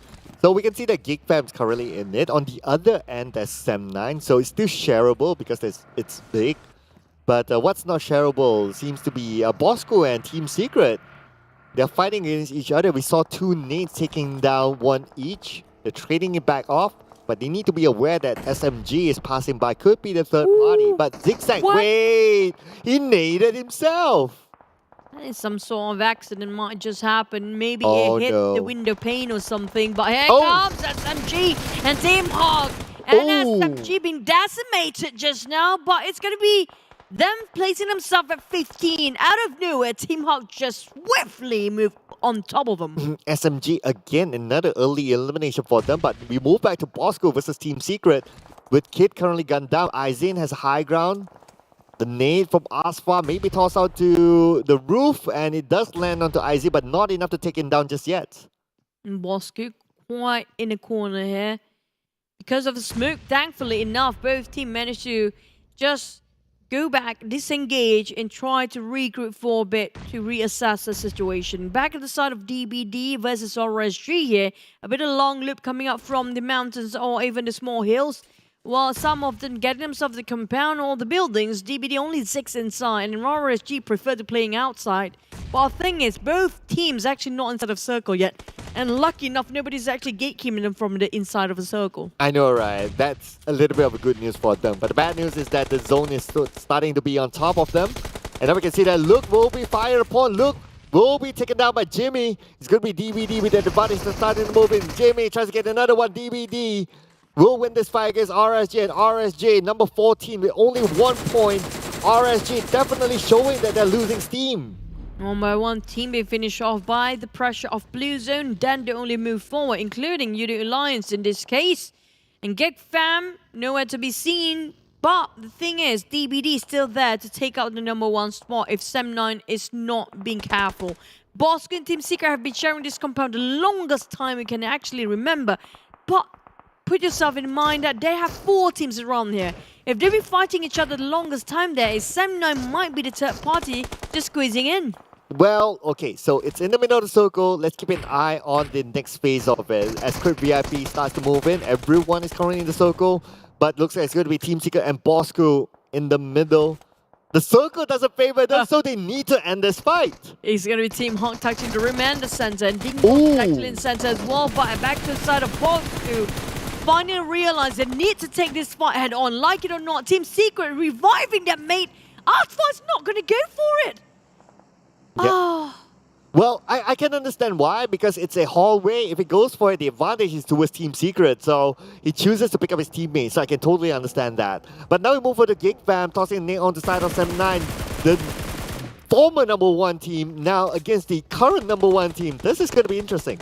The trend just seems a bit busy right now. Both 7-9 and Geek Fam. Oh, wait, Yuhai is too daring to do so. This is really bold move coming up from the front line of Geek Fam. While Harm might be caught by the rest of the team, he will try to move in unison here as they try to regroup for the side of 7-9. There you go, giving a bit of a pressure. Just gonna give a bit of a sound here from both sides. Playing around the tunnel coming up from Yuhai. It's going to be a tight corner for him to play with as 7-9 has eyes on the Geek Fam. They're playing the gatekeeping role. Geek Fam currently on the outside of the circle. Crit VIP on the other end, number 13 for them. But Geek Fam, they need to fight their way through. It's not going to be easy as they're going up against 7-9, the team that's currently high. But the nade onto Dab, that could be their opening. Oh, a Rift at the same time for Access is not great. Geek Fam, they tried to find Dab who being knocked down earlier, but they couldn't spot anything and finally found one. Harm tried to trade it for a bed, but Yuhai being knocked down as well. As Mumpa being finished off by the side of Harm. Same goes for Yuhai. But you know what? Geek Fam seems like they're having a fair trade with 7-9 for now. Ooh, that Molly almost onto 7-9. And now we move over to Bosskurr and Team Secret. They're not done yet till now. Looks like Bosskurr, they have the advantage, still maintaining a full score. But Team Secret only down to iShots and Fredo. Looks like Bosskurr might win this fight, but let's not count our chickens before they hatch. As Fredo getting prepared with the DBS, he has that deadly weapon. Asma spots out Fredo, shoots onto him, and Fredo goes down. That's going to be almost impossible for him to hide himself just behind the doors. But here comes one more.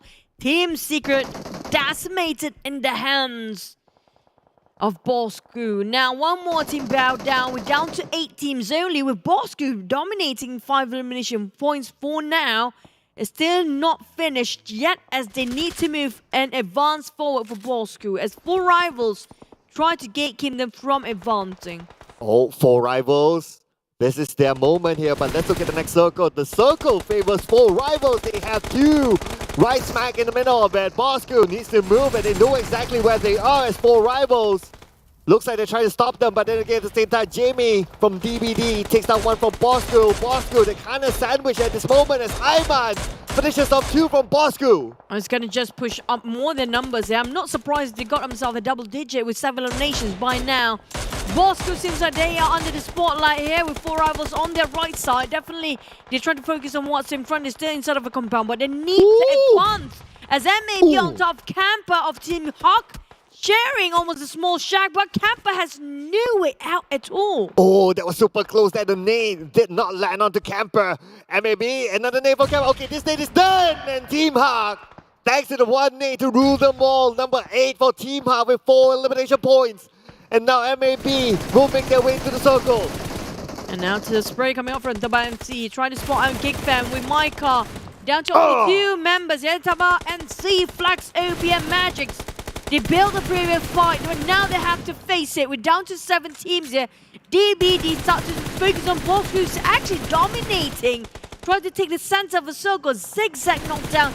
He's too far. He can't be revived from this distance. And DBD is currently fairly hot. But now, on to NT. Geek Fam starting to stop NT on their tracks. At the same time, you can see that Damru is trying to get away from the zone. And MAB stopping DBD as well. All of them currently on the outside, but DBD starting to move in with Echo. Landing his foot into the zone, but will be gunned down from afar. Now Magic's really close. He got 1 more before he went down to the zone here. Snipes trying to run from the zone as well. He tried to spot out Magic. They're moving in parallel ways. MAB jump in between DBD. Oh, Jimmy! Jimmy! Jimmy! They miss him. Jimmy is still alive after all that. MAB versus Jimmy. Can he clutch it? But it's going to be tough as MAB goes out. And here we have it, DBD eliminated.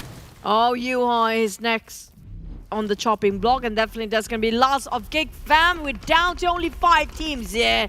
2 teams, 3. Actually, might be. Bosskurr still have 1 more to be revived with a 2-man. Well, we have maybe with 3 or maybe 4. Only person remaining is going to be TABAH MC. Never mind, they being eliminated at 5th place. All 4 rivals still has Volky together with Appy, the duo who's going to try to make it into the chicken dinner slot. And now MAB, the team with a full squad, is still alive. Calamity gets one on the Volky, and that's it for 4 rivals. 10 eliminations already by the side of MAB. They have been really aggressive. Same goes for Bosskurr. I think it's around 10 or 11 for now. Double digit definitely for both of these teams. And Bosskurr, they've been dominating this since the start here. And David got himself the circle. But in the meantime, they don't have enough manpower. Bosskurr, MAB 3v4. And the circle seems to favor Bosskurr. Okay, they have lesser people, but they have the circle. MAB has a full squad, but they don't have the circle. Let's see who will win this. MAB, they're trying to relocate themselves in a better angle to see the side of Bosskurr. But the bushes and in between is quite too far. So hard for them to place a crosshair right on top. Monkey got himself quite a number of loot upgrade. On top of the airdrop, Calamity just going to share with it. But Bosskurr still not going to pop up their heads there. They got themselves not entirely a whole compound, but enough to actually take covers from. Thing is, they need to segregate themselves. They need to separate with the wider angles for MAB to spot where Bosskurr is. But all of them are proning right now. Nobody's willing to make a first move. Yeah, this is the God Car finale, ladies and gentlemen. And this is what normally happens. The players will depend on the vegetation around them to get cover. So far, Bosskurr, they have the circle covered. Just look at their angles. They have enough parameters in their sight. Now it's going to be Bosskurr. It's going to be MAB's challenge to get into it. But they should be able to do it, considering that there's not much of an open road between them. If only they have enough smokes and grenades, it will be really pleasant one for the teams that have the most utilities they want to commit for this round. MAB, one of the members will be chucked down by the blue. It's going to be Giant. I don't know which one is actually the right pronunciation, but seems like he's struggling for a bit and closes around Bosskurr. Now Bosskurr, nobody actually placing themselves their crosshair on where this flank player is at right now from MAB. Whatever it is, MAB already has 10 elimination points in the bag, and they somehow managed to slip into the circle. Couple of nades tossed out by Bosskurr did not land onto MAB. Now the circle is super small. Can't really tell who has that advantage. But I believe it's kind of like 50-50. Monkey's looking in the right direction but doesn't have a clear shot onto Bosskurr. So looking over MAB view, I want to see how Bosskurr is actually seeing this. 3v4 here, by the way. And whoever being closed by the circle first definitely will actually lose this one. There goes the first grenade. Being popped out, definitely give away his position. And maybe try to give a pressure on the side of Bosskurr. They are just blindly tossing it around. They have no clue where the side of Bosskurr are. Yeah, it's just trying to get lucky at this moment. If you can hit one knock, that's it. They could probably move in. Now with 5 more seconds on the clock, they need to decide what to do. Looking at the minimap, looks like MAB doesn't have the circle at this moment, at least for Calamity. So he needs to move further forward. And now speaking about the circle, it's starting to close. Let's go, MAB. It's going to be last. This is it. There's no more circle remains after this one. Like it or not, they have to take it and fight for it. Both teams being very patient about this. Just trying to keep the pressure on, hoping for it to actually nick one of the HPs there. Well, MAB, they are tossing quite a number of utilities. I'm not sure why they got on our boy. Our boy needs to move here. He went down. There you have it, 1 by 1. Giant will try to get as much as possible. Looks like this could be the moment for MAB. MAB gets 2, only 1 left to go. MAB will need to find the last man standing. It's going to be our boy. Our boy is still alive, but he doesn't have anything on himself. Our boy against the world, and it's going to be MAB. Malu apa Bosskurr, bringing home the chicken dinner. That was the longest time of ending between two teams. I have to say both teams performed at very admirable positions there, but the call coming out from MAB, you know what? We invested in it. We're just going to toss it around for our utilities. It doesn't matter if we don't have enough by the end of it, but that was their opening window. That's what they really needed to move forward, and they showed that they were well deserving, even though it's the longest time for us to wait until whoever gets the chicken, but they've been patient for both teams. Oh yeah, definitely patience paid off for MAB, especially the part where they originally didn't get the circle favored Bosskurr, and they needed to move forward, but the way they moved forward was slow and steady. It paid off for MAB, and they got into the circle with a full squad. That kind of advantage, they took it well, and they finished up the job. That's going to be the chicken dinner for MAB. Remember how they kind of struggled in week 1 to get the chicken dinner? It's a matter of time. Well, this time they start off faster, and MAB looking good. They're adapting quite fast. You know what? The flexibility of the team now being tested here when it comes to the country finals. And I have to say, it was not what we expected when it comes to Wrangle. A bit cautious from most of the team, taking it very slow and steady sort of momentum, because they do know it's going to be 3 Wrangles. They don't want to reveal too much in the first Wrangle for most teams. That's why they're being very cautious about it. Yeah, we still have 2 more rounds to go, right? But let's see. I hope that we don't see a similar circle again. I want to see like a very, very different circle. But well, that's not for us to decide. That's what the circle got to decide. But this fight between Bosskurr and Team Secret, it was kind of interesting. Despite Bosskurr losing out early on, I believe it was like zigzag nading himself, but Team Secret didn't take advantage of that. That's kind of true. And there's some teams, like this one of it, we saw Team Secret versus Bosskurr in the CQC, having a bit of problems to close off CQC for some teams here, especially when it comes to certain aspects of what we're witnessing here right now. Team Secret and DBD, they've been going on the longest time here. If I'm not mistaken, there's 2 phases of circle. They've been waited there for a long time. Yeah, it's at least 2 phases because they were like in the middle of the circle. And yeah, Team Secret didn't take advantage of the zigzag nading himself for some reason. So that got Bosskurr onto the 2nd place finish, which is, yeah, not too bad. You can't complain the 2nd place finish at the end of the day. But here comes for the teams to focus when it comes to country finals with Wrangle map here, first one. And maybe definitely got themselves a chicken dinner. And also, if you notice, most of the teams here playing in the center of the circle. Not many teams want to play late when it comes to Wrangle. There's also Bosskurr, Forever, and Dingoz. They happen to be popping quite a lot today. Yeah, I know, right? So, Dingoz especially, I noticed that they've been up there as well. But no elimination points for Dingoz, so interesting. Only 8 rank points for them. But besides that, the only team with a double digit this round is MAB. 13 eliminations, and the rest of them trying to do catch up. But keep your eye on the 7-9 and a Geek Fam at least. Let's see, 6 points difference. No, 7-9 will still be number 1. Yeah, for now. Yeah. Because they got quite consistent over the first few matches of the day. And if they're being eliminated with 0 points there, definitely they will be taken over. That's it. You can't actually just being too soon for one match. But MAB, if not again popping out, it's been a while. Yep. Last time we saw him was the first week of the league, and then they've been quiet for a bit for a set of MAB. Yeah, the last time we saw him was Iftar. Yep. And now it's going to be Iftar again. Now it's Iftar. Yeah. Yeah. I know, Ramadan is quite a while ago. But anyway, so... Trying not to relate. Yeah, I'm trying to. But anyway, 5 elimination points for Iftar. He has been the star man during the league for MAB, and nice to see him back on the charts. Oh. DBD only like, what, 7 points away from 7-9. My goodness. I don't know, it seems like very stagnant when it comes to the first top 3 spot here. It's the same team, not going to move. The points difference not too big. Even it's going to be like, what, 11 points difference between the third and first place. The gap opens here when it comes to the 4th, 5th, 6th, and 7th. Whoever got the 4th place, it's going to be the race of the 4th place, if you ask me. Yeah, that will be one as well. That will be one as well. So top 4, of course, and then you got the top 7 to look at.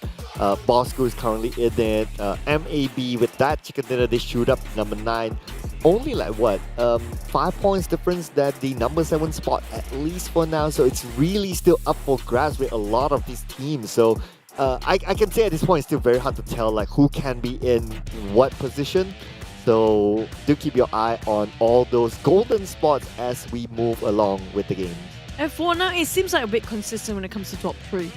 The number 1 spot has been swapping up and down quite a lot. Yeah. So we can say that maybe if this pattern or this sort of fashion still goes on until the last day here, it might be down to the race of number 4 here. It could be. It could be. Yeah. But it's also nice to see like who will be the champion, right? It's a very tight race. It's like they have their own different league for the top 3 of them. Yeah, it's like the top 3 and the rest. But it's true, right? Like almost everyone we see that the top 3 teams, the Geek Fam, the SM9, the DBD, they are always at like towards the end of the round. Numbers still can change it. Like we mentioned, it's still day number 1. If it's already day number 2, we ended up like this here, then it might be in the same spot that it'll be hogging around for these guys. Yeah. But it's still day number 1. So it's still interchangeable when it comes to maybe 3rd and 4th spot. Yeah, a lot can definitely change. And we have 2 more era angles to go. Let's see if anything changes from there. And in fact, assuming that Sam9 doesn't have a good game and then like DBD has 1 good game, they could be number 1. And that's true. Yeah. How much a difference between the top 3 is like 7? 7 for 1st, 2nd, and 1st to 3rd. It's gonna be like what? 11 points. Thereabouts. And there's 4 points in between 2nd and 3rd. There's 4 points only for 2nd and 3rd place. So it's really anybody's game still. But our question is, I'm waiting for the team coming up from the 4th place down to the 16th place actually do something about this. This is almost done for the first day here. We're down to only 2 more games. Yeah. It's only 2 more days. Like what? 12 more games. That's it. Starting tomorrow. Yeah, time just flies. I know, right? Just like how our flight path here. It which flies. you can enjoy. Yeah, it's flying right now. It's fleeting. Fleeting? Time is fleeting. Time is fleeting? Yeah. Gotta check my grammar book or something. Yeah. Okay. Look at this. We're just mesmerized by am. this graphics. I'm sorry, guys. I am. We're just looking at it like... How smooth it is. Yeah. But, okay. We saw, like, elimination points-wise. It's a trend here now. It has to be acknowledged by the teams here. One thing for sure, okay, everybody seems to be... yeah, I see the emoji now. Yeah, there you go. One thing for sure is that everybody have to be really active. Whoever tried to camp out, it's not going to work in any map at all, including Sunhawk. And we saw every single match we witnessed today. 1st and 2nd place, there's always the team got themselves almost the highest eliminations out there. Yeah, so you got to go for the eliminations, in other words. To. Yeah. Interestingly, that the Dingoz, they only play with 2 players for a majority of the round, but they still managed to get the top 4 finish. So that's kind of impressive as well. Thanks to the emojis that reminds us of when they were eliminated. Yeah. Yeah. And Bosskurr, Team Secret, just look at how tight they are in the same compound. The moment they go out, it's like it's a war zone out there. So they need to make sure that they finish the fight clean, and when they go out, it's like they still have vehicles intact, they still have enough utilities and so on to survive that open space between them and the circle.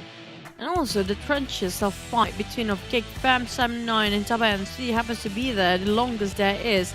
And if you notice, I saw SM9 Manpower was trying to put the car in reverse while UI tried to put his car forward, and ended up the tunnel will be blocked by both sides. But instead of passing over nades here and there, and they kind of trapped themselves in that sort of state when it comes to both teams actually, Geek Fam and also SM9. Ended up they're not even here to start with.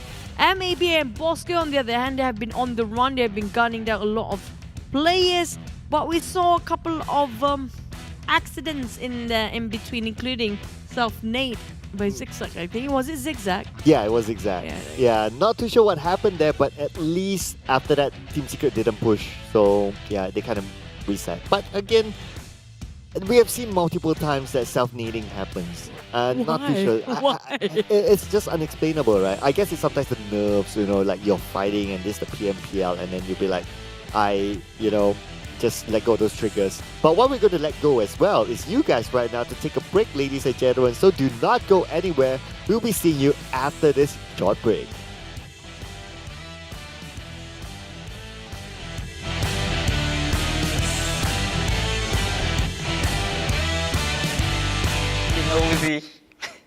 King of Jogan ni bos.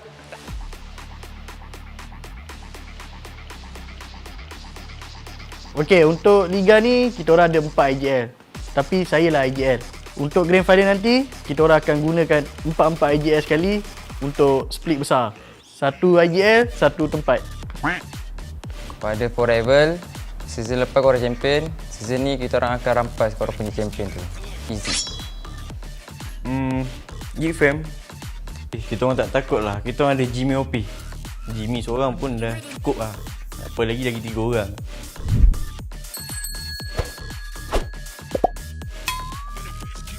King of Uzi. Itu kena kelas pakai shotgun kali big. Tak malu ke tu? King of shotgun ni bos. Mana trash talk adik Luke lah. I don't know why. What happened? You suddenly flopped real hard this season. What happened to you? Like, what happened to all your sunte, all your amazing close combat skills? Suddenly you flop. I don't even see any of your highlights. Kata nak kalahkan Yuhai tapi dah main macam ni macam mana dek? Tolong lah. Bangkit. Aku nak tengok. Korang tunggu lah kita orang dapatkan balik gameplay kita orang. Jangan bagi kita orang dapat momentum. Nanti korang yang pisang ni. Aizen Dia kata apa tadi? Dia kata nak bantai aku. Come on Aizen. Terminator KS ni buat apa? Kan? Jangan Aizen. Turu dek. Boleh tak main Aizen? To Genexus, for BU, good luck on your PMPL country final because we're going to get number 1 and you guys are going to get number 2. So all the best, may the best team win.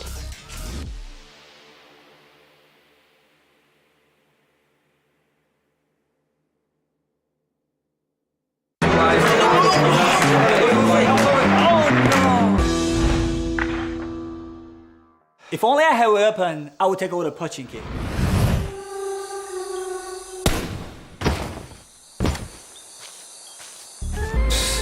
That's nothing. I clearly took down the enemy. If we were to keep the score, we'd definitely be higher than me.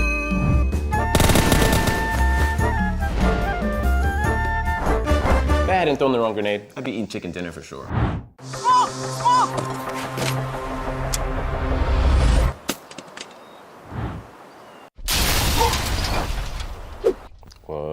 What's wrong, guys? If you don't agree, let's all agree. Arguments don't matter. Ultimate Arena decides the victor.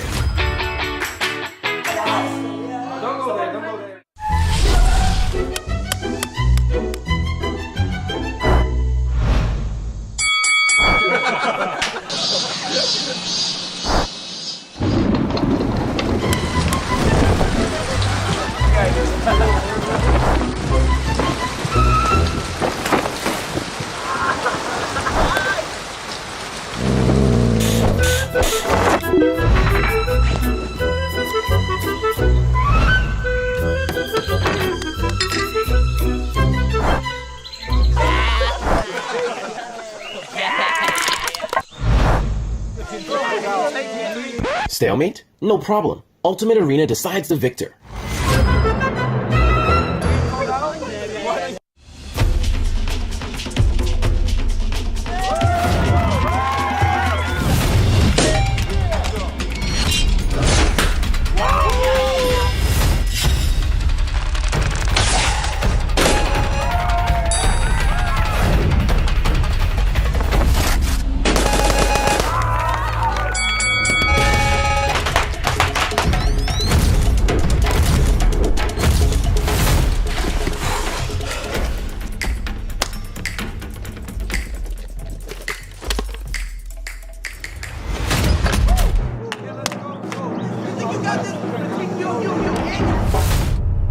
Stalemate? No problem. Ultimate Arena decides the victor.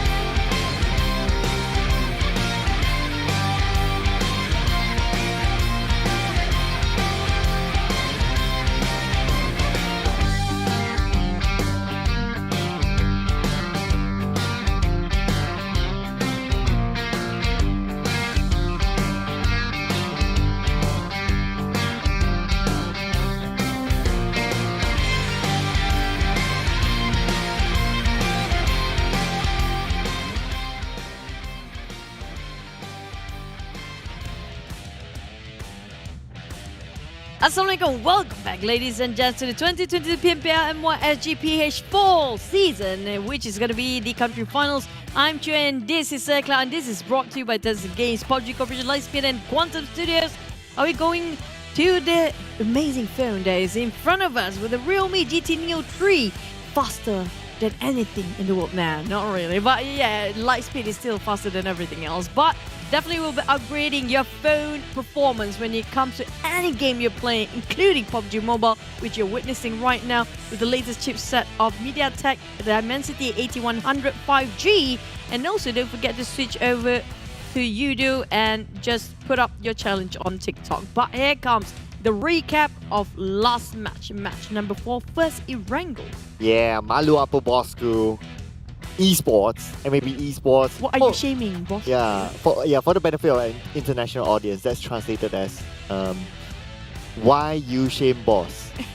It sounds different. I know, right? If you it's like why you shame boss means you're shaming the boss. So, yeah. Why are you ashamed, boss? Yeah. Yeah, I think that's more like it. Yeah, but yeah, that gives the definition up. Yeah, we just wanted to skip that part, right? Yeah. Just kidding.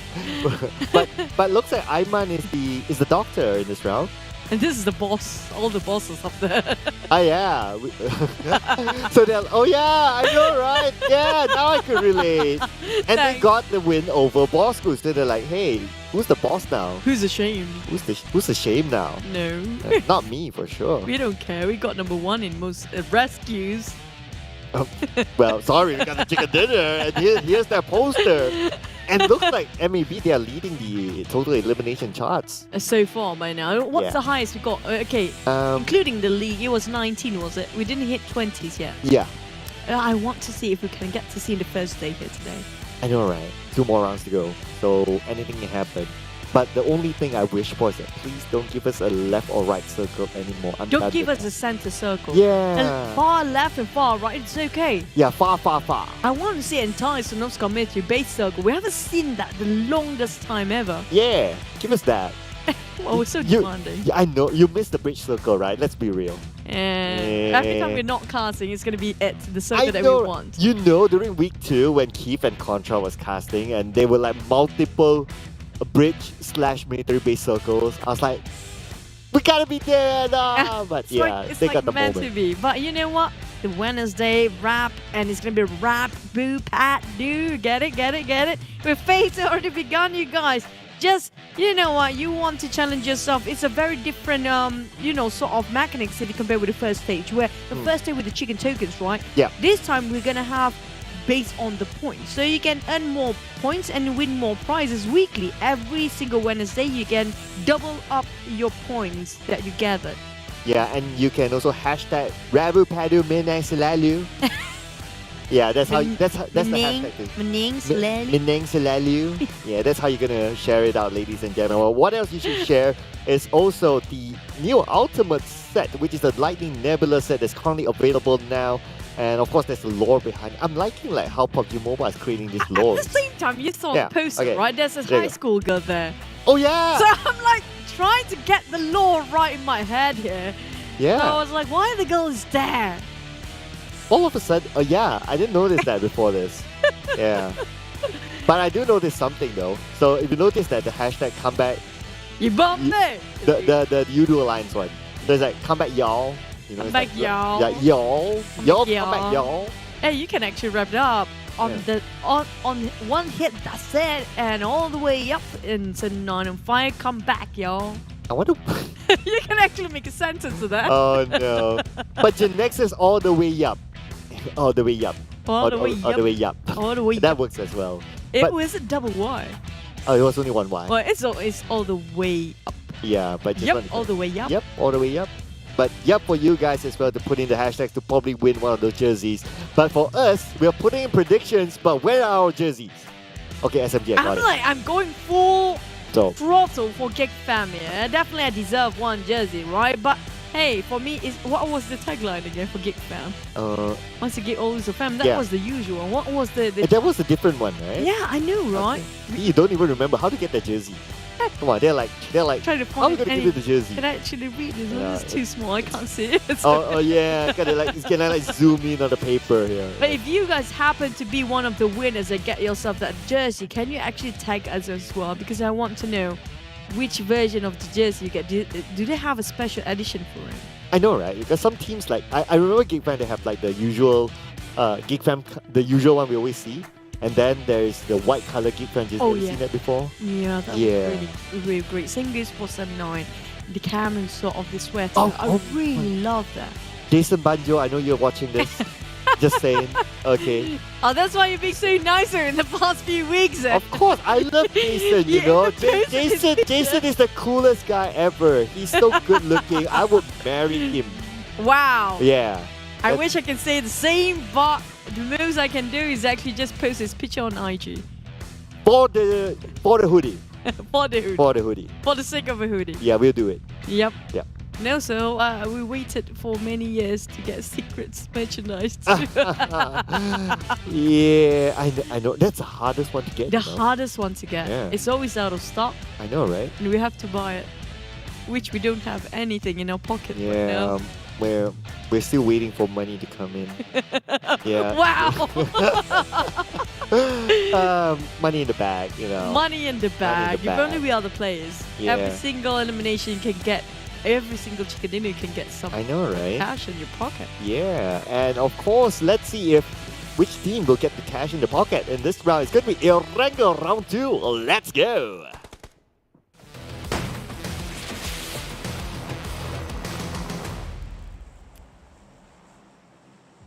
You know what? Erangel.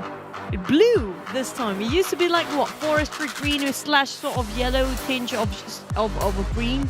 Because Bikini was supposed to be blue back then. Yeah. And now they change it to blue Erangel. Because maybe it's always the weather of blue skies and never son of Scammer. Yeah, give us one. Come on. We already got the flight path for first. We're not even asking for Zaki or Kamishki now. Yeah, we have never ever seen a Zaki. Ever. It's like never exists. Yeah, it never exists. Like, where's Zaki? I don't even know where it is. Is Like, Zaki even in the map?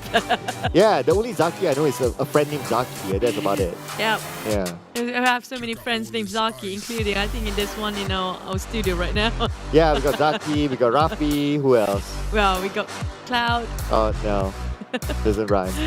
Oh, but that's a nice skin from Kid. First time seeing that. Yeah, this one, the glider. Yeah, his glider is a little bit interesting. Yeah, really flashy. But you know, it doesn't matter whatever you wear. It's all about the skills. Wow. Yeah, putting a lot of pressure on the Kid. Yeah. Yeah. Well, same goes for other teams. Happens to be like dropping right on top of Kakao Mountains for Yuhan. But it's going over to like the usual Jogo 4. This flight, oh, where we got. Hey, okay, but at least we might end it all on top of Pori. Yeah, there's a chance. But I feel like it's gonna hot shift later. If it goes to another guard car, you know, the door is that way. You I know? have a feeling some teams will rotate this very late just because they want to see where the circle ended up, because there's a chance that we might end up on top of Therapy, because this is like that kind of feeling of circle, right? Well, if it's Therapy, I wouldn't mind. I think that's kind of interesting. We've seen Therapy before. Yeah, I know, right? But it's better than seeing another guard car, really. If there's another guard car, the door is that way. Okay. Who controls the circle? Gakka is still in this. No, I refuse to accept Gakka as the circle now. No, we're done with Gakka, guys. Why is it when we cast, we don't get those kind of weird circles? We want those. I mean, like, Yeah, the contract, you peculiar get all the ones. fun. Yeah, we're not fun enough. I know, right? We're too funny. It's We're not sad. fun. Yeah. Self-proclaimed. Self-proclaimed. Oh, but this is not funny. Yeah. For step Bosskurr. 9. Ooh, ouch. Ooh. I don't think Bosskurr have any arsenals to work with. They didn't pick up anything just now.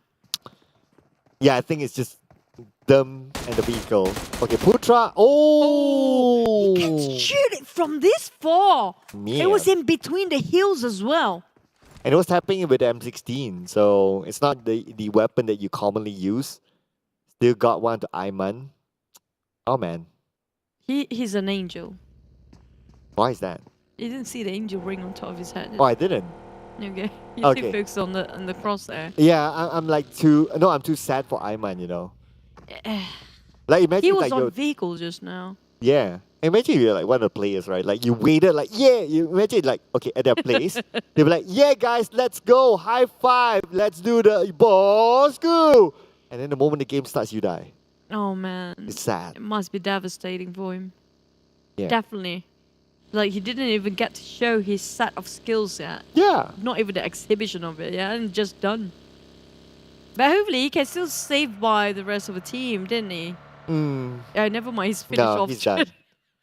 Yeah. Sorry. I mean, like, it's not supposed to be funny, but it's like the glimmer of hope is definitely gone now. Yeah, just like our lights right now. And we still Yeah. have glimmer of hope. Yeah, a little bit. Yeah. Yeah. Just like Genexus. They still have that glimmer of hope to catch up, despite them only 85 points so far. It's actually a lot of teams really close in the middle bracket. If you look at number 8 until number 5, it's still in the 80s here. Yeah. Oh yeah. Everyone's like super duper close. And that's the team that actually, the top 8, they can make it to C and C play-ins. Yes. But just below them, look at this. Like 2 points. Like 2 points, 2 points, and then it's like only 4 points and 5 points to the Dingoz. And then you have a little bit more gap with Team Hark. Yeah. But yeah, we still have a lot more games to go, so it still can be. Okay, we're gonna give a bit of a talk regarding Crit VIP and also SMG now. A bit of a problem, including Axis, who's quite been fallen off behind. We're talking about double up the amount of what they have in the top 5 here. It's not impossible for them to catch up, but it's not the time for them to be in the slumber because they need to wake up now. Yeah, I have a feeling that those teams, right, they're better off trying to aim for the top 7. It's a little bit more realistic than trying to get the number 1 because, like what you said, right, number 1, they will still gather more points. So it's a bit tough. But the top 7, it's tough. But, you know... Doable. Doable, yeah, that's the right word. What I do know right now for the side of Axis, Crit VIP, SMG, whatever that they are trying to do right now is not working. If they want to wait for tomorrow, there's going to be 2 games not being compensated by end of today, including this match. We're down to 1 more game left, and we're done. They need to get at least in the 50 or 60s to actually catch up for tomorrow's point. I know, right? Like at least like break the 50 mark as a start. Yes. Yeah, as a start. Yeah. They're already starting off really when it comes to short-handed in the terms of the bonus points based on the league. They should have the most motivation to actually have more in this country finals. But right now, what being shown to us is they are not having that sort of drive at all. Yeah, it's very hard to explain, right? And one of the reasons why it's hard to explain is because we don't get to see much out of these teams. So you will need to keep our eye on to them. But hopefully at least Fredo doesn't take, I believe it was Beibing out. If not, it's going to be the same story but different map. But at least this time Fredo just lets them go, so that's kind of okay. Okay, I wouldn't mind talking about other teams when it comes to they're not on top of the list when it comes to top 10 or top 8 here. But Team Secret, they have been playing with almost a similar sort of roster for the past few years, the past few seasons now, except for swapping with a couple of 1 or 2 players. But it must have, something must have gone wrong somewhere when, you know, they start to slope down. They used to be one of the best in South Asia. Yeah. I guess like all teams, they have like this life cycle. Like at some point, like you're on top, and then you know at some point that you kind of drop. Just like what BTR is at this moment. You kind of think about it. Yeah. Like BTR used to be like what, that one team that can get 4 chicken dinners in a day, and then right now they're like being caught up by a lot of other teams. And then same goes like those legendary teams. Like you kind of think about it, like Mega Conqueror, for example, and all that. So what are we saying right now? There's a life cycle to it. Are they being a bit complacent based on their past achievement then? I think that, you know, sometimes it's because like you're doing well, so you don't really want to change, or you think that, you know, you don't reinvent the wheel. But other teams, they're like trying to catch up and they're trying to change. So whether it's complacent or not, I'm not too sure if that's the right word, but I think that is just, it is just like, you know, maybe complacent is the right word. Maybe. I'm trying to find a bit, but I can't.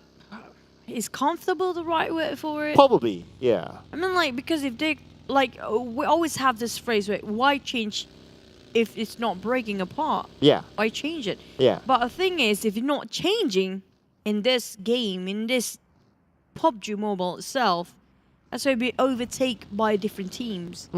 Even though the teams, like we mentioned, like DBD, they have been playing together for quite a time now. They didn't change much when it comes to their roster, but their mindset, they've been reverting it so many times, changing it so many times. They have the drive to be better because they haven't achieved a #1 spot yet. You know which team is the best example in PMPL MYSGPH? Is a Trixinity stack. Like back then, they were known as many names, right? What they were known as before they were known as Junior Talents, you mean? Yeah, the Junior Talent, and then after that they changed. After that, what was their name again? I forgot. In PMPL Season 1. It was SMG, BAPA. Yeah, BAPA and then SMG. Basically that lineup, right? So that is an example of what's happening over the years. Like, yes, they were well that time. They were the league champions. But after that, season after season after season, yes, they went to C1s, and then after that, they just went missing. And their missing level is now we don't see them in the country finals. For me, it's like what I actually saw in this, in my own perspective. I don't know the POV of the players or what they're actually going through. So do forgive me if this being a bit too harsh. But for me, because these teams have the taste of being achieved, privilege, and also got themselves that achievement. So they stop thinking for creativity. If you compare it with a team that almost got it every single time, but they're so close, but they just couldn't get it. So they're always thirsty enough to go for it. DVD? Including DBD. Oh, okay. Geek Fam gets one of the Axis. They've been gatekeeping this bridge for the longest time, and now Axis, no choice, they had to move. They'll be taken out. Geek Fam, they'll take any point. Any point at all, and Haino, the last man standing, jumps into the water. There's nothing much that he can do here. He'll either be taken up by the zone, or he'll be taken up by Geek Fam. Pick your poison. Oh, this is just really going downhill for the sort of Axis. Hey, noob. Definitely just gonna say hey into the waters. Damrit is not gonna give this off easily, but I'm not sure where he's swimming up, going into which direction. He doesn't have much to heal himself. 2 first 8 and that's it. And this gonna be it. Seems like they spotted out where he's at. Oh, not really. Almost close enough. He's the other side. Yeah. He's the other side of a wall. Yeah, Damroot doesn't have that information, but it doesn't seem like Haino can do anything. He will be taken out by the zone. And he doesn't have enough life if he moves. There's no time for him to get onto shore to revive or reset himself. He can't dock himself, definitely. It's Yeah. just, he's been cornered right and left. On the other side, backwards is not an option anymore. All he needs to do is just keep it, breathe, but at the same time, no, the team's actually been fallen off the chart yet. So this, if they go down, they got themselves 0 point for Axis. I'm looking at them going down really fast. And Gokka it is, maybe for a circle. Yeah, he's the best that he can do right now is just to deny the point. So Geek Fam's not going to get that extra point. Geek Fam needs to move, and that is going to be Axis. Such a tragic story for them as a start for this round. They were being ambushed when they tried to cross a bridge just now. It was really refreshing to see some people still play the bridge camp. You know, back then when we were in what, even not even PMPL, even back then PMCOs, we saw a lot of, you know, the blockade coming up from the vehicles trying to stop. You know, you line up vehicles and make it a roadblock. I think Arof like to do that, right? Yeah, I love that. I love that. That's like very creative coming up from these guys. But after we got the platform on the side of a bridge, do you think that's still legit? Hey! But Ferry Pierre problem. I'll take that. Yeah. Just don't give me another guard car. I'll be fine. Yeah. But okay, of course, there's still like a percentage of it that they might go to guard car, but I'm happy with what I'm seeing right now. So look at the amount of teams coming in from the northern side. We have Team Secret, we have 4 Rivals, Dingoz, M9, all coming through the same routes. Same direction, definitely. They will have to bomb each other, like it or not. If they're taking a bit of a just relaxed time and park themselves just for a bit of a breather, they will bomb into each other. Zayn and Mampa definitely experience shows quite a lot of numbers there with Mampa winning that fight. But the thing is, they're in an open field. Team Secret try to push forward and try to advance. But in the meantime, they're being stopped by the side of one more team. I think it was Dingoz. Possibly, was it Dingoz? Yeah, it was. Dingoz was the other team. And you can see that Dingoz managed to get one on the kid, but now we move over to Sam9 versus MAB. Now with Manparang behind, Manparang's coming in. They're going to take over this house inside of Ferry Pier. This is going to be a prime position if they can take this over. Oh, Iftar. He can be as patient he can get. We saw the last match just now. They pop maybe smokes just to help Iftar, but I don't think Sam9 realize that Iftar just right underneath their noses there. SMG, Bosskurr, and also Sam9 happen to be sharing same compound. It's going to be 4 teams here. Oh, okay. Sam9, let's go. The fight has started here. There's going to be multiple teams in the same area. Deb on the side of Bosskurr. Looks like backup will be on the side of Deb. It's going to be Putra coming in. 2v the rest of Bosskurr, and Deb will be gunned down. Putra is still alive, but Putra will be the one to secure those elimination points. Dab can be picked up. Yep, open up the smokes first. Couple of smokes being popped out. And it's definitely going to revive Dab along the process. And lucky enough, they don't have anybody backstab them from behind. Well, Dingoz just happened to walk into SMG and Bosskurr's face. And it's not really great at all because they don't try to get themselves in the watchtower because SMG already parked themselves, camped themselves in here. And it seems like it's really only one team, I think, will survive from this. Yeah, definitely. One team is going to come out alive, but which team will it be? As now we move over to Yoodo Alliance. At the same time, we can see that Group VIP Sam gets one onto the Dingoz. Yoodo Alliance onto Genexus. Xiao Boy goes down, and they're starting to move in with that advantage. They need to clear up quickly as the zone puts pressure on the Yoodo Alliance. So many teams playing it a bit safe, a bit late, but BU out of nowhere. Genexus happened to be one to be into the party as well. DBD and Sam9, 4 rivals, MAB, all in the same clump here. And the circle just shifted again. And now everybody have to move towards the right side. Everybody move the same way again. There you go. So that means it's going to be a lot of fights happening soon, especially on the house on the side of Ferry Pier. At the same time, let's not forget about the northern side as well. Geek Fam needs to move in, but 4 rivals will be in front of them. Biu is still on the outside of the circle, finding its way through. At the same time, Yoodo Alliance and RSG way up north. Somehow they might bump into each other. I'm looking over. It's Kido, such a lonely player up there, alone. Without his teammates, I don't think they are anywhere to be seen anymore. Finish off straight away just now. Geek Fam will have to cut across 4 rivals. If they want to actually get into the circle, they have to squeeze themselves and earn this one. And 4 rivals just going to have a great day gatekeeping this. Look at Voki tapping it out on UI. But a bit hard of a long shot there coming up from Voki. That tap just didn't connect. So it's still going to wait out into the outer line for Geek Fam. Yeah, it's not going to be easy for Geek Fam to come in. They have to deal with either 4 rivals on one side, Yoodo Alliance on one side, and a lot of teams on the other side. Bomburu onto Biu. That makes Long the last man standing for Genexus. Oh, it's a clear shot as well. There's nothing for Biu to take covers from. Not even a vegetation, not even a tree there. No brushes, no bushes. And damn rude, he's just gonna bomb himself a couple of energy boosts. And now going on the southern side, he's not gonna go straight into the circle. He knows the fact that so many teams, he heard the gunfires just now. It's a bit of a waste of resources if they want to cut across straight into it. Yeah, they take a longer rotation, it's worth it. Yeah, they're finding the right timing. Probably, maybe wanting the third party or something, but definitely not to be in the mix of those teams. Now, they're being shot at from behind from Yoodo Alliance. Snipes needs to be careful as his life goes down. But at least they managed to move further forward front. But it's going to be Bosskurr and Sam9 in the same compound. Dingoz out at number 15. Sam9 starting to move in. Needs to go to the second floor where Bosskurr is at. There goes a lot of nades being pushed out from this guy. Sam9, Bosskurr on the second floor here. And Sam9 trying to flush out the rest of Bosskurr, who's only with a boy. We know this boy can clutch one before that goes. He goes for it again with a shotgun. This guy's just insane. Yeah, a boy, the shotgun boy. And now another nade coming from Mika actually helped them. Barang will be nailed down as Geek Fam starts to move in. Mika now 60% of health. Mika wins the fight.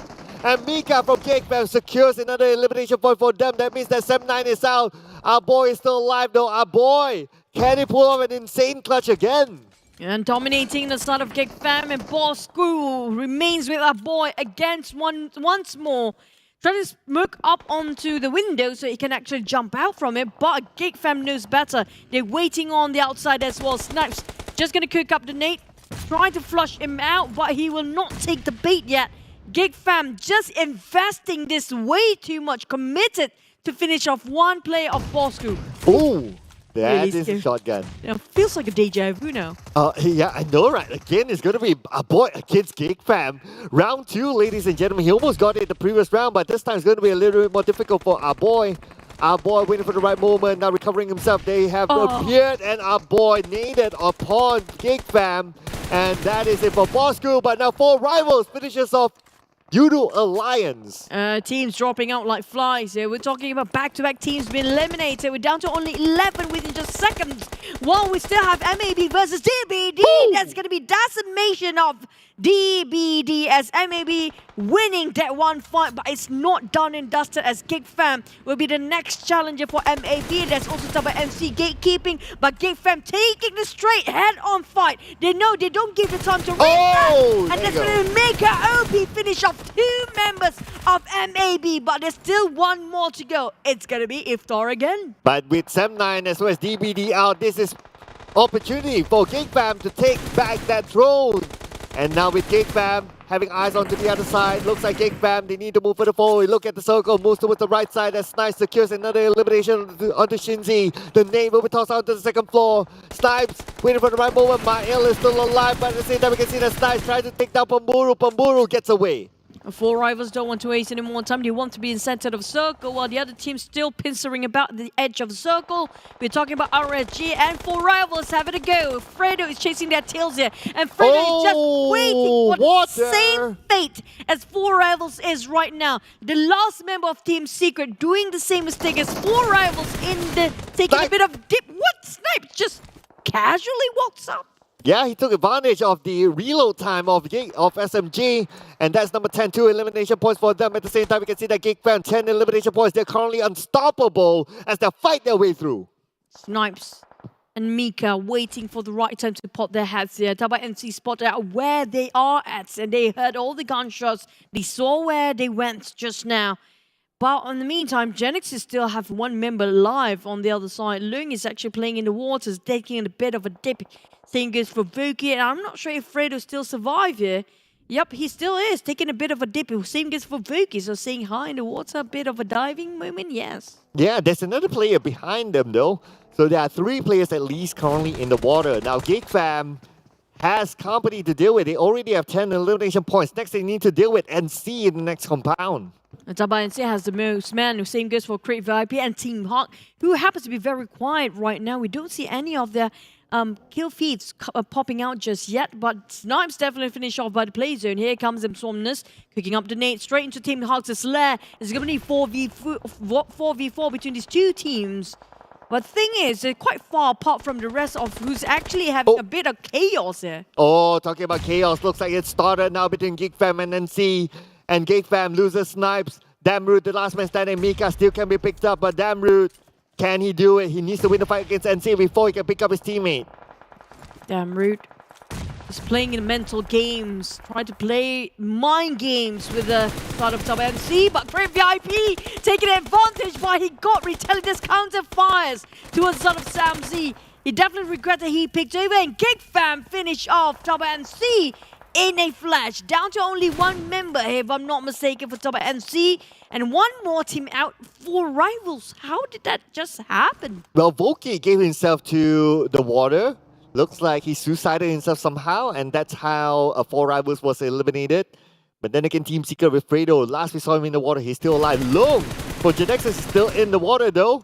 Now the long range coming from Camper onto Crit VIP. They try to stop them from getting into the circle. Both of these teams still on the outside of it. RSG taking a bit of a low ground while Team Hawk trying to open up the angles as much as they can. Geek Fam just arrived. Shot by Lax. What a Nice spray. Beautiful, crispy one. Finish it off clean against Geek Fam, and they place themselves on 8. Nice angle there coming from Lex, but Fredo will be taken out, so it's going to be number 7 for Team Secret. No elimination points in this round. We're down to the top 6 teams. NC is currently in the circle. They have a compound as well. Team Hawk moving on to Crib VIP. Yeah, it's been going on for quite a bit now between these two teams. They are the only ones hugging over this corner, but we do have one more team interested to take the fight against them. It's going to be RSG spotting out Team Hawk. Don't realize it's RSG on the left side. They parked right next to it. What was they taking it? They took down on Rex. It's on the knees there, Kim. It's going to be a trade 1-1, maybe 2 at this point. Michael spotted RSG. This is going to drown the drain for RSG. They're down to only 2 men here. Oh, but look at this Insomnia 6. A look from afar. Thanks to Iftar as well to get out Lex. And now we have Kim, the last man standing for RSG, going up against Team Hawk, and Team Hawk moves in, and RSG is out. But from afar, it's back-to-back eliminations happening right now. Now, in the blip of an eye, we are at the top 3 teams. Cheeky Long, you really nasty guy. He's just like, before I go down, I will take you with me. He did exactly that. We're down to only 1v1 and 4 full players of Crib VIP remains here. This is stats in the back. There's no way they're being outnumbered here for Crib VIP. There's no way they're going to be outplayed by 1v1 between TABAH, NSEA and MAB, right? Yeah, there's no way. Come on, there is no way. They are on the other side. The other 2 is on the other side. Frankie, Iftar, they're busy with each other. Crib VIP has this in the bag. Then there's no way they're going to drop the ball. If they drop the ball here, definitely it's beyond the dropping. It's just going to be really hard to watch if they can't clutch this one. In Crib VIP, everything is in their hands. It's in the graphs. Basically, all the conditions take care for the start of Crib VIP. All they need to do is just find the players. It's quite early on because of this circle. 7th phase, already down to only 3 teams. Okay. Too early to say so. Too early. But then again, that means that his position has been compromised. Razor will take out Iftar. Now they know there's only one person left. That's going to be Frankie inside the compound. The long range coming from Frankie out the Insomnus. He will still survive this, and now they know his exact position. Razor will move in with a nade. TABAH NC versus the entire team. It's going to be Frankie versus the world now. Crib VIP Razor definitely heard the footsteps. He's running for Frankie.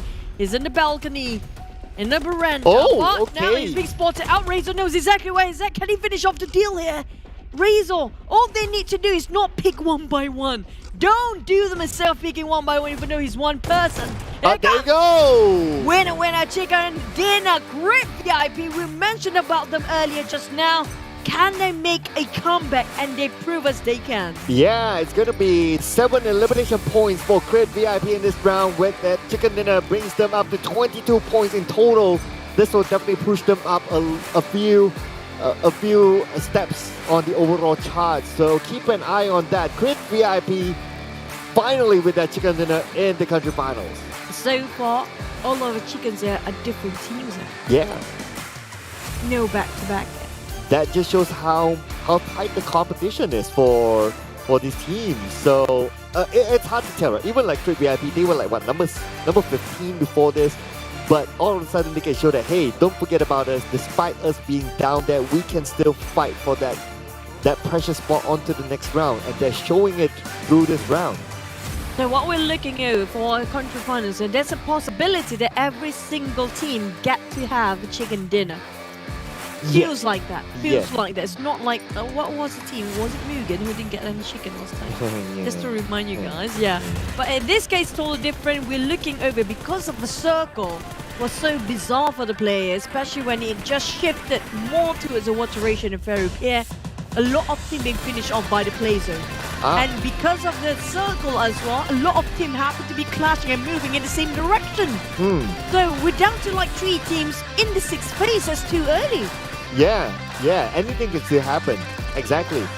So don't count your chickens just yet. Even like Sem 9, they got eliminated like what? Not even number 10 if I'm not mistaken. So, I mean, not to say that the power have shifted, but then again, you know, it's still up for anyone to grab.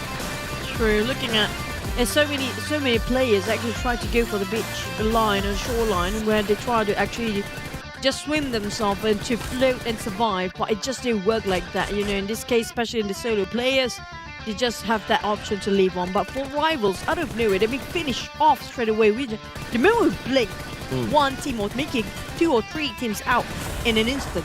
Yeah, that was like that. I think it was like the top 6 or top 5. All of a sudden, it became the top 3. Like just like in No, it one was a top second. 9. Top 9. Okay, top 9. Then maybe like 1 or 2 minutes, and then immediately we got a top 3. Yeah. Yeah. but what was like the blink of an eye for me was like the top 6 or 5, and then it became a 3. Yeah. Immediately. And even a highlight, just suddenly it's a chicken dinner out of nowhere. Yeah. And they had to travel a lot for Crit VIP too. Look at the smokes they use. It's like 22 smokes just to get where they are at. Yeah, I guess that's also part of it because of the travel distance, I guess. Like you need to like, you know, create pathways into the circle. Hence you used a lot of utilities. But if you say the distance one thing, then they didn't actually have any time in the blue to compare with the sort of Genexus. Well, Long was tanking out the blue, so yeah, I guess that's why. Yeah. Well, 7 elimination. We do have a double digit, which is going to be Geek Fam with 13 points in total right now. The only team have double digit, but a lot of 2 sevens, including Korea VIP and also MAB. MAB have been very consistent when it comes to Irango. Yeah, actually, throughout today, MAB has been like one of the surprise teams, if you ask me. Like, they're fairly consistent. But another team that we need to keep our eye on is, of course, Geek Fam, DBD, and Sem9. So those teams are below them. Yeah, the top 3 teams, basically. But Volky, the MVP, crowned the MVP for this round, he actually gave himself to the water at some point. I do know why. Because he was swimming in front of Fredo. So if you want to get into the zone for a bit where Fredo's is at, he feared that there might be other Team Secrets player. He didn't know it was Team Secret player. He was a last member of Team Secret anyway. They don't want to give away his position anyways. Yeah, true. So, I mean, he might as well deny the point at some moment, right? So he decided on that. So that is it, the MVP. But now the overall rankings. Sem9 is still number 1. Interesting. Geek Fam moved up. 1 point different. Now this is interesting. Imagine if DBD also have 1 point different between Geek Fam and them. Because they can make that happen. Yeah. Yeah, that can definitely happen as well. So now the top 3 is really interesting. But Genexus, they caught up in this round. So 97 points, only 3 more points to 100. Crit VIP not changing that much though, despite that chicken dinner only moving up 1 spot. But it's still in the 60s. It's a huge leap for them. If you compare with them where they're at right now. Before it was in the 40s. But if you look at number 87654, it's just like, what, 2 points away against each other. 2 points between the 4th place to the 8th place. Yeah, I know, right? So that's where the top 7 is still like very, very open. Like even to the end. Even the top 4 here. Yeah, even the top 4 is still also very open. But let's check out whatever happened in that previous round and let's admire the graphics as always. But hey, oh yeah, there you go. Yeah. Okay, we want something out of Gapka. Definitely it's not in Gapka, but it is still one of the norm circles on top of Therapy. But I think because of a hardship in the last minute, so nobody actually expect this right on top of or a bit skewed towards a Therapy side. And MAB, I have to say, they got themselves quite an advantage at first. It was theirs the entire time for the circle. Yep. That's why they favored that compound, the first compound, which I agree that those are one of the prime compounds that you want to be in. But look at the travel from Crit VIP. They went past Pachinki where Team Secret would have been at, where Yoodo Alliance would have been at, and even 4 Rivals would have been at. They managed to survive into the areas of Fairy Pier. Even DBD's Quarry, they managed to slip in. I agree. The fact that they actually, it kind of makes sense when Genexus came in very late here, right? But the fact that Crit VIP rotated in the 2nd or 3rd phase of the circle, which is quite early on, and cut across so many teams in between and survived till the end. Same goes for MAB. Do you remember how many teams were there actually on top of Quarry, and then just going over to Fairy Pier, and then going on to the right side of Fairy Pier where the last 3 circles are? That was like abundant of teams. Huge population there. They survived. Yeah, there were like tons of them. That made like some teams having issues to go in, especially BU, I remember. So he had to just, gate crash in and take his chances, but unfortunately he couldn't survive. But at least he had Long. They split up at some point, and Long managed to hold up for positioning points, so ain't too shabby for what he's done, but we've seen better from Genexus. And this is where we mentioned before, it's like all of a sudden there's only like 5 teams remaining. And it's just within like 6. This is where you said the blink of an eye. Yeah. This is where, like, still in the 6th phase, suddenly just remain with 3 teams there. Yeah. And they're gone. They're gone. Yeah, our observers would have been like, whoa. Which one to observe? There's too many right? of fights going on. Yeah, but our observers are doing an amazing job, by the way. Just saying. Shout out to our observers as well behind the scenes. Towards the end, it's kind of like straightforward. Frankie alone against Group VIP, and it's just them mopping up. I mean, like, they did lose 1 man along the process of 1v3, v1. So if they lost this, I don't know what else to say about it. They were the entire team of full man at first. And the other 2 teams was just solo players. Yeah. Well, if Frankie clutched that would have been like, almost a Rift level of clutch. Yeah, the Zana one, it was almost there. Yeah. Almost like if you guys missed that one out, maybe you can compare it to like a boys moment today. Oh yeah, almost. And it was a deja vu again, by the way. Oh yeah, it was also inside a structure, but a different map altogether. But anyway, Frankie, he did his best. I mean, even if he got a 2nd place finish, everyone will be like, yeah, that's okay. I mean, it's expected, which is fine. Yeah, but at the same time, we can say TABAH is quite consistent as well when it comes to the middle bracket. You can see that they're improving every single time, but MAB definitely wow us for when it comes to 2 maps in Ringo. They're being very consistent, but damage output-wise, Geek Fam is still the team to beat. Yeah, Geek Fam, 12 eliminations in this round, of course, with they didn't get a decent finish. They only got 1 point, but that's good enough for them to like try to challenge back that number 1 spot. 7-9 is still up there despite getting 3 elimination points. For this round, it's going to be Axis and Team Secret not getting anything at all. But we move back onto the most eliminations. So it's going to be Mika with 5 eliminations. Low, despite him splitting up from Biu going straight into the water, he still managed to get 4 elimination points. You remember the last one he took down, was it Fredo or was it somebody else where Lung, before he got finished off by the blue zone, he take 1 more person out. It was so fast, I couldn't tell. Yeah, it was last member. I think it was, I don't know who. I think it was Fredo possibly, I'm not sure. But we're down to the last Erangel map here. And we saw today, at least Erangel gave us the circle that is not usual. Maybe a bit usual, but not too common. Yeah, at least it's not your typical Gaka or your typical Medusa intersection. And then that's kind of boring. So okay, I'll take this. I'll take this as a start. But I'm so demanding. I want one more. I want Sonovska community base, know, with a plain junkyard. Yeah, I want that. Yeah, we haven't seen that for the longest time ever. Yeah, except for Keith and Contra, they got a little bit of that. They got the fun circles. And we got the boring. Yeah, we got the boring circles. This is considered fun for us. To that extent. Yes, we're having a bit fun, especially when there's, so many fights within seconds. We're talking about 10 teams drop out just like that. Yeah, it was just like in the blink of an eye, you snooze, you miss it. Yeah. I wouldn't say you snooze, you lose, but you snooze, you miss it, right? Yeah, I did blink and I missed a couple of shots here and there. Yeah, I didn't blink and it just went by. It was to that extent. You didn't blink, just like how your life is? Yeah. My life blinks past me sometimes.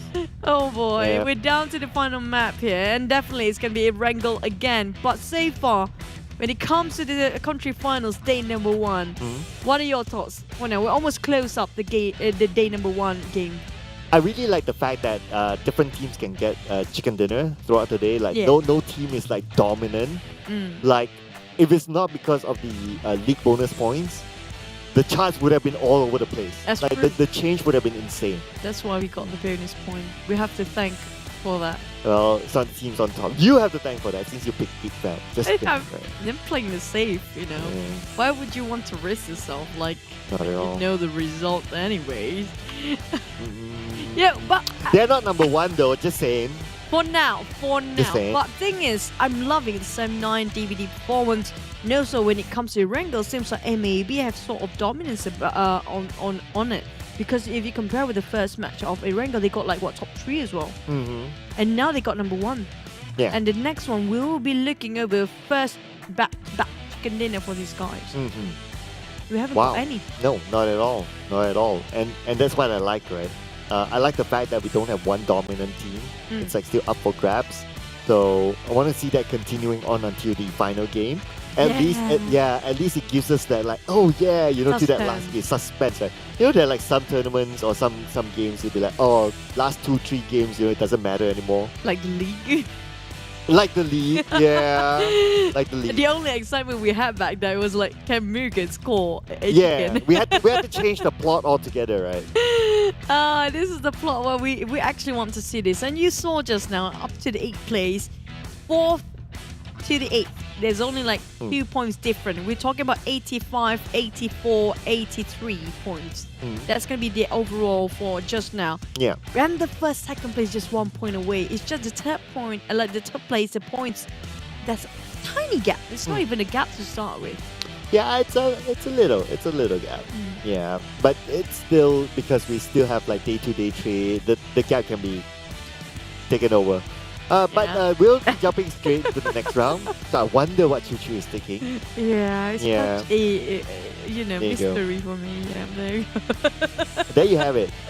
Yeah, this is the first time I'm taking Geek Fam. Yes, guys. Yes, guys, and they haven't got a chicken dinner. Just saying, guys.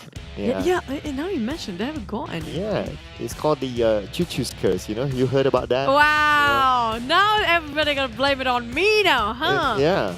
Your team didn't get any chicken as well for you that predicted today. But at least I didn't pick Geek Fam all the way. You remind me of you know, you remind me of Sis Jenny that just picks Farang Legend all the way. I'm gonna be Sis Jenny and the Geek Fam version today. Yeah, you're so Sis Jenny now. You're Sis Choo Choo now. Yeah. I don't mind. But you know what? Choo Jenny. If Geek Fam didn't score the chicken by end of today, then the Casus curse definitely is true because I picked them the entire day. I thought that you're going to say something like, okay, if Geek Fam doesn't score a chicken dinner by the end of today, you're going to do something. You're going to do like a backflip or something. Oh, really? A backflip? Yeah. Do I look like a person who can actually backflip? I might broke my back. I'm too old for this. But that's the point, right? Oh, thanks. You want me to be in the hospital then? No, I want you to continue to pick Geek Fam. Yeah. Why? So that you can do more challenges. No. You know, today you do a backflip, tomorrow you do a, I don't know, a head spin or something. Head spin? Head spin. You know the head spin, you do it like you what, you upside think down. I am a bobble head guy? Yeah, you can do that. I got dizzy just by spinning there. But you know what? Yeah, I might change my prediction tomorrow if they didn't score themselves a chicken today. I'm not even kidding because I feel bad right now. Now you mention it. Am I the reason they didn't get any chicken today? Yes. Thank goodness for you. You voted out. At least I changed teams. Just saying. That's why they didn't get chicken when you voted out. At least I changed teams. You know. Not like Geek Fan. They'll be like, oh, why you, me again? Why? Why us? Why, Choo Choo? Why? We died. What did we do to you, Choo Choo? What did we do? I just got a crab on my cheeks here. I know the only thing that they must be thinking like, oh, we didn't send Choo Choo a jersey. Let's send her one so that she doesn't pick us anymore. Wow, please. they're being forced to yeah, me it's jersey. like, go, take the jersey, go away. Don't choose us anymore. Go. Why so angry? I just reacting to like on behalf of Geek Fam. I can't smile anymore. I'm go, Choo Choo, take the jersey, go, run away, go. We don't want your prediction, no. Let's go back to Erangel, guys. We're done with the chit-chatting. But definitely, this is going to be the last match of today. We finish off with match number 6. Erangel the third time. This is the first time we're having straight Erangel, so I want to see how it plays out. For these guys, are they going crazy when it comes to 3 maps straight of the same map there? I know, right? I'm feeling like, overdose of Erangel all of a sudden. It's like too much of Erangels today. Like 3 in a row. At least it's better than 3 times a Sunhawk now. Oh, yeah. Don't complain. Yeah. Okay, fine. Can I take 3 Livics? No. Livic was also pretty much the like same. that. Yeah, like the same. But anyway, what's not going to be the same? Hopefully it's our Circle. And hopefully our Fight Live as well. As we jump into Erangel, ladies and gentlemen. So this is the final round for today. Will Sam9 still be on top? Stay tuned. Check it out, Erangel.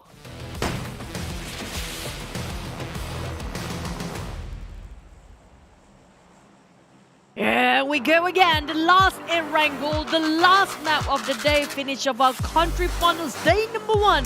2 more days to go, 12 more matches to play, but here comes the closing. Will they still standing at number 1 for Sem 9? Will they be taken over by Geek Fam, only 1 point shy? Well, we might looking over DVD, who's been on the third spot right now, actually might take the throne away for number 1 by the end of day number 1. It is possible. Imagine like Geek Fam and 7-9 doesn't perform in this round. Maybe they're out very, very early. And DVD scores a big one with the chicken dinner with elimination points. They could be number 1. And this is like, I can imagine like Bosskurr, he's like, Bosskurr cute. he's like crying behind the scenes. He's like, ah man. But then again, it's still number 1. It's still like day number 1. Why is he crying? Because since PMPL season 1, he is it's always the almost moment for him. I remember season 1, he was like 1 placement below C. I still remember that. That's like the closest, like, it's not even far off for the point as well, right? It's not, yeah. There's so many almost. It's like you're always second, but you'd never be the first. Yeah. That's like the worst moment and the worst feeling you actually ever feel in the entire world. Wow, suddenly a lot of feels for... Yeah, because imagine like no matter what you do, you happen to be, you know, banging your head up on the wall, even though you just put everything that you have, you still placed in second. What else can we do? That's the usual thing that will be asked by the players as well. What else can we do? Like what Goku say, right? You try until you get it. Like we're determined to, whether it takes 10 years, we're gonna do it. Whether it's 1,000 years, we're gonna do it. Can we actually live 1,000 years? Well, Goku can. Oh, he is a Goku cute. So. Yeah. As long as he maintains his cuteness, you know. Yeah. He can do it. But he's growing mature over the year. If you actually see the. Is he? Yeah. Okay. I mean, like during the interview. Wait. Ayman again. Oh no. Round 2. Oh no, and it's our boy. Oh no. Oh no. Oh no. What happened to Bosskurr? I mean, like we saw them. Was it the Mirama map? They got quite okay. Was it in the first Erangel again? It was. It was the first 1-2 rounds. They were okay, and all of a sudden they like lost steam. Not too sure what Aspa can pull off. Like he only has bruh. Everything just go wrong right now for them. Bruh. Nothing seems right. Bruh. Somebody needs to buy them dinner. I think they can't wait to go and eat or something. Okay, with the DBS. Okay. It ricocheted over there. Okay. Putra. Aspa. But he still got a shot at it. Okay. He still got himself Mampa points. Mampa points. Yep, Mampa points. But here comes another. It's same purple. I'm not sure which purple it's this. Sem 9 or super Bosskurr. close. Oh! Yeah. What a clutch, Aspa. But it's not over yet. There's still a lot of Sem 9 chasing him from behind. Here comes that. Yep. Yeah, that was anticlimactic. Yeah, we're just about to like, oh wow, but yeah. He still got 2 out of 4, by the way. At least. At least he got 2. Trying so to be he didn't happy go for them. empty-handed. Yeah. And it was really confusing to see which purple was it. I know, right? Semna and Bosskurr, both of them actually on purple side. I know, right? But hey, here we have total headshots. So Damru 21, Adilu 18, and Long with 16. By the way, the top headshot person or player would also get one of those awards as well. Yeah. So that's why we have this stat. Total throws used, Mika, Long, Adilu. Oh, Long is actually in both of them. Not bad. Adilu as well. Yeah, but do they have a award for this throwable though? I forgot. I think so. Yeah, I think so. I need to re-look back, but I think so. But damage-wise, all of them are Geek Fam players. Boring. Next. Even Mika is like 3,000 over. More than the rest of his teammates. That's quite a number. 26,000 Cloud. I know, right? boring, next. Just looking at those stats. Oh, okay. I mean, like, I don't want to jinx them. I do hope they get chicken just for the sake so I can actually predict better tomorrow, So I can pick a team that might have a chance to get chicken, not the other way around. So finally, you're taking your prediction seriously? When did we ever? Well, I know you did during the early weeks. Not me, for sure. Yeah. Total healing. We have this as well. Not much of a surprise that Kacang Susu is. Yeah. He's the healer for Axis in Sunhawk, Sunhawk. yeah. So Jimmy as well. He's living up in all maps here, not just Sunhawk. He's trying to do in all the maps here. Yep. But I hope he doesn't have any ideas to like heal in Erangel. It's just not. Just Why no. not? No. Just to give them the ideas, right? It's to just make. I know. long. If you feed that idea to him, Geek Fam has a higher chance of getting the chicken dinner, right? I know what you're trying to do. I see that. But so far we haven't seen a lot of healing games winning over this time. So it does change a lot when it comes to comparing with the seasons. Last season, this season, the gameplay changes quite a number of it. Especially on the shotgun meta. Oh yeah. Yeah, like this season is Yuck. that moment. It's just yuck all the way. You saw just now how the spray of a shotgun still managed to knock down one, even though you didn't actually aim on top of the head just now. Yeah, once upon a time, that DBS was inside the loot box. Once upon a time, the airdrop, and nobody wanted to take it. Yeah. Now everybody wants a DBS. They should put it back in the loot box. Yeah, like it's too much now. Okay, PUBG Mobile, you can put it back in. Yep. Yeah. Yeah, and imagine whoever feels like the power of DBS now. It's like, oh, I got the airdrop with the DBS in it. How do they sound like? Never mind. Oh. I was about to clip that, Like, ha ha ha, I have the power of the DBS. Power of the DBS. Well, I still want to see if they're going to do any roadblocks on the bridge, right? It feels like the circle's still on top of a bridge, right? Yeah, there is a percentage of like the circle on the bridge. So I guess because of that, like nobody wants to do the roadblock for now. Maybe. One of the things that I miss the most when casting PUBG Mobile games is actually the circle to be seen in the map. We rarely get to see that nowadays. Like how is that again? Back then we have we get to see more of the maps and the circles. Oh, right. Yeah. These days not so much anymore, huh? Yeah. This time it's like, okay, when the circle wants to close, and that's the moment. It's only a couple of seconds. Yeah. So it's a little bit of a different focus, perhaps wanting to focus more on hopefully the action.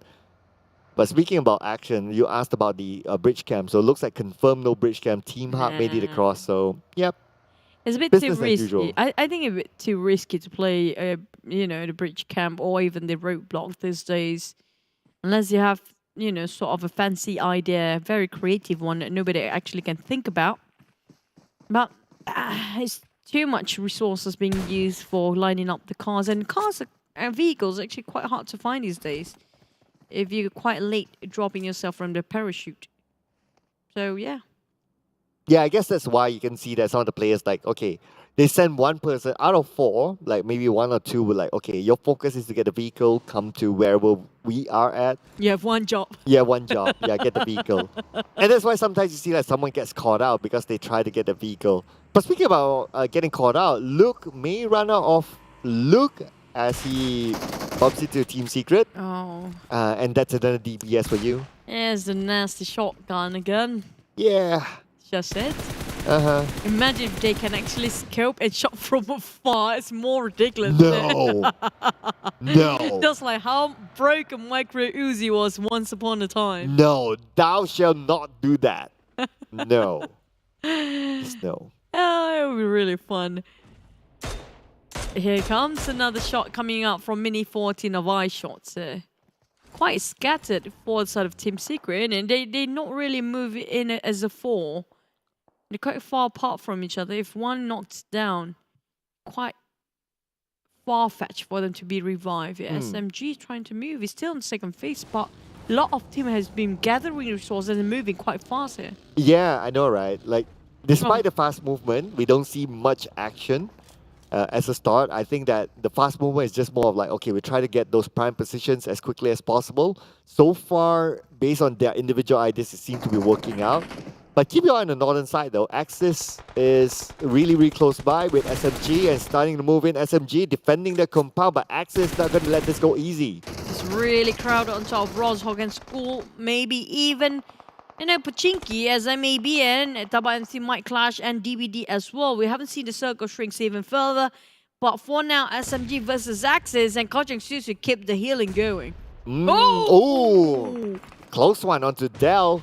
And now Riff is still alive together with Kacang Susu. But at the same time, we can see that Kacang Susu will be getting out by Jenny from that high ground. Riff is just behind Jenny. If Riff moves further forward, he'll be able to take out Jenny at least. I think Riff is so crucial at this point, but he's moving very slow here. They need to shut down on Jenny if they want to win this. And Axis, Riff, really just taking it on sweet time where they don't have any fun. He took down Jenny and they just shoot down, just spread it over, and that's the spray coming up. He's whipped it quite a bit. On the side of School, it's going to be Creed VIP versus Team Seeker, who happens to be there, now knocking on Heaven's Door and Axis.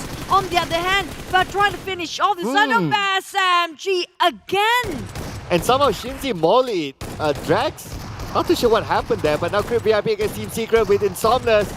Trying to win this fight against Fredo. Fredo wins it onto Insomnus. And now Crit VIP will lose 2 players with Sam and Razor, the last 2 standing. They need to move in to win this fight. Sam is starting to move.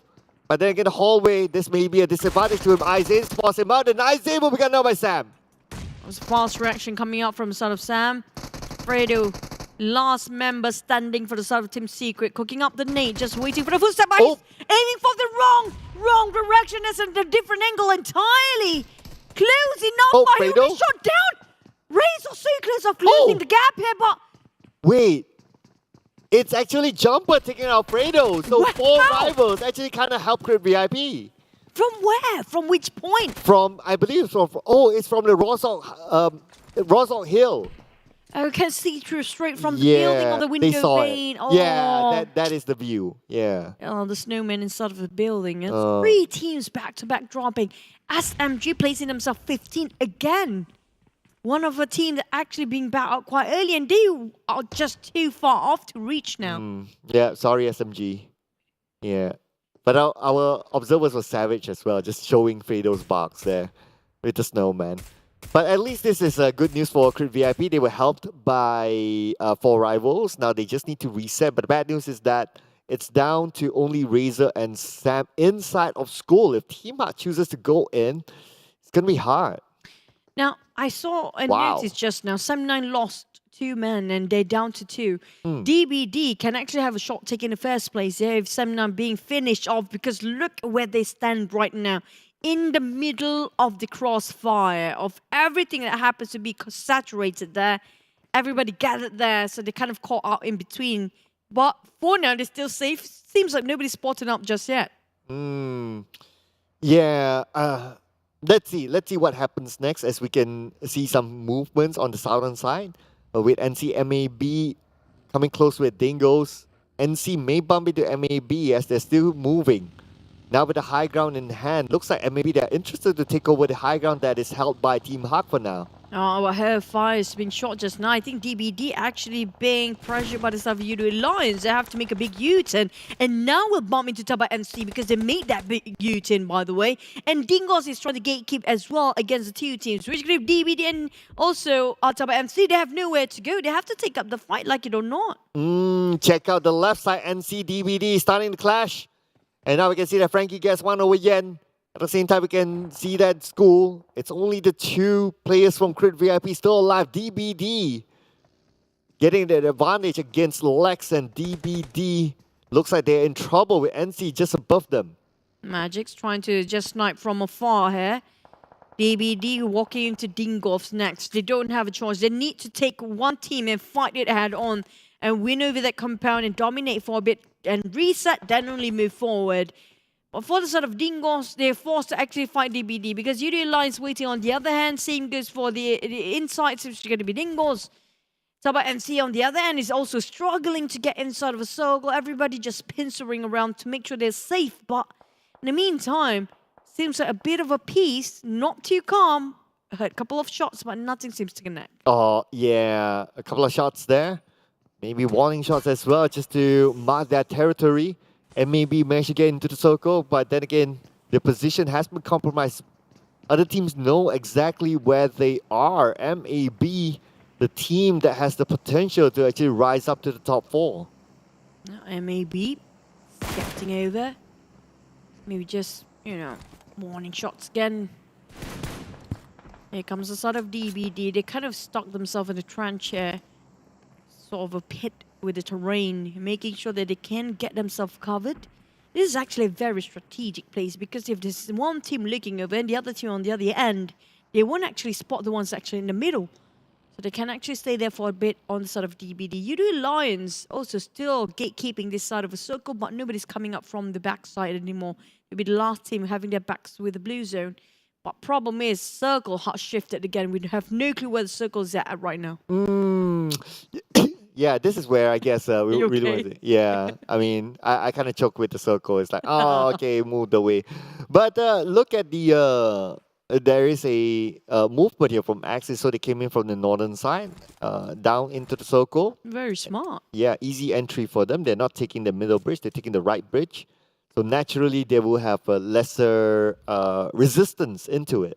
That's kind of true.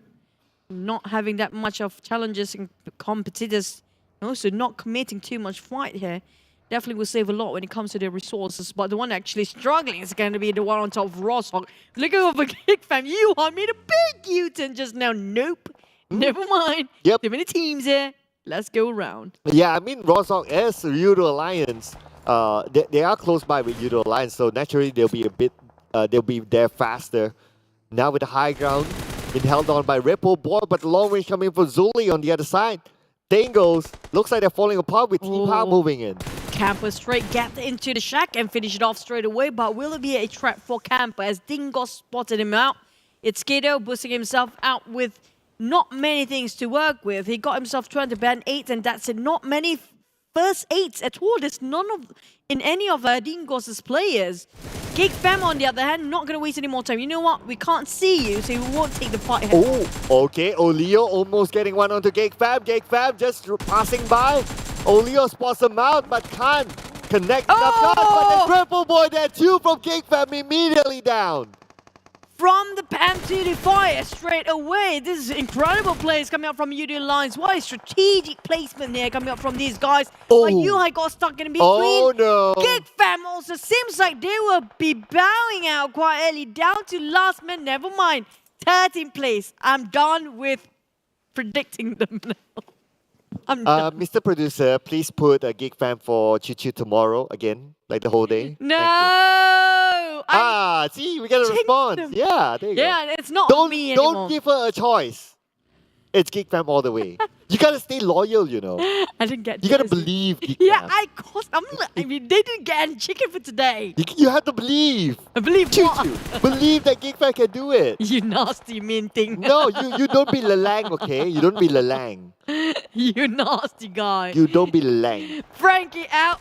And never mind, DBD. Oh, this is going down the drain. We thought they might actually take #1 spot. And Sem9 still survive. DBD seems like they're a bit short-handed here. A bit of a toll taken out on them as remaining with 2 players. And 4 rivals. Can 4 rivals take away the 3rd spot here? This will be... Okay, 3rd spot, probably. There's still a possibility there. But I'm interested to see if DBD can overtake Sem9. But now Sem9 with 5 elimination points in the bag. They are looking good so far, but let's see what's going to happen. MAB, another team that can contest that #3 spot. Yeah, this is going to be intriguing. Pique my interest to actually see how this goes, how this unfolds for these guys. Especially instead of MAB, they have been brilliant when it comes to Wrangle. Everything just incredible for them. It feels like they know every nook and cranny. But Sem9 is still not willing to give away that #1 spot still. Got himself quite a number of eliminations already, like Sir Cloud mentioned before, even though they're just 2 persons working things out. But I still managed to clutch it out if they want to. I know, right? What a good point there. Only 2 of them, but managed to get 5 eliminations so far. Wow, not too bad, not too shabby. But look at the circle right now. Genexus is in it. the only team with a full squad in the circle at this moment. Axis should be able to enter easily. Same goes for RSG, but they need to be careful of NC just behind them.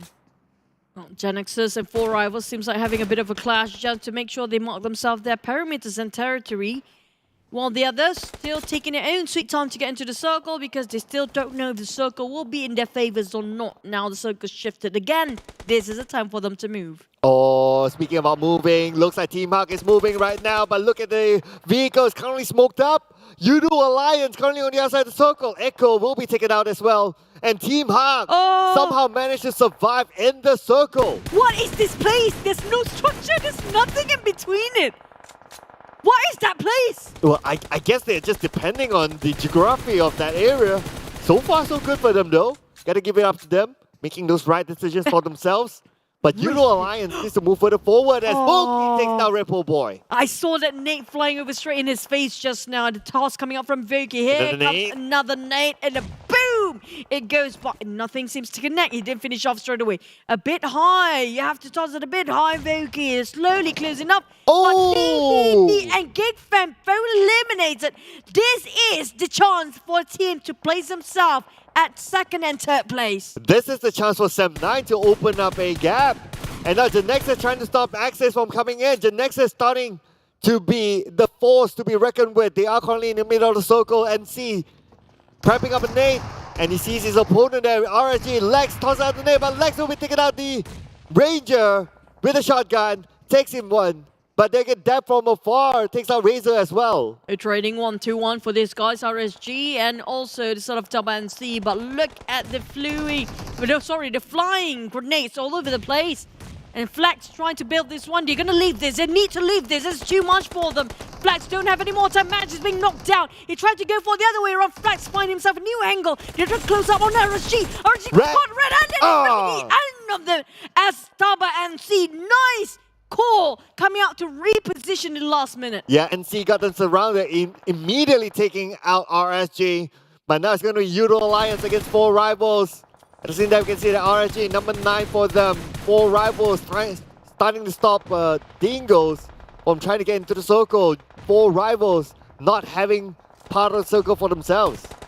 4 Rivals spot out Yoodo Alliance, taking the fight against Yoodo Alliance first, or Genexus. They have to decide now. As TABAH NC, they have very small space and time to reset themselves before having another go, but Axis spot out 4 Rivals, definitely knocked down on one. But it's too far, he can't finish them off from this distance. Leo talking about finish off. Looks like it's going to be Yoodo Alliance eliminated at 8th place, 2 elimination points. At the same time, we can see that NC is in.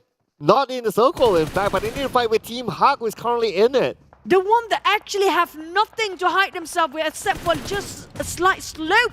Down geography, they got a circle, but it's just so hard to be the center of attention right now. They are at the junction, they are at the fork, where it's going to be really approachable, really easy to take over by these guys. NC starting to go into the circle, but they get Flex will be taken out by Harm from afar. 4 Rivals is moving into, but they need to deal with Access, who's currently still intact. 4 Rivals still at full squad, currently playing by the rim of the circle. Access knows exactly where 4 Rivals is at. At the same time, we can see that Harm takes out NC, and there's going to be number 7, 4 elimination points for NC. It's really an open field as a finisher here, with 5 eliminations dominating for Team Hawk. Even though they don't have much structure, only 1 rock to work with, they worked their way in. They defended it, and just look at the spray coming from Diamond Kitchen. Just a blind one, hoping and spray and pray, they say. The crispiness of the spray will finally hit the target after some time here. While Sam9 quite busy at the back line, finishing off with the side of Axis and 4 Rivals on the other end. We're looking at only 5 team remains. Axis finally bowing down here. Team Hawk might have a shot to win this. Yeah, 5 teams left here for this chicken dinner. Well, talk about 5 teams. It's no longer 5 teams. It's going to be the 4 teams here for that chicken dinner. And Sam9 is still in this as part of the 4 teams. Genexus as well. Still with 3 team members. Team Hawk with a full squad. 9 eliminations from Team Hawk's side. This is just insane. And now they've been running a lot from just now until suddenly they got a hectic number of eliminations. Back to the side of 4 rivals, Pemburi trying to wide open the duos actually working out. Try to give themselves a bigger angle to work with, but Team Park just can see through everything. They know exactly each members of every single team stands. Oh, Heiko taking out Harm. So looks like Sem9, they're in trouble. Now Dapit is last man standing. Team Hawk takes out another point out of Sem9. Sem9 is still in this though. 10 elimination points now for Team Hawk. They are currently unstoppable. Oh, Heiko, damn cutie. Each of them get their own roles and angles to work with. Zolly focus on the side of 4 rivals with Camper on this side. It's going to be 4 men to take out the battle here. Genexus on the other hand, Bu, Loyu, Loyu and also Xiao Boy is actually still surviving except for Bu. The Sem9 remains with only 1 player. Try to play this quietly. Team Hawk, Genexus and 4 rivals. This is equal play. Fair fight here as all of them have enough manpower. 4 rivals still in full squad and they currently have the circle together with Team Hawk as well. The 2 teams with a full squad, they have that circle advantage. Sem9 do not have it. Deb need to find a way into the circle. 5 more seconds on the clock. Same goes for the 2 members of Genexus. It's going to be 3 members from Genexus as well. Doesn't have the circle and the zone will start to close in. Oh, definitely not there to take for Sem9 here. Like it or not, they have to squeeze in the last minute. 4 rivals and also Team Hawk sharing the circle for now. But they're not liking the sharing, so Damn Kitty giving off a lot of grenade. Seems like we'll clip another one on Boki, but he can't stand up anymore. Oh, so close. I'm not gonna connect yet. Oh, look at this Loyu. Loyu coming in from another angle. But then again, Loyu will be taken down by Heiko. Looks like compromises position. Say that Damn Cutie takes a jumper. And Long will secure the point on the 4 rivals. Selboy moved in. Selboy once more. And now Genexus is all going all savage here. 4 rivals taking on Genexus here. It's going to be 2 teams fighting against each other, but Team Hawk is actually winning. Nobody actually put attention to it this side. Team Hawk, no one's looking at them, but then again, Damn Cutie will be gunned down. Heiko takes out Loyu. That is it. The top 4 teams, they're starting to switch up positions. Now currently in the circle is Team Hawk, but not Sem9. Sem9, Deb still needs to find a way into the circle. Volky is trying to stop Genexus on the other end, but Volky will be taken out by Low finally. There's going to be number 4 for 4 rivals. Oh no, Dab. The next one will be out. Definitely, it's going to be really hard for him to actually cut across there. Janice is down to 1 man. Team Hawk definitely got this in the bag. I mean, like, they're not being given enough attention the moment Genexus stepped in there. Thanks to Genexus, they actually might get this chicken from their hands. As Genexus have 1 more remaining members live. It's going to be long, which is not going to be long enough. It's going to be a short one. And Team Hawk winning this as last chicken of the day. Winner chicken. Didn't nobody actually win twice today. Yeah, I know, right? I know, right? Like, it's been changing. So it's going to be like, what, 15 eliminations for Team Hawk? I believe this is the most for today. For today, yeah, the most eliminations per chicken dinner for today. So Team Hawk has earned it. And I want to claim something. Go ahead. I picked Team Hawk today. But you didn't. And a different map. They didn't win when you picked them. I picked Team Hawk. I picked a crit VIP in a different map. Yeah. I got, if I get half point, I get one point. Yes. We don't do that here. What do you mean half that and half That point? is how, yeah, half point, you know. I still picked them somehow. But Just you saying. know what? The fact that you rotate teams for your predictions today, and they got a shot to win when you're not predicting. For me, I don't have, Geek Fam don't have any shot to win since I'm picking them all the way. Yeah. Now you know, right? Thank you for admitting I that. need to change tomorrow. Okay, No. director, please give me a chance to change No. tomorrow. I feel bad right now. Cannot. But you know what? If you have every single game different teams for chicken, this is such a great day. I know, right? And that's the fun of it, you know. If it's not because, again, if it's not because of the bonus points, it's everywhere. It's everywhere. Yeah. Plus, Team Hawk was one of the team actually in the top 8, right? If I'm not mistaken. Yeah. And it was like, what, 2 to 3 points gap between all the number 4 to number 8. So where they at right now? Did they actually overtake the number 4 spot? Can they actually get number 3 soon enough? Oh, it's tough. It's tough. It's hard to tell. They got 15 eliminations. Yeah, because they got a lot, right? That's going to be 30 points in the bag. But considering that teams on top move as well, maybe they're close, but not number 3 yet. Yeah, maybe 4. Yeah, it's maybe hard to 4. tell. Maybe 4. Maybe 4. It's more like it. But wait. it was like, what, 80-ish plus 30. And the third place before was 1-0 something, and they got ousted quite early. And most they get is like 10 points. It's still possible, by the way. Well, let's see. Let's see. Are you going to change to Team Park now, tomorrow? No, I don't want. Okay. I mean, I don't want to be smacked by boy color. Yeah, you'll be like, why choose my team, you know? You go choose other team. You don't choose I'll my be team, the okay? most hated person in PUBG Mobile later. But you know what? Travel distance-wise, they travel quite a lot. But this is sort of we're looking over the teams that are really aggressive, deserve to win this time for this season. Yeah, I mean, like Team Hawk, they are a team that, you know, has a lot of aggression. Genexus as well. Sem9 as well. In fact, for Rivals, we have seen their type of gameplay that can offer a lot of elimination, so not too shabby. I mean, like, personally, I like the 4 Rivals when it comes to country finals, if you compare with the league. During the league, it was way too late for them to actually start to do something about it. But this time, country finals, they are more than ready. Straight away, day number 1, they show us they have to prove us something. Yeah, and they got like 13 points. Not too bad. And looks like Team Hawk is the only team that gets double-digit elimination. Geek Fam, on the other hand. Look at DBD and Geek Fam, they only got 1 point. And Team Hawk, if they started off with 80-ish, they might actually cut across it. Dun dun dun. Dun dun dun. I know she's just trying to change the topic away from Geek Fam. I know. I mean, like, I'm sorry, Geek Fam. But like, the more I root for you, the more worse it became. I feel like I should be playing. Wow, he got 10 eliminations just by himself for damn QT. Can I claim something? Go ahead. Yeah, he damn cutie is in my what the thing that we did. What we did? What did we do? The thing that we did, the one that we put in the dream team. Yeah, the dream team. Yeah, damn cutie is in my dream team. Just saying. I take all the coach and the analyst most Goku DVDs. Yeah, you took right? all the you took all the old men. Yes. Yeah, I saw that. Hey, I took all the one of That's why they're not even playing, you know. Boyka, Moscow Q, who was the other one? Mampa. Okay, Mampa at least he played. Yeah. Okay, look, here we go. This is what I mentioned before. Where they're at? Oh no, they were on the second page before. It's not even the first page. They're not in the top 8 for Team Hawk because they're 99 now. So you deduct 30 points. It's like they were in the 60s. They were actually on the 12 or 13th place. Yeah, they were like somewhere about there. So far. Jumping out to the top 7 is not too bad because you're guaranteed. Huge leap. Yeah, you're guaranteed the next round. So many teams being pushed down by Team Hawk. Look at that. There were like, what, 4 teams being pushed down entirely.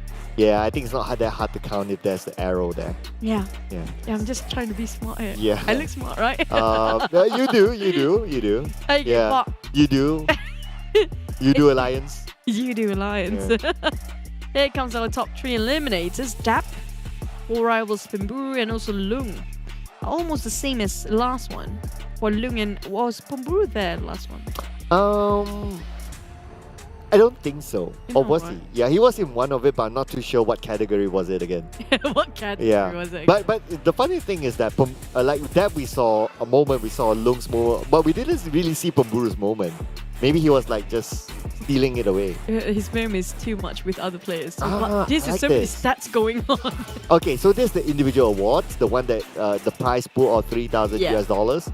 So we have the gunslinger, so far is Damroot, Survivor, Little, despite him hardly playing today. Oh, he didn't even play today. Field Medics, Putra, Eagle Eye, it's going to be Jimmy OP, and the Grenade Master so far is Mika. Still, these are the players actually in the run, but for Gunslinger, second and third place still Geek Fam. Survivor, it's gonna be Dingoz, RSG, and also Genexus on the run. Again, Geek Fam for Field Medic if they can actually take Putra down. And Axis is there as well. A lot of gigs in each of the category too. And we're not done with them yet, you know. Yeah. Like the season MVP race so far is Mika. Wow, okay, interesting. Damroot just behind him. If Damroot gets another MVP, it's gonna be the second MVP for this guy. Like somebody just give him a race or something. I agree. Because the last time we saw quite a number of him. Even Yuhai is very closely behind. It's like 0.1 in difference when it comes to MVP points between these two players. Long is like the same with Sam9 Dap. Who else do you wish actually have in this lineup here? Damn Cutie possibly. Yeah, Damn Cutie. I would want Damn Cutie. I think he definitely deserves that as well. But Maybe Olio for me. You pick Olio? Maybe for me, Damn Cutie and Olio deserve to be there. I think they're just next to it. Yeah, I think they should be fairly close. They shouldn't be too far. Yeah. Yeah, I guess those are some of the ones. I'm trying to think of others, right? Like the other teams that not lobbied about. Rift, but Rift is not consistent. That's the thing. That's the truth. Yeah. It's like this time we don't see any movement coming up from him that much, anyways. But here comes our recap while we're looking over the players. Yeah. Do you think Ranger can actually get it? Or Rex? I'd rather take a Brian, you know. Sometimes Yeah. it's like they have been alternating, but Yeah, because they alternate. yeah. The recap here, we're just gonna talk this briefly enough. Well, Team Huck, we're actually not even up there, win this. That's you want to win? Don't be too early into the circle. Yeah. Yeah, Novo, and they were kind of lucky that no one bridge camped them. But this is early on, where Sam9 got 2 of them being knocked down and finished off. They only worked with 2 men all the way. They got 9 eliminations Yeah. till the end of it. That's why I felt that 7-9 had the bigger highlight, because it's only 2 to the end. Not only like they got a top 3 finish, but they got 9 eliminations, which is more than Genexus. Yep, that's true, that's true. Only 2 players. Because Genexus, they taking the route coming up from Yasnaya or Poliana, and it's not that many teams coming up from there. While Sam9, they have to cut across so many teams in between coming up from the southern part or even the school area, which is really over-occupied early on. Especially coming up, it was Great VIP in between and Dingoz. So if they want to survive, then they have to cut across. They have to take down 3 teams, have to be in the center of it. Yeah, so they fought hard.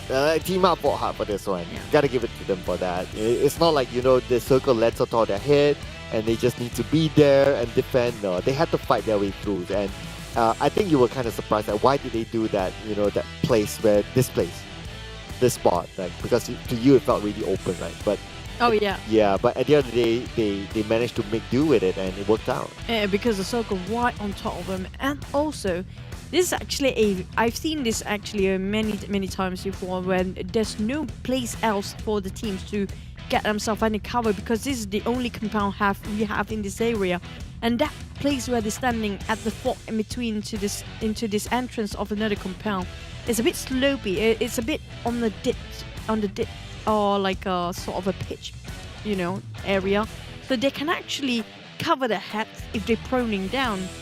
And the rope is actually covering them, so it's so hard to expect people to be in this open. Yeah. Sometimes. Yeah, this is where the map knowledge really is crucial. For them to know, like, not only the compounds but also like with what kind of slopes you can play with. And Team Heart definitely made the most out of it. I know that there's some teams like like normally teams, how they train is that they really like study. Besides just regular scrims, they really like study. They take time to study. They drop into the map. They take time to study, like, okay, this slope can be played, this slope is not so, and what kind of angles they need to take care of. So the result of all that studying is this, what Team Huck is doing. And everybody said, oh, being a gamer, a professional player is just playing games. The effort and the amount of work they put in, I have to say they might actually getting themselves a degree from this. That's just how much studying they have been doing. Because to actually place yourself, to think out of the box, because usually when we're actually aiming for places, right, we aim for buildings where people might actually hide into it. And they opted out to get into the place very open, but they can slightly just hide themselves a bit, just a tiny spot there, and they make it work so well for them. Yeah, so that is where it kind of differentiates teams. Like, you know, teams like, oh, we only aim for the compound. But if everyone aims for the compound, then you can see that third party happens, or you might lose the compound fight because you try to take that over. Instead, they'll be like, okay, if everyone wants to take that, like 5 teams looking at that one compound, let's take that slope that nobody wants. And they can hang out there and wait for everything else to just Hang subside. out, have a drink. Hang out, have a drink, you know, play PUBG Mobile within PUBG Mobile or something like that. PUBG Mobile section. Yeah, PUBG-ception. Yeah, PUBG-ception. Yeah, PUBG Mobile. Okay, section. I have a feeling we might get into an interview later on. Who do you think we will interview, or who do you want for us to interview? I have a feeling that we'll interview Sam9. I have a feeling it's going to be Jason. Oh, really? Yeah, I have a Jason, then we'll roast him, definitely. Yeah, I'll ask him for the hoodie again. Well, we have to ask him many times. Yeah, I'll tell him that I'll marry You him guys in for the it. comment section, if it's Jason, you guys can ask for him as well. Make him feel guilty about it. Yeah, if it's Jason, then you can say that, you know, you would post his picture for the hoodie. I can tell him that I'll marry you for the hoodie. Wow. Yeah, so if it's Jason, so we're going to keep that, right? If we got Jason. Yeah, if we got somebody else, what's going to happen? Okay, if it's someone else, right? Okay, who would you want? Who do we want today? We already got DBD today. Who have we not interviewed at all, right? I mean, like, I do want to interview SMG to ask what's happening. You want? I want to hear from 4 Rivals. What's happening as well? Yeah, it's always the what's happening, right? I want to ask SMG because this like really not them. What is happening? Even Genexus is great too, because you know it's not like they used to be sort of. Even Team Secret, I wouldn't mind. Yeah, I would take the SMG. Yeah, right. Yeah, because like they have like Drax in their lineup, and then they have like Jenny, which is experienced as well, but somehow it's not working out for them. So yeah, I'll take that. Because it just really not. It feels like all over the place for them. Yeah, I know, right? But it's really a bummer, you know, to actually interview a player which they got himself in last place. You make them feel a bit more devastated because we tried to emphasize you got your place last today. We're gonna ask you a question why you got last today. Well, to be fair, it gives them a platform to explain to the fans, because I know that a lot of fans are looking at them and like, hey, you know, you got Drax, you got like Jenny, very experienced, but why is it not working out? I'm sure a lot of people will be asking why. I feel like, you know, if you got yourself a report card and your results not being great for your report card today, then you got yourself schooled by the I knew it. But you know what? Let's jump straight into our interview right now.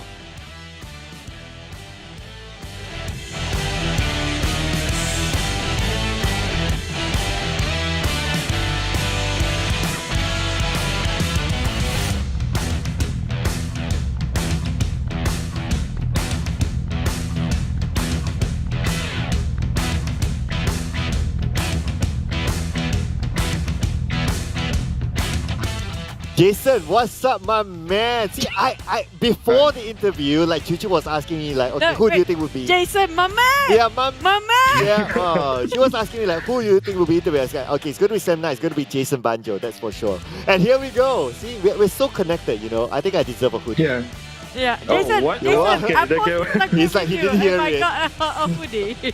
He will marry you if you got a hoodie. I'll marry you for the hoodie, you know. Oh, whoa, that's a little too much. Okay, yeah. Okay, we'll take that offline. Okay, Yeah. we're gonna text you later. But just for the sake of official, how are you feeling for Sam9 today, Jason, the manager of Sam9? Today I gotta say we feel pretty great. We maintained our spots on the first day, but we are not like chilling out just yet. We're gonna be going full force for the next 2 days. But overall today, pretty good day. Not as good, but there's still some mistakes. But yeah, we're still fixing on it. Hopefully we can carry on the next 2 days. Right, okay, so I knew yesterday you heard what I said online. Right? So, okay, a little bit of distraction. Right. But okay, you heard yesterday what I said online, right? I said that I compared Sam9 right now. It's like the comeback team. They're like the Never Walk Alone team back then, and now they're coming back similar to Sam9. So what are your thoughts about this kind of a comeback, and how did you guys achieve that? I could say in making this kind of comeback, it was like all sorts of planning around many angles. We had like disciplinary action. You know, like we note down like what's wrong, who did what, and you know, we note down all the pros and cons on what we're doing, and eventually we just managed to like fix it throughout the preparations before the league stage, and even in between the league stage we had some stuff happen, like discipline issues. Sometimes there's some flaws happening, which was on the previously it happened a lot, and right now we're just fixing it up slowly but surely, and we hope everything's going great right now, which right now is definitely going great. So we hope to maintain that, and we're preventing like stuff like that from happening again. Okay, hopefully nothing bad happens, because we saw a lot of accidents for the players today. But back to it, I do want to know, like, because we saw Sem9 sort of having a pattern, sometimes they meet up with this team too much, right? So do you have any preference regarding the team that you want to avoid fighting the most when it comes to PUBG Mobile? And also the team that you want to take a fight every single time there is them. Even though they deny wanting to fight, you're still going to chase their tails. Is there any certain teams? I want to listen from the manager itself. I mean, there's no specific team that we really wanted to fight. There's no specific team, though. Like we want to, not much specific teams we want to take down. But overall, depending on which team we want to fight depends on how the circle shifts. Like if the circle shifts towards on like a team that is already holding down the compound, and we are forced to like crash upon them and fight them, then we'll take the fight. But normally we wouldn't really have like a specific targeted team to fight. The moment he actually have a smirk, you know that's a lie, but it's okay for the sake of official ones. It's okay. Good answer, yeah. Yeah, he's giving the PR answer, Okay. Yeah, we can feel that. But we'll let you guys go to celebrate your night. So far, so good today. You're at #1 spot. Hopefully, be able to maintain that for yourself, for the fans as well. But speaking about the fans, any words before we wrap up? To all fans, thank you guys so much for like supporting us throughout the whole league stage until right now. It's in the country finals day 1. We've got 2 more days left, and we're not gonna let you down. And hopefully, we'll grab that trophy and secure our spots to see. And I would like to grab that hoodie. Just saying, Yep. Yeah, please. I'll grab it for you guys. Thank you. thank you. Yeah. We're going to Okay. record that and we're going to make sure it clipped, okay? But Yeah. thank you so much, Jason. Good luck all the way for tomorrow and the day after. We're rooting for Sem9 to come back. Hope you have a great evening. Bye. Thank you. Yeah, roasted him for sure. We got a hoodie You now. know what? The moment he smoked, I know that he knows which team. And then he's like, I'm going to give him the PR answer. I'm not going to tell you guys. Yeah. If we know Jason, right, he's the type that he would just say it. Yeah. But he's being nice now because camera. Yep. Yeah. But that's it for today. We're done with our cameras today, but then we're not sure. You guys have been awesome, very supportive to us, and also we have to thank all our sponsors, Realme, GT Neo. Sorry, I kind of lost the train. GT Neo 3, and also our official digital telco partner Yoodo, and also not forgetting our official live stream partner TikTok. And this is Stu, and this is Cloud. So Cloud, we're out. We're out. So we'll be doing the dance as usual. See you guys tomorrow. Bye.